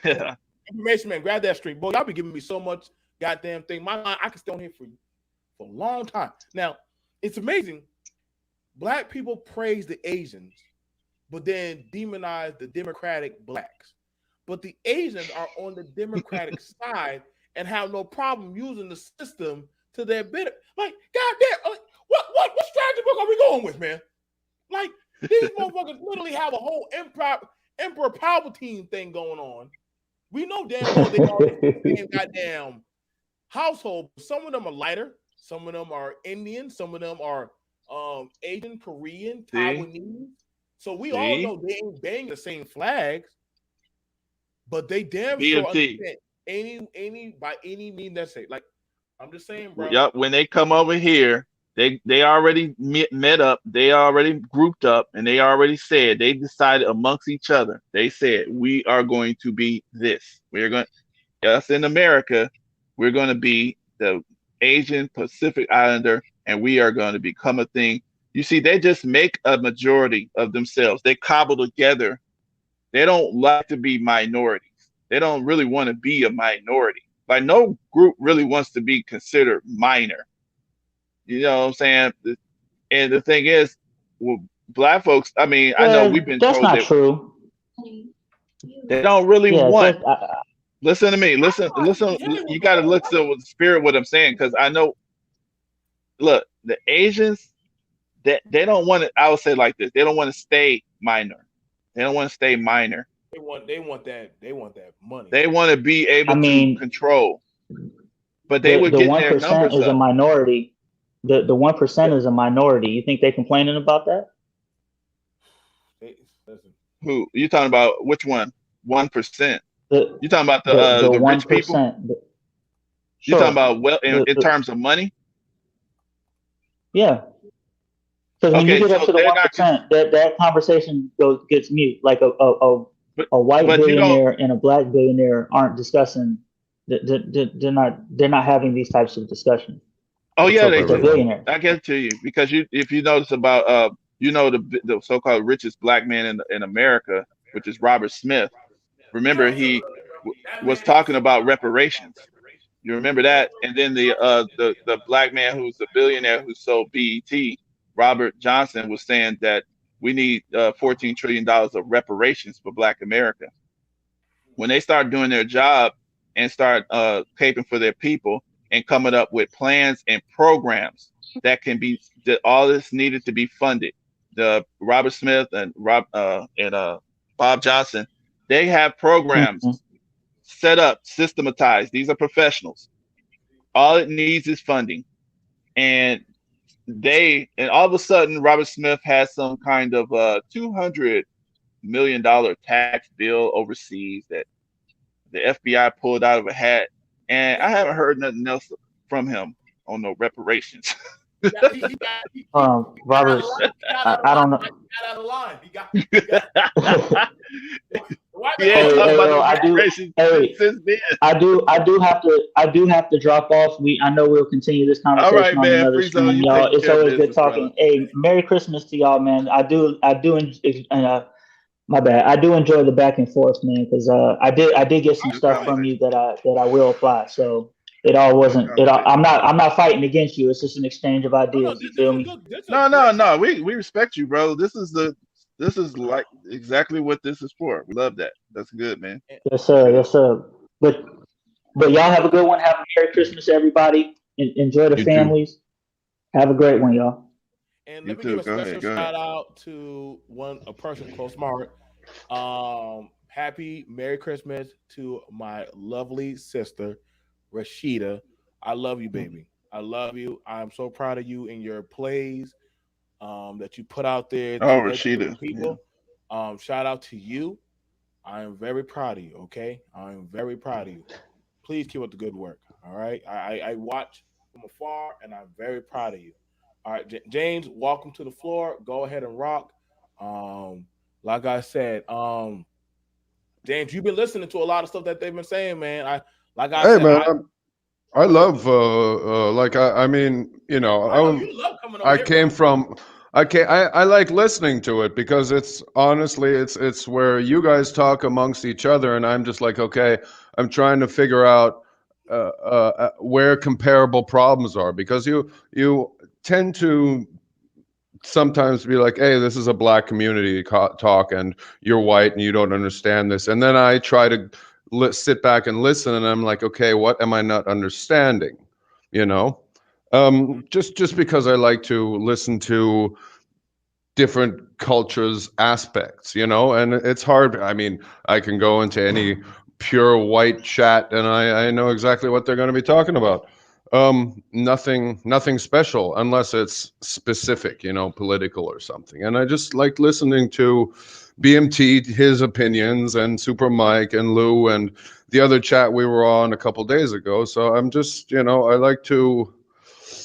don't want to push myself into the black community talk, but I like Well, to. the thing is, I kind of like James when you kind of give your perspective because I think you're outside the country or something right that to that Yeah, I effect. live in China. And I grew up in Germany. I'm an American. I have a U.S. passport, and I'm kind of like I consider I'm not a mixed race child, but I'm a mixed culture child that grew up in as a minority, as an American minority, and in or lived in most countries that were an American minority. In that case, if you can even call it that.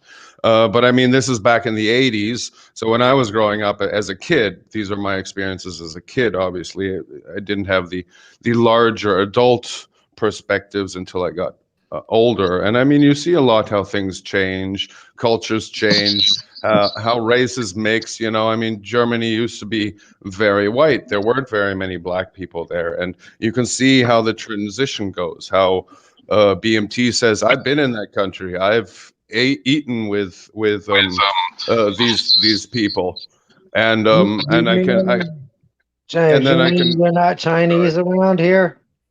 Huh? You mean in this channel you're not Chinese around here? What do you mean? I'm not trying. It depends on when you hit on a topic of being China, I can explain things because I was I've been just here giving you stuff, long James. enough. But if we don't go on China, I like to just keep it on, how blacks see themselves, how blacks see others. BMT has his opinions about mixed race kids, and I'm just like, dude, but not everybody's like that. And it's and I look into stuff like that. I look at mixed race kids now, like Trevor Noah's a mixed race kid, but he'll Trevor.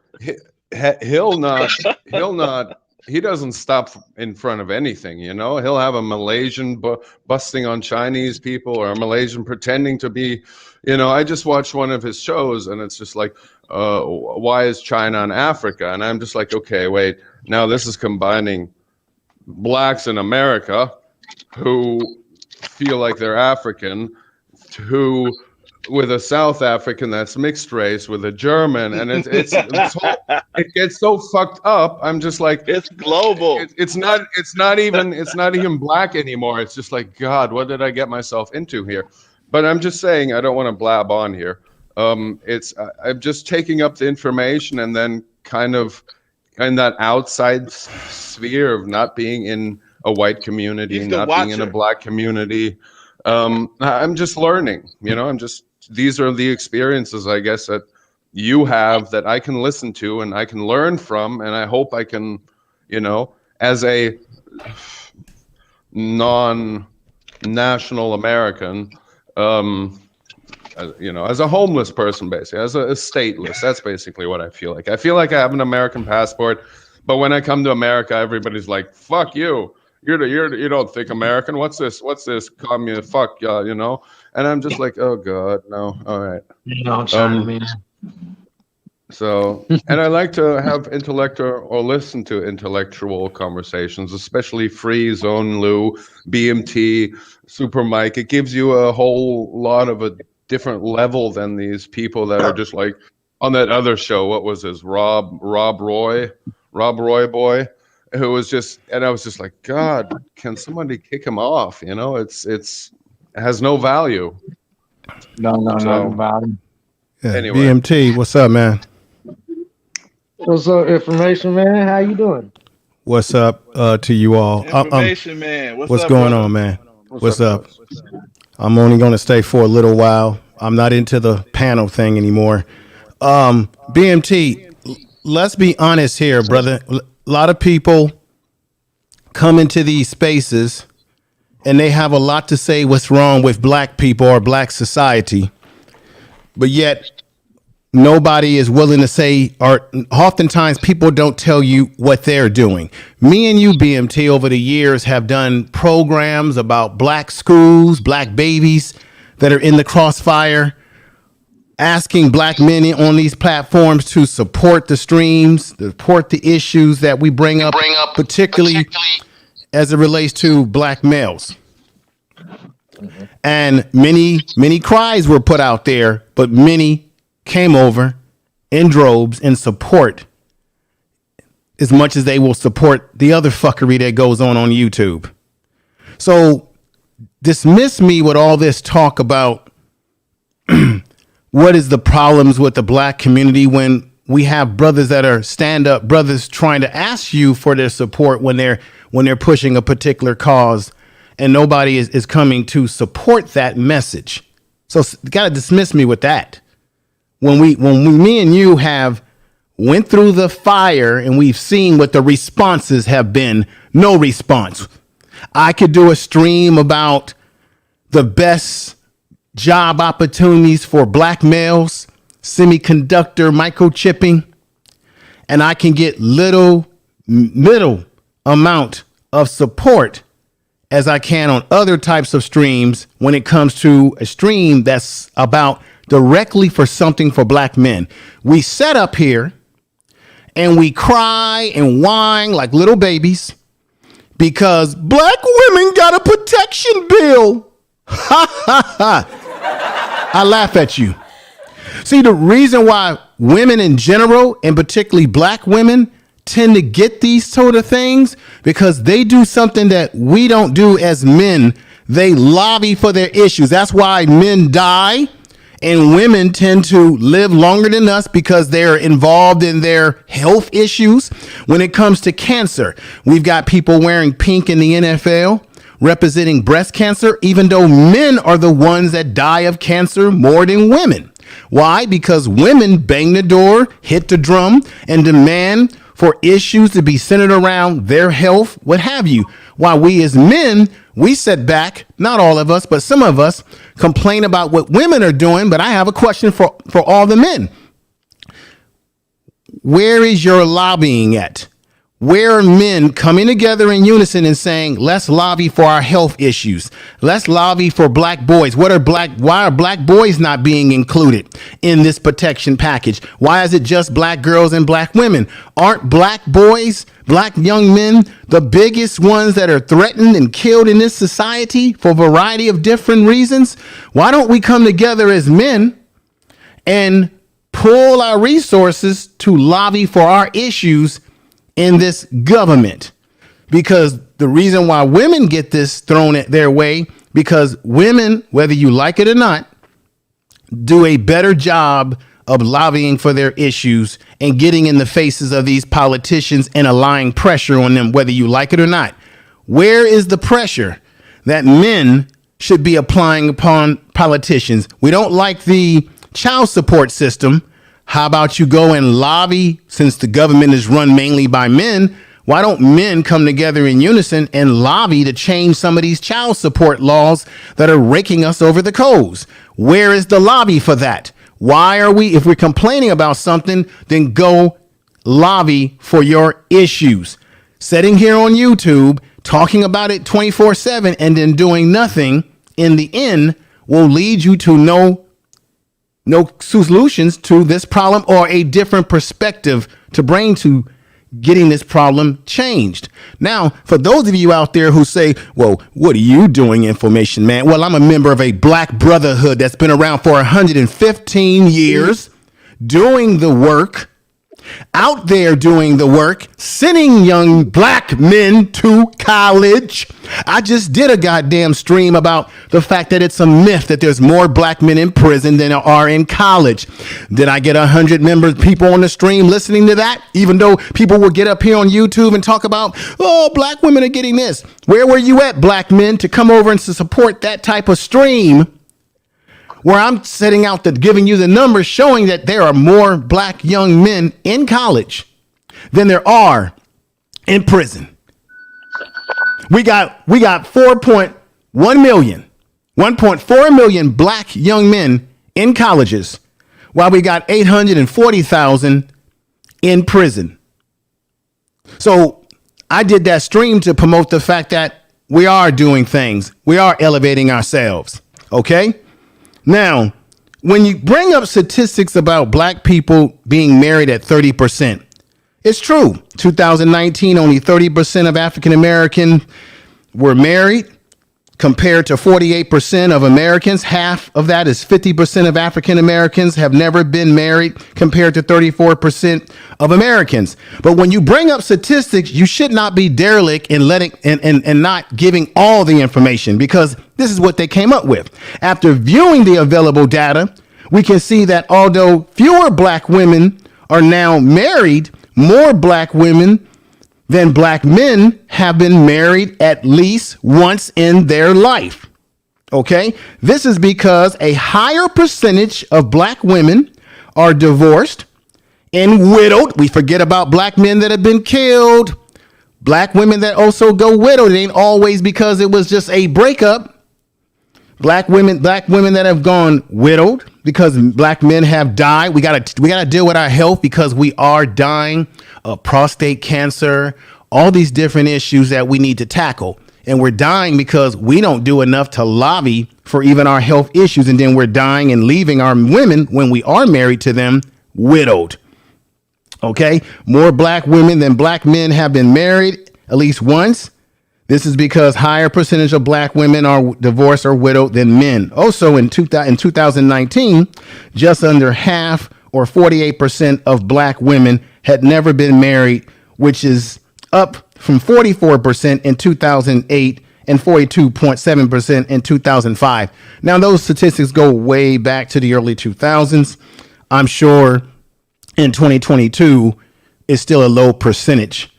However, there are other variables to why black people, in some cases, are not married. And then there are those who are married. The problem is we spend so much time taking the minimum and making it the maximum, and take the maximum and make it the minimum. So we often don't talk about those successful black people that are married. BMT has a family. I'm raising a daughter. Not all black men are derelict in our conduct and our responsibilities. But I'm not going to spend a whole bunch of time crying over the fact that there's a protection bill for black women and black children or black daughters. If I don't like it, then what I should do as a black man is I should say to my million of black men brotherhood that I'm a member of, brothers, what are we doing to lobby for our issues? Exactly. And guess what? Exactly. That's what my organization's been doing for 115 years. For 115 years, we have been promoting the upper mobility of young black males. And along the way, we have helped young black ladies as well. But it's a brotherhood that is built on the better making of a man. See, look, this is the thing. Yeah, I'm on YouTube and I do YouTube videos and I talk about all different types of issues. But check this out. I don't need YouTube I don't need to talk to men on YouTube to feel like I'm a part of a brotherhood, because I've been a member of a brotherhood for over 30 years for me personally, which is a real brotherhood that has really been getting things done. Most of your black history that you know about came out of my organization. My organization brought you most of your doctrine of whether it be civil rights, black power movement. My organization has been at the forefront of it through decades of black men. Adam Clayton Powell, Paul Robeson. I can name a whole bunch of them. Information man, can I ask you to stop for a second? Can you? No, you're not gonna, sir. You coming up here as a visitor? You don't even know me. You don't know me. BMT knows me. Every man up. No, just be quiet. Just be quiet for a minute, sir. Because I don't need anybody up here trying to observe me like you're an alien in a flying saucer, listening to black people's conversation. No, I'm not stopping for anything. I'm not stopping for anything. You hold up. You don't even know me. You hold up. You don't even know me. You hold up. You hold up. I'm not the one to play with, James Dunn or whatever the hell your name is. I'm not even talking to you. You're just an interlude, man. I'm talking to the black men on this panel, not you. You just a damn person trying to listen to what black people talking about. Oh, wow. And some little alien to the side. I ain't got time for you. I'm talking to black men. This is an issue that has to do with black people, which you've got nothing to do with and you are no part of. So take your observing flying saucer ass somewhere else. I'm not the one to play with. I'm information man. If you have not known that, you know it now. Baby, get your ass out of my goddamn ear. I'm talking to black men up here. BMT, Super Mike, shut the hell up. I'm not talking to you. You a goddamn alien invading in black people's business. Shut the hell up. I got your ass right now again. Shut your ass up. A clap for your ass. Get out of my goddamn ear. God damn it. Get your ass out of my ear. I ain't talking to you, James, whatever the hell your ass is. Show your goddamn, I'll show my face in a goddamn minute. Everybody know who the fuck I am. Nobody knows who you are. Shut the hell up. I'm talking to BMT and I'm talking to Super Mike. And the other brother down here, brother one, not you. You're a goddamn outsider listening to black folks' business, and I ain't got to answer none of your goddamn questions. I'm my own man, educated, master's degree, therapist in mental health. Shut the fuck up. You got nothing to say to me, and I got nothing to say to you.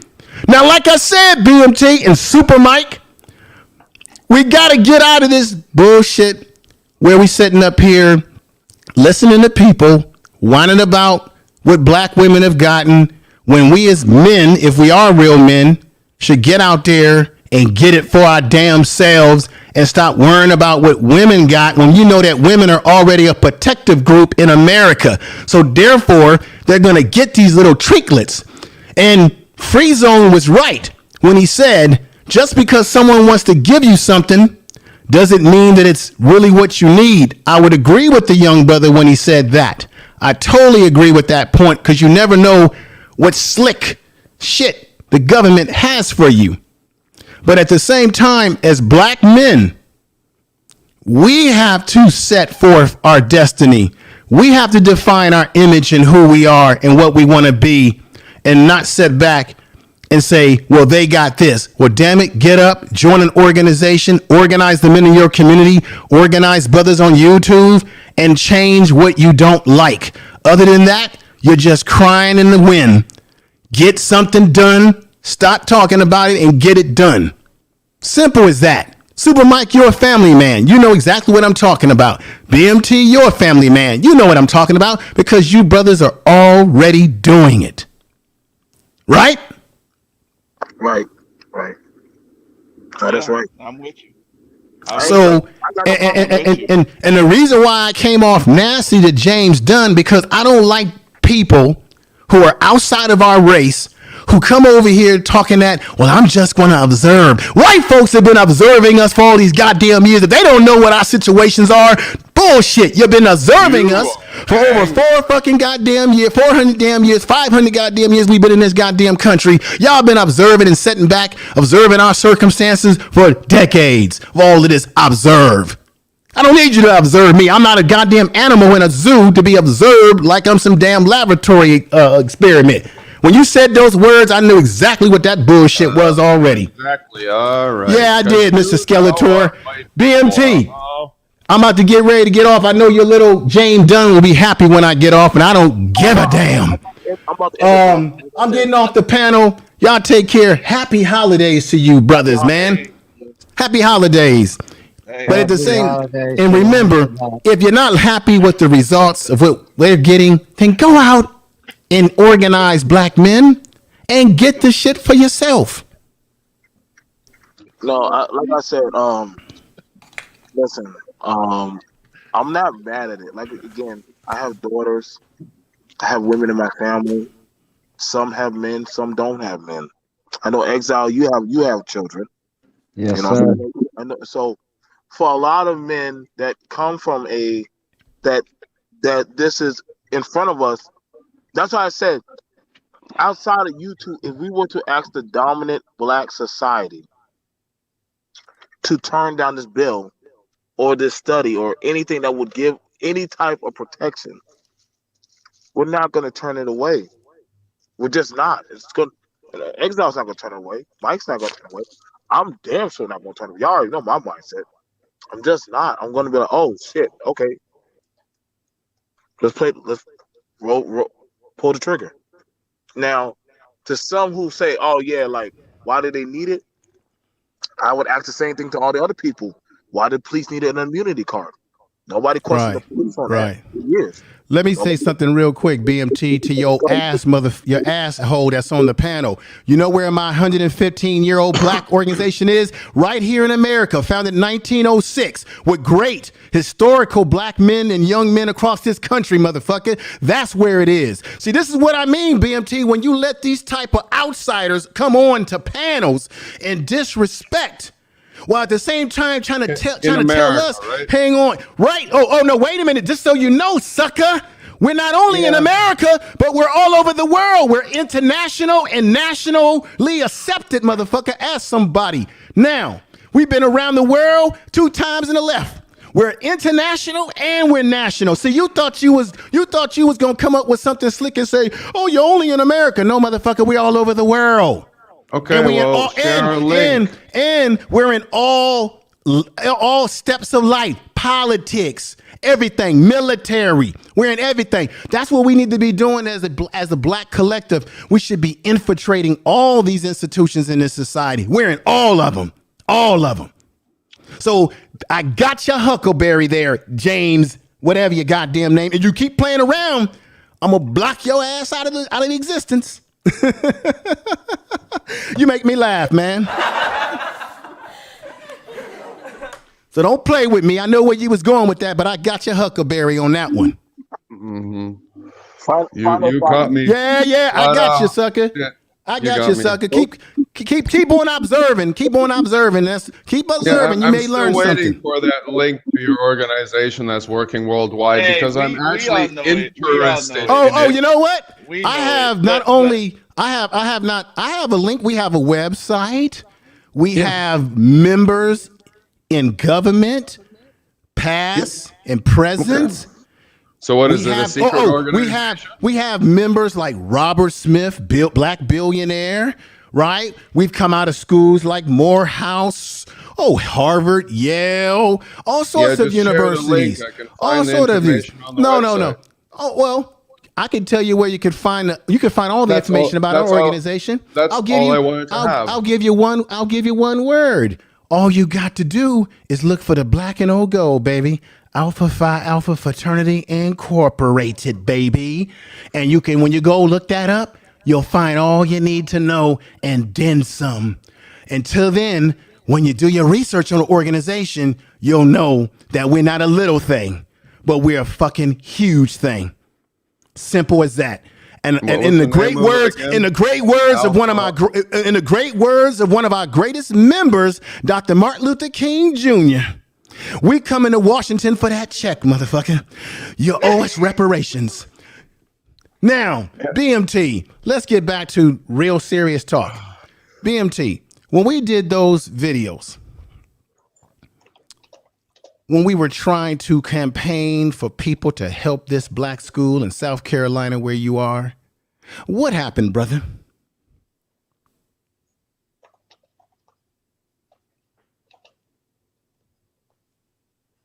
BMT on there? Do believe he might have stepped away, bro. BMT might have stepped away, but he knows. Super Mike, he knows what happened. Trying to raise money for that school. But did we get the support that we should have gotten? No. Thank you.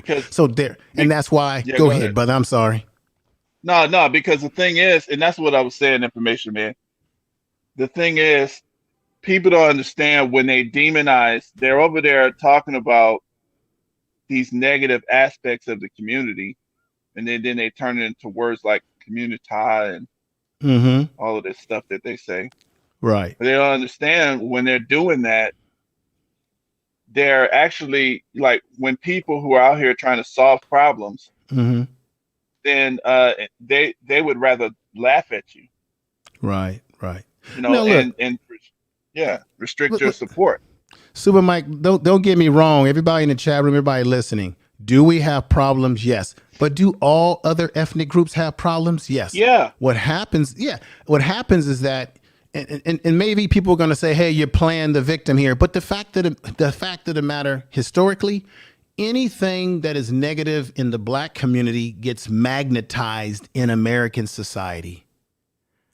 Anything that white people or Asian people are doing, it doesn't get magnetized. I'll give you an example. And I know, and the closest thing I can say to this is that New York is an international city. I lived in San Francisco for over 30 years, went to college there, high school, the whole 9 yards. Very international city. Guess what? I knew Asian kids growing up that were into stripping cars. They were into all type of criminal activity, underground and above ground, right?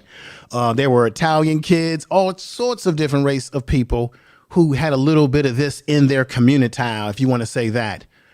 Did it get magnified as much as what was happening in the black communities that were negative behaviors? No, because when you turn on 10 o'clock news, they tend to show our faces more than anyone else. But I know where I live at now, you have Asian gang task force because Asian kids tend to prey on who? Elderly Asian people because they know that they keep their money or whatever treasures in a certain part of the house. Does that get blasted and magnified across America? Nope. How Asians do home invasion on each other? No. Let's think about the early immigrants that came over here, like the Italian and Irish. What did they do? They ended up going into organized crime and blowing up the streets of Chicago and New York with Tommy guns and everything else like that. But yet they make you think that, well, the face of crime is only black people. But then when you guys pulled up that 2018 The most closest one is the 2019 FBI statistic. And you're right, Super Mike. You have to question FBI statistics because they have never been a friend to black people. But if you look at those statistics closely, white people in America commit overall total more crime than black people. Black people commit about 23% of the crime in America in total crime, where white people are somewhere in there between 67%, somewhere in there. And in the homicide rates, they got us a little bit higher. But if you look at all the other crimes, crimes on family, rape, aggravate, all sorts of commercial crime, burglary, they lead in all these crimes. Now, I'm simply using those statistics because that's their statistics that they came up with. We can debate them, argue them, and what have you. But when you look at them doing all the total crime, why is it that they don't show the face of white people as criminals when they actually commit total crime? When Timothy McVeigh blew up the government building, so they told us with horse manure, that they go around demonizing all white boys with crew haircuts or military haircuts? No. No, they're not, because that's not the narrative. That wouldn't be American. It wouldn't be American. This is like Kyle Rittenhouse. Right. And let me say to James Dunn, no disrespect to you if I disrespected you, but I don't know you, man. And these guys up here know me. So when you cut in and you come up here saying you're observing, I have to look at that with sort of a side eye because I don't know you. He's an American that lives abroad. He lives in China. He don't understand Americans at all. He studies us to try to understand Americans, even though he's an American. He hasn't spent a whole lot of time here to understand. Okay. Well, the first thing to understand is that I'll say this to you because we got off to the wrong foot of things. I'll just say this because I'm man enough to say this. I apologize for any nasty words I've said to you, doing that my heated statements because you weren't cussing me out or anything like that. See, I'm man enough to say that if I'm wrong in any kind of way. It's just that I get a little ticked off sometimes when I say, okay, I hear what brothers are saying on YouTube. But then on the other hand, when we're calling for black men or for people to come out and support something that's about black men, and you don't get that support in that way, then it makes me say, well, it makes me scratch my head and say, well, wait a minute. On the one hand, we're talking about women are always getting this and that.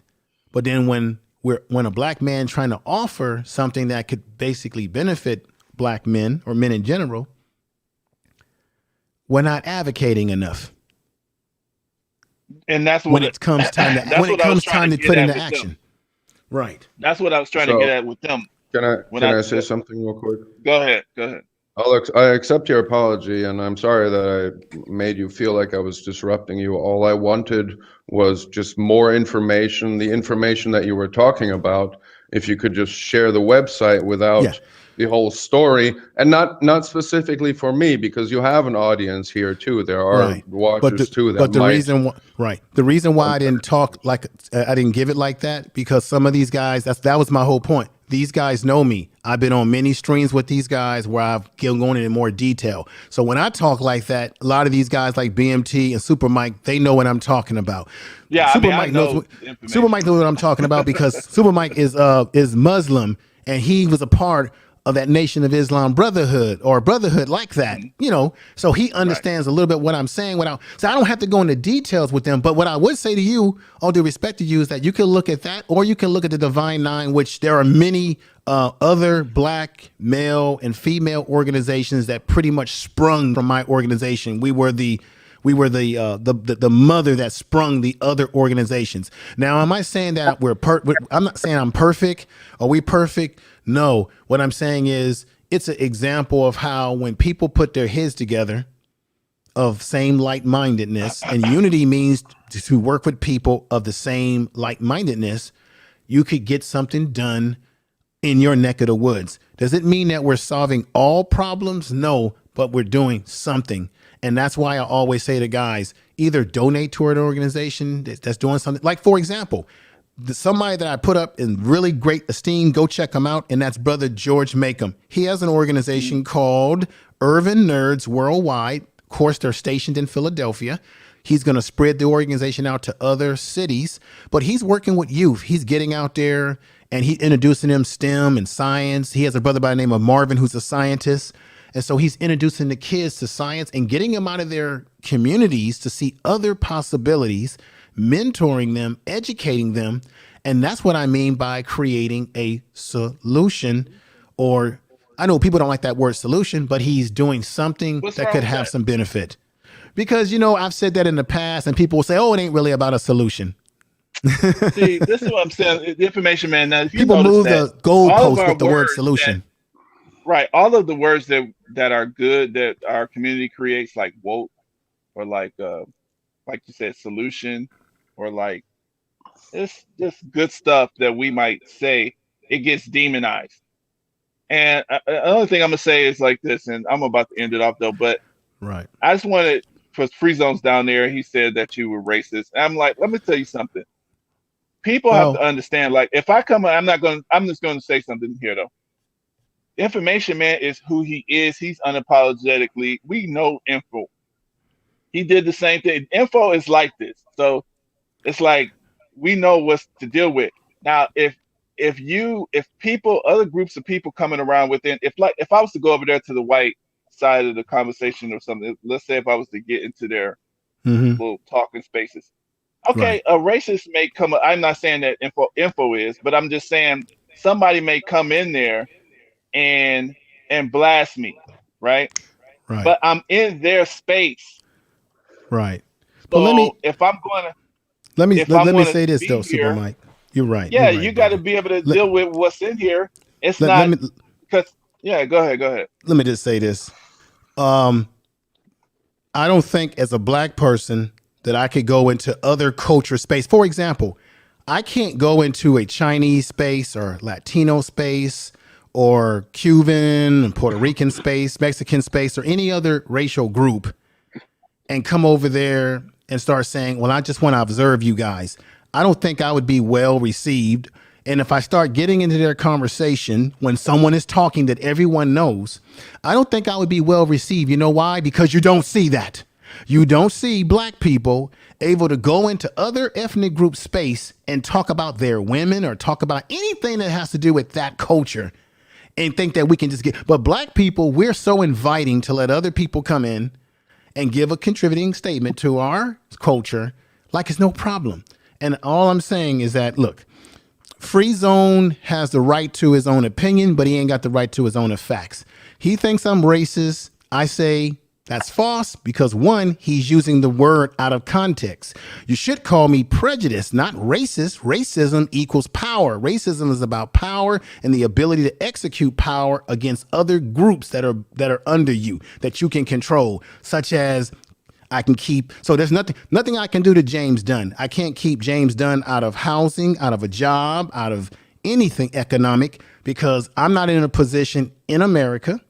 I don't control the economic strings of this country to say I don't want white people or any group other than black people living in my neighborhood. I don't have that power to do that. Now, I could say, oh, I don't like these people, or I don't want this person in my neighborhood. And you could say, oh, that's a prejudice. But do I have the power to say I'm going to redline them? I'm going to make sure that when that black person comes into a bank who is trying to reestablish their business or get a loan to expand their business, I don't have the power to be discriminative towards them at 54%, whereas only white people are discriminated in the banking system for loans for existing businesses to expand those businesses at 24%. Black people at 54%, whites at 24%.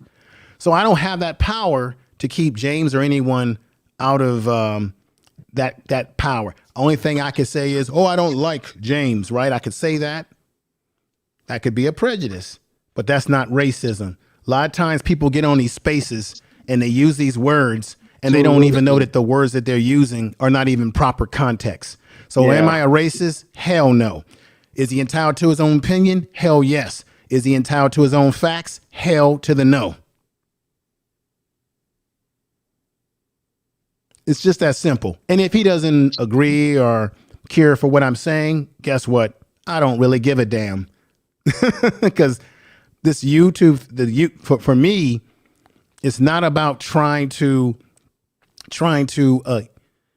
make everybody think the same. He's an individual. I'm an individual. He may not give a damn about what I'm saying. It goes both ways.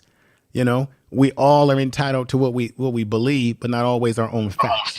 Right. And if someone says something to me, even like Free Zone, that I agree with, and my point is wrong, I will acknowledge that. That's why when I got up here, I said Free Zone did make a good point about every time the government does something for you, it doesn't necessarily mean that what they're doing for you is going to be in your best interest. I agree with that statement that he made. I think there's one thing. Oh, hold on. Go ahead, brother. No, go ahead. Go ahead. I'm sorry. I think there's one thing we could agree on, though. Any of us that spent any significant amount of time on one of these panels knows one thing. You got to have some tough skin to be in these YouTube screens, honestly. Right. I guess maybe I came off too brashly. I'll agree, but this is my passion. I just feel, and someone made a point saying that if it had been for black boys and black men, would women congratulate us? I can't say that they necessarily would, because remember when Obama had the Brothers Keepers program, women said, well, what about the women got together and said, well, what about something for the girls? So when the boys got something, they complained a little bit, but what did they do? They lobbied to get what they wanted. So they sat back for a little while, didn't like it, just for boys only, and said, damn it, we're going to get a brother's keeper or a sister's keeper for the girls. And guess what? They got one. That's women's nature, though. Women are very proactive. Right. So that's my whole point, brother one. If we don't like the fact that women got this benefit, black women, then maybe we should take a page from them and say, damn it, we're going to come together as men and demand programs that protect men and boys. I mean, to me, it's a no-brainer. Well, being an auditor, I could put it in this format. Basically, what the women did is they went through their process. They went through paperwork and law. So if you use their example, there's no reason they should be able to deny you. Absolutely. That's what I'm saying. Take a page. So like when you bring up the H.R. 8196 bill, you look at it, and to me, I would study what the women did.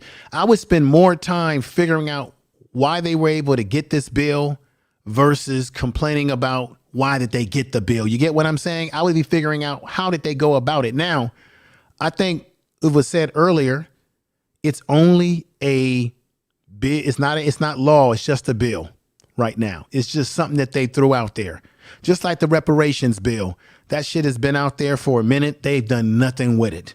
There's a chance this is just another one of those carrots that have been thrown out there to black women to get them to do what? Stay on the Democratic plantation. Yep. Yeah. Thank you, ladies and gentlemen. To keep black women on that Democratic plantation, because they know that black men in particular, we are leaving that plantation, right? Yep. And some of the women were leaving too. And let me say something, and I'm about to get off. I think this will be my final statement. Who is this? The Clue channel. Those women, those black women, those daughters of ours, those mothers of ours, those are our women. Okay. And that they can't change it. And just because we can't change it. Those are our women. Now, if they want to date whoever they want to date, they date whatever they want to date. But there's a biological, reality that those black women come from the same families that the black men come from. We're not separate beings. We're just the male side of humanity, and they're the female side of humanity. So all that division talk, they're not ours, and all of this, these type of conversations or those type of terminologies need to be kind of reduced. I wish I had information man's power because I would blast you, but I don't have that kind of personality. I know, brother. You're very calm, brother. But But yeah, I would but look, blast the that because you but can't keep on pushing that yeah. division kind of little lies, really, that the men and the women are actually two separate forms of humanity as far Mm-hmm. as two separate groups of people, because then they start making decisions and not realizing that their fate is literally tied to their man and our fate is tied to theirs. Right. You know, if But they're confused and crazy, then we're going to end up messed up too, eventually. But see, look at how they got this. That's to see. This is the thing that we sometimes run away from. We live in a society. America is based on politics, right? I know a lot of people. Some people don't like politics, you know. But the bottom line is, this was sponsored by Representative Kelly Robin of Illinois. You all said this on the stream, right? So to me, it's obvious that when you have a politician, you do what? You lobby your politician. So if men came together in unison, and particularly black men, and we were to put pressure on one of our representatives and say, man, we need a bill that benefits males. And we would have to convince one of these congressmen to push a bill in the way that Kelly Robbins pushed this bill for women. And just so you know, it probably wasn't all women. I bet you there's a lot of women walking around right now who don't even know about this bill. There was probably a certain number of women who lobbied, and now it will probably benefit many women if it was to get passed. That's the big question. Will they pass this? So what it shows you is that they were able to get this pushed forth because they used their political power. That's why black women got Kamala Harris as the vice president, even though I don't like her. She's not worth a damn. But whether you like it or not, gentlemen, women use their political power, their mouths, their complaints about it, everything they've got in them, they use it, and then they get something sometimes out of it. Whether it's good for them, that can be debated. But that's the bottom line. And we as men, I think because we're masculine and we feel like, hey, we shouldn't be begging. I think that's what it comes out of. Women are more feminine. They're seen as the weaker sex. So they tend to be more willing to ask for what they want. And we as men have been taught that you don't ask for nothing. You work for whatever you get. So we get kind of balled up into this, I'm a man. And if we ask for something, that makes me look like I'm a weak man. While at the same time, we're dying of all these diseases that no one gives a damn about. Yeah, I mean, the thing is, I think somebody pulled up earlier that Marco Rubio, he sponsored a bill that's talking about the social status of black men. To me, these big old giant political things are literally just a game, because somebody said earlier that it was just a study, and this is just little manipulations, like you said, to keep us on this little rat race called the plantation. Because just like you said, if more of us would be doing it on our own, like you said, let's try to figure out how to get funding to this school.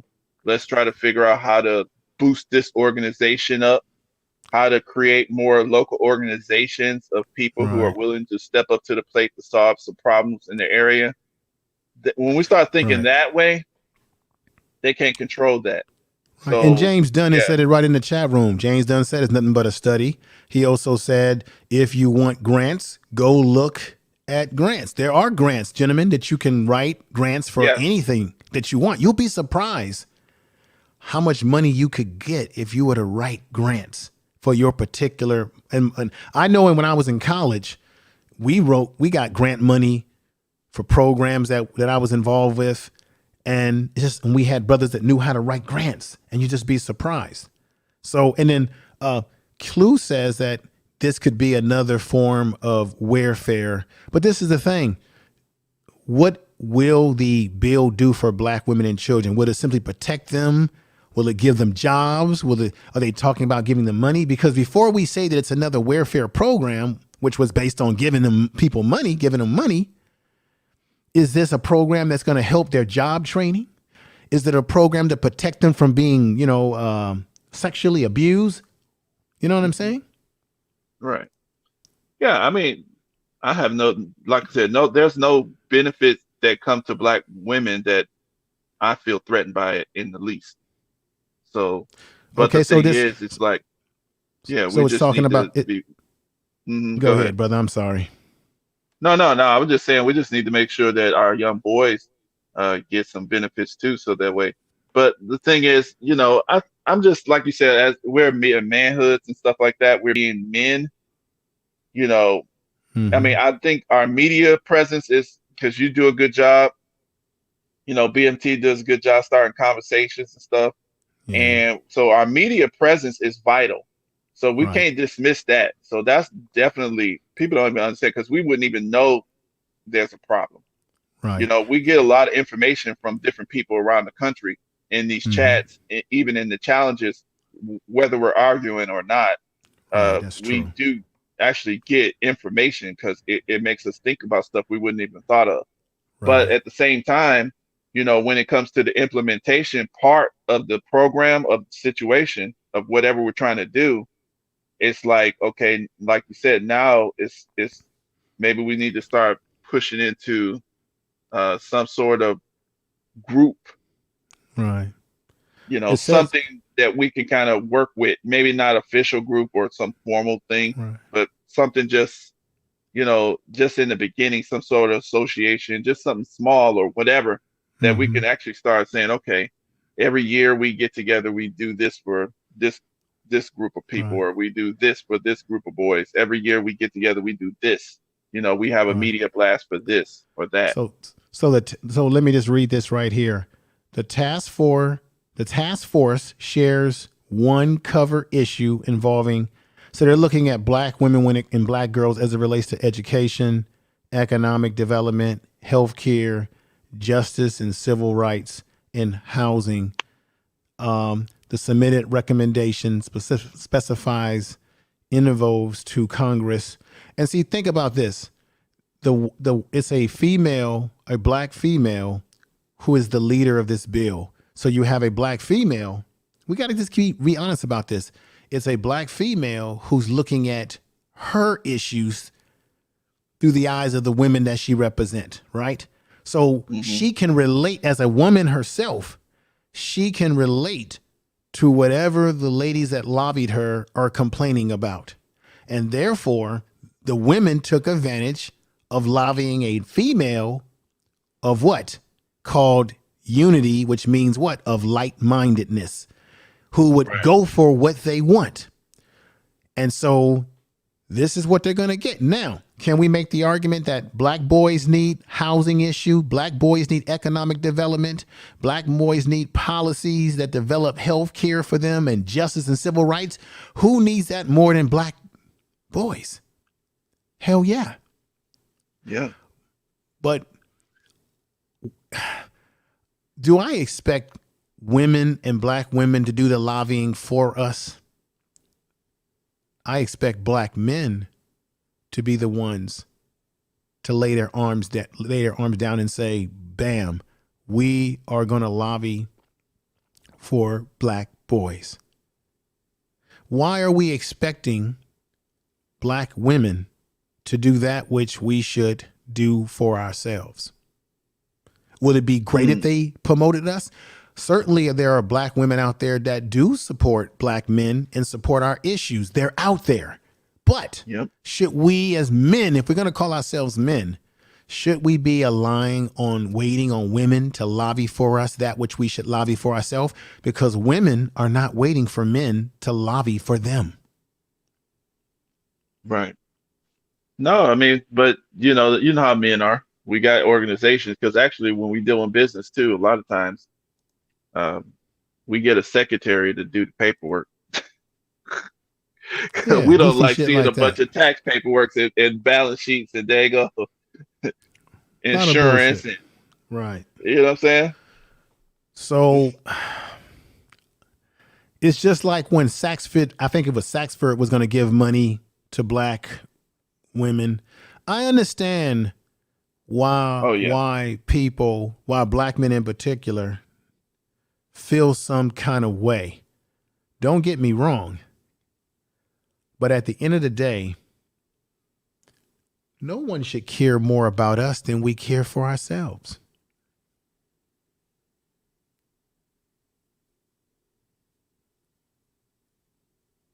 Mm-hmm.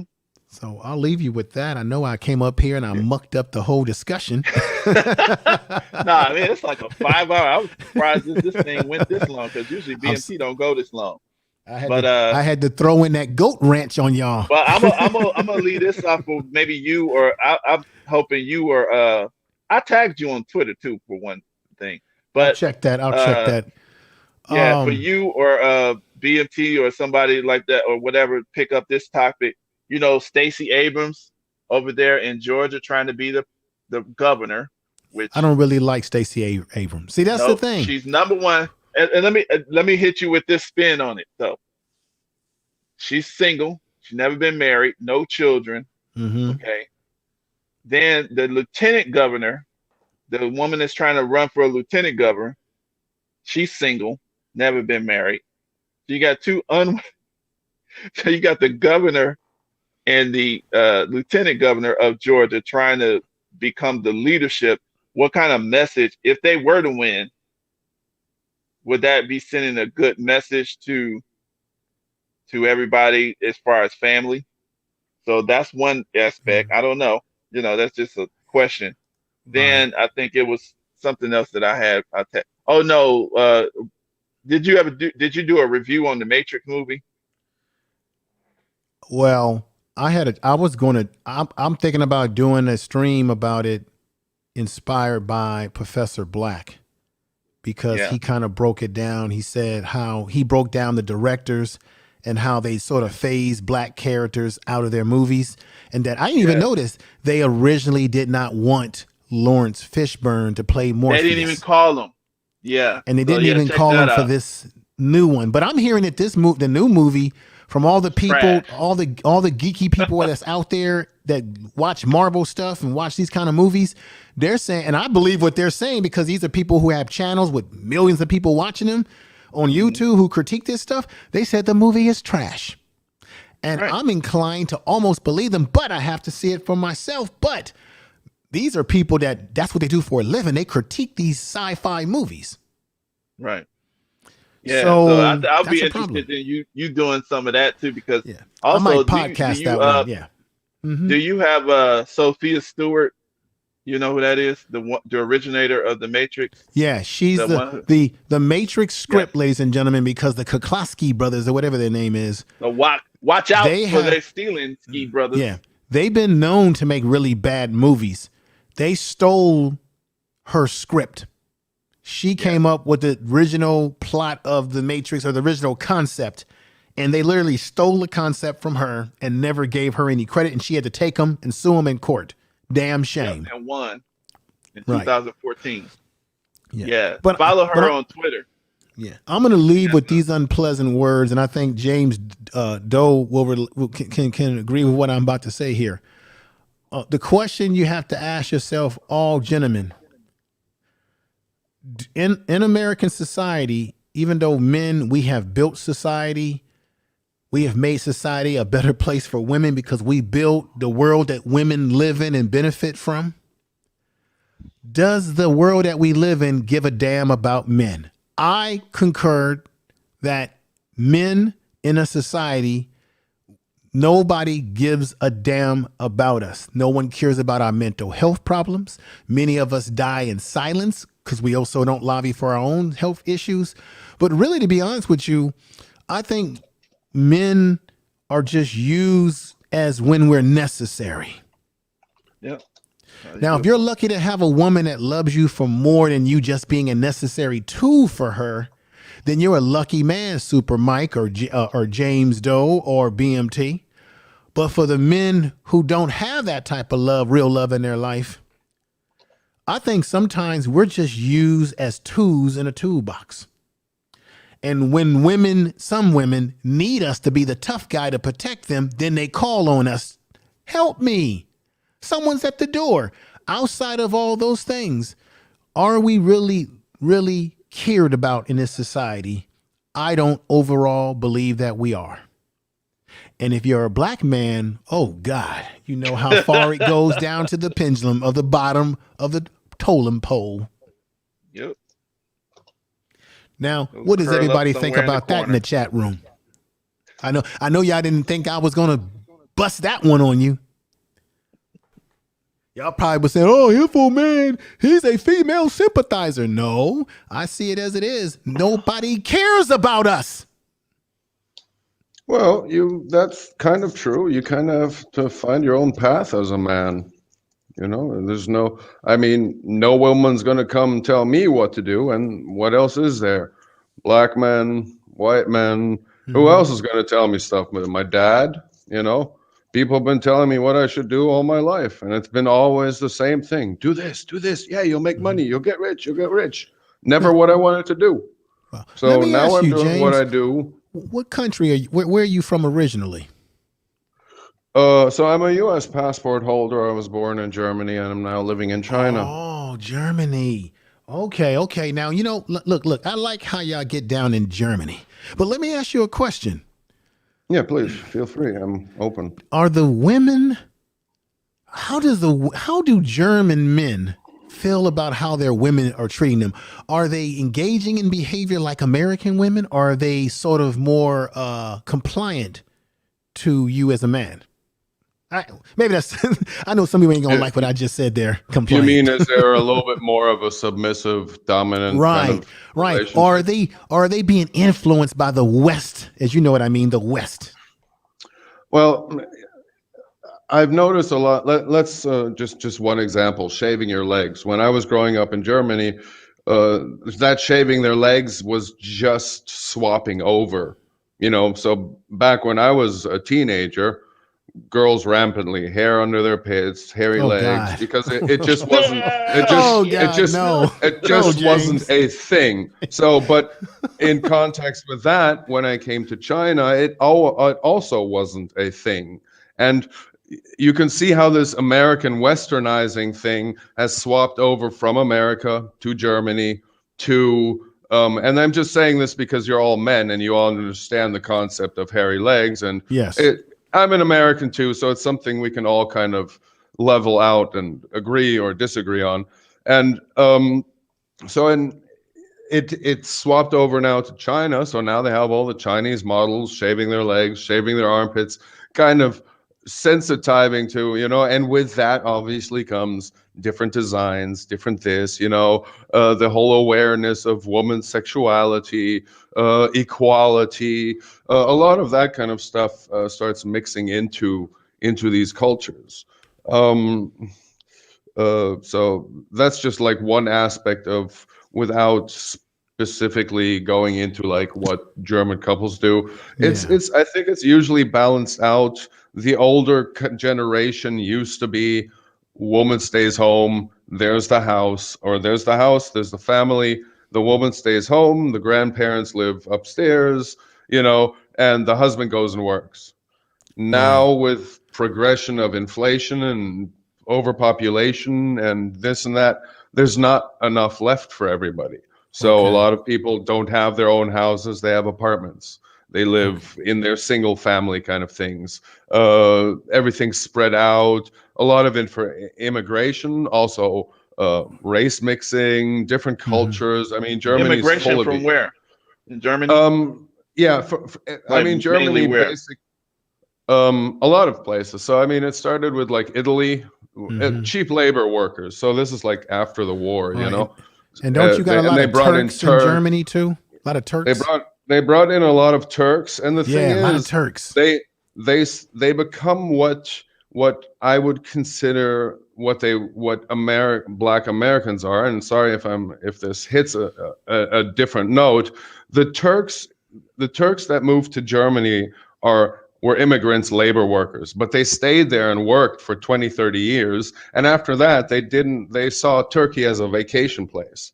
They worked, they lived, they were integrated, they had their families and their restaurants or whatever they did. Obviously, like Greek food, Italian food, Turkish food, French food, all Polish, Czech, all those little countries, they all flocked to Germany to work and cheap labor. So a lot of these cultures have intermixed in Germany.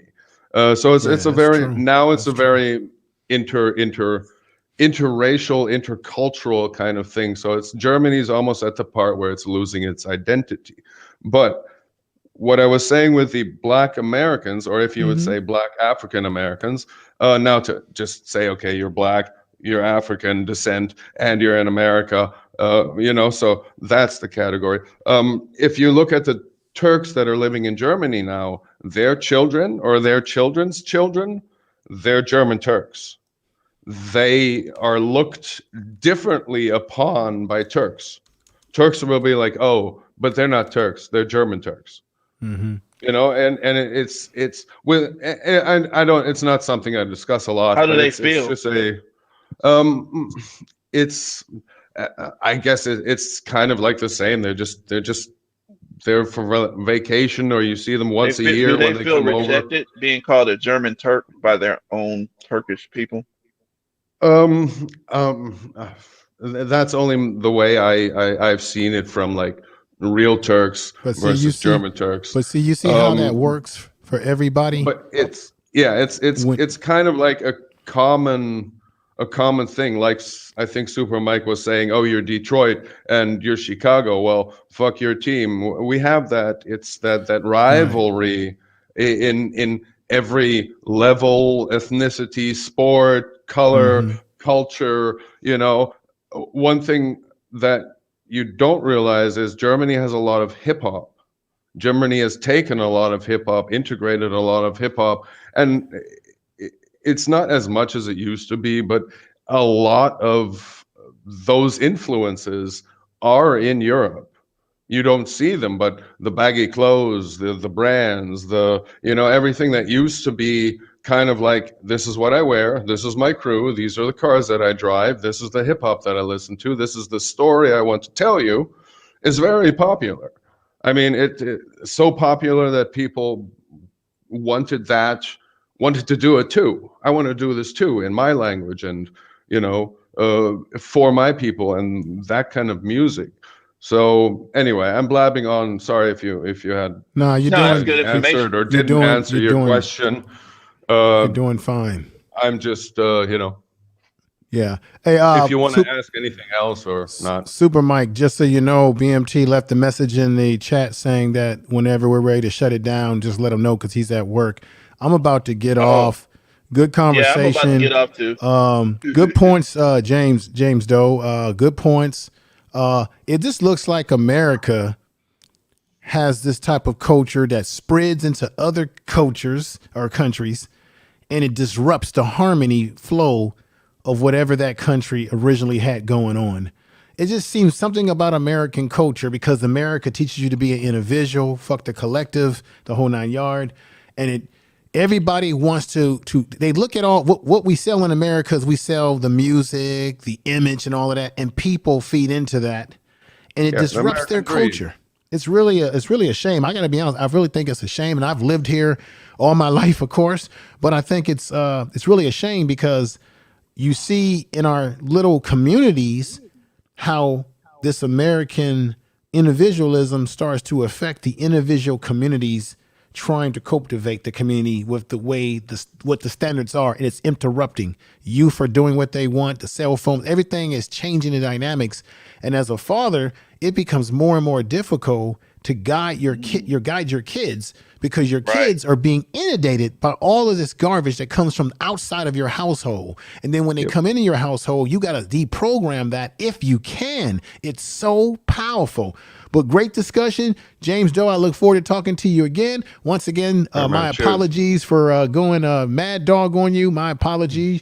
From what I can hear, you sound like a really cool dude. So I'll be looking forward to other conversations and hearing more about your experience coming out of Germany.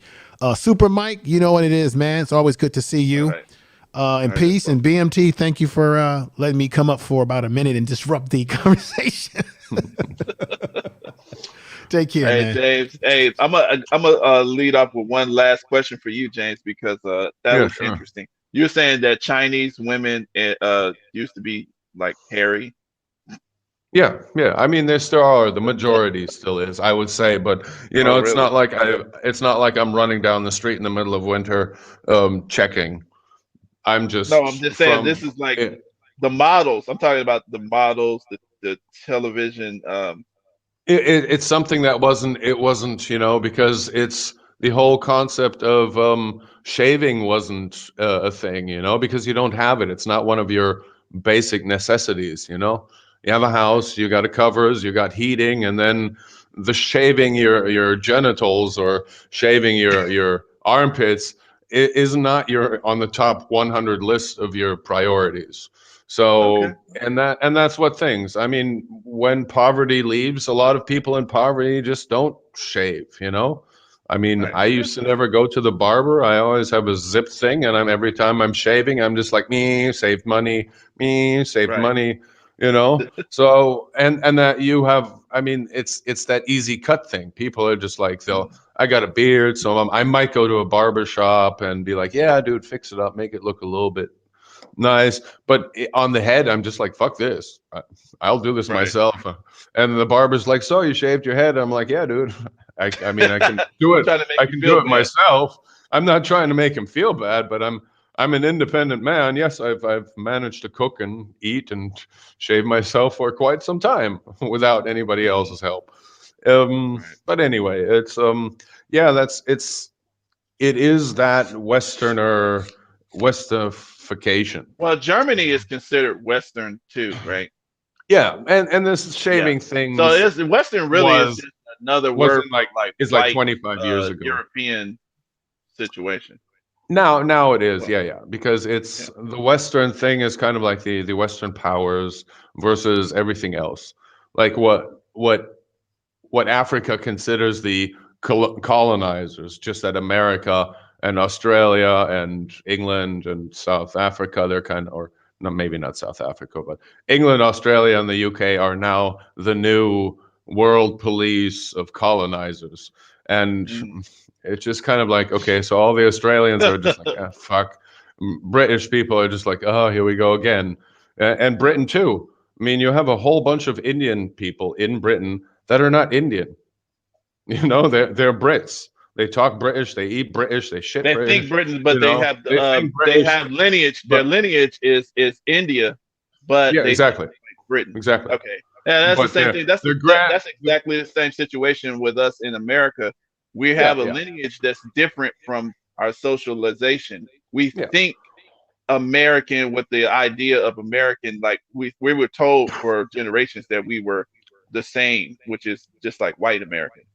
And so we have that mindset. Many of us, I should say, have the mindset, but it just doesn't seem to work out that way for us because, you know, we're yeah, not white American and everybody else knows it, but we yeah. try to But pretend like it's not true. you also have to see that back when you were slaves and we were elites or workers or whatever we were, because we weren't all just slave owners. None of us shaved our armpits or our genitalia. I mean, this was, as far as I know, I mean, I agree. shower I know what you're houses saying and though. all bath houses. This isn't Rome. This isn't, I think a lot of people were very, very dirty and very, very smelly. Um, and for both, it's just like, oh, now you've got this thing, somebody's shaving. Now you've got the Marlboro man on a horse with a cowboy hat and a cigarette. So it's just like this evolvement of stuff that you see as in a country, you know. Or Germany is a mixed race country. America is a mixed race country. Um, you don't see it because in Germany you have all those countries around you. In America, you only have Canada and Mexico, and everybody in America is from everywhere in the world that you don't know. In Germany, you can fly to Turkey. It's easy. People go vacation in France or Spain or Portugal all the time. So all these Well, influences are very let close. me do this here because All we right, get man. probably should just end it off because I don't want to, because I know BMT's audience is different from probably me. You should follow me too, because me and you seem like we would have some Yeah. interesting Can conversations. you Because you have a yeah, YouTube? Can yeah, you put just it in type in private Super chat Mike or 2164 YouTube channel or channel. okay? I'll put it in too. But yeah, I'll just put it in the chat. But yeah, I don't want because BMT's audience is different. People, Yeah, no I problem. could I mean, almost bet 100% he would have stopped us. It and brought the conversation back to not something necessarily. else. I've been on BMT's talk But once he where probably would have I stopped this stayed too. in I'm the just chat. like kidding because I'm tempted to ask you some nerdy questions, but I don't want to. But Oh, yeah, sure, no but problem. no, I don't want to do it right Wait, here though. All right then. 2164. So right, 2164. Just type channel. There you go. You got it. Yeah. Yeah, Just grab it. And we'll because talk later. for and this is also like the integration. I don't want to. How do anyway? We'll talk some other time. I don't. Right. All right. I All don't right, want to y'all. bring Peace out. I'm gonna go ahead any. and message GMT. Yeah. We're gonna end it off. This thing is 5 hours and 16 minutes. So All right, dude. all right, Yeah, dude. Peace whenever out, you guys. do a stream, I'll pop in or however. Just Yeah, that's fine. Cool. Cheers, man. Cheers, BMT. Bye bye. Merry Christmas, everybody.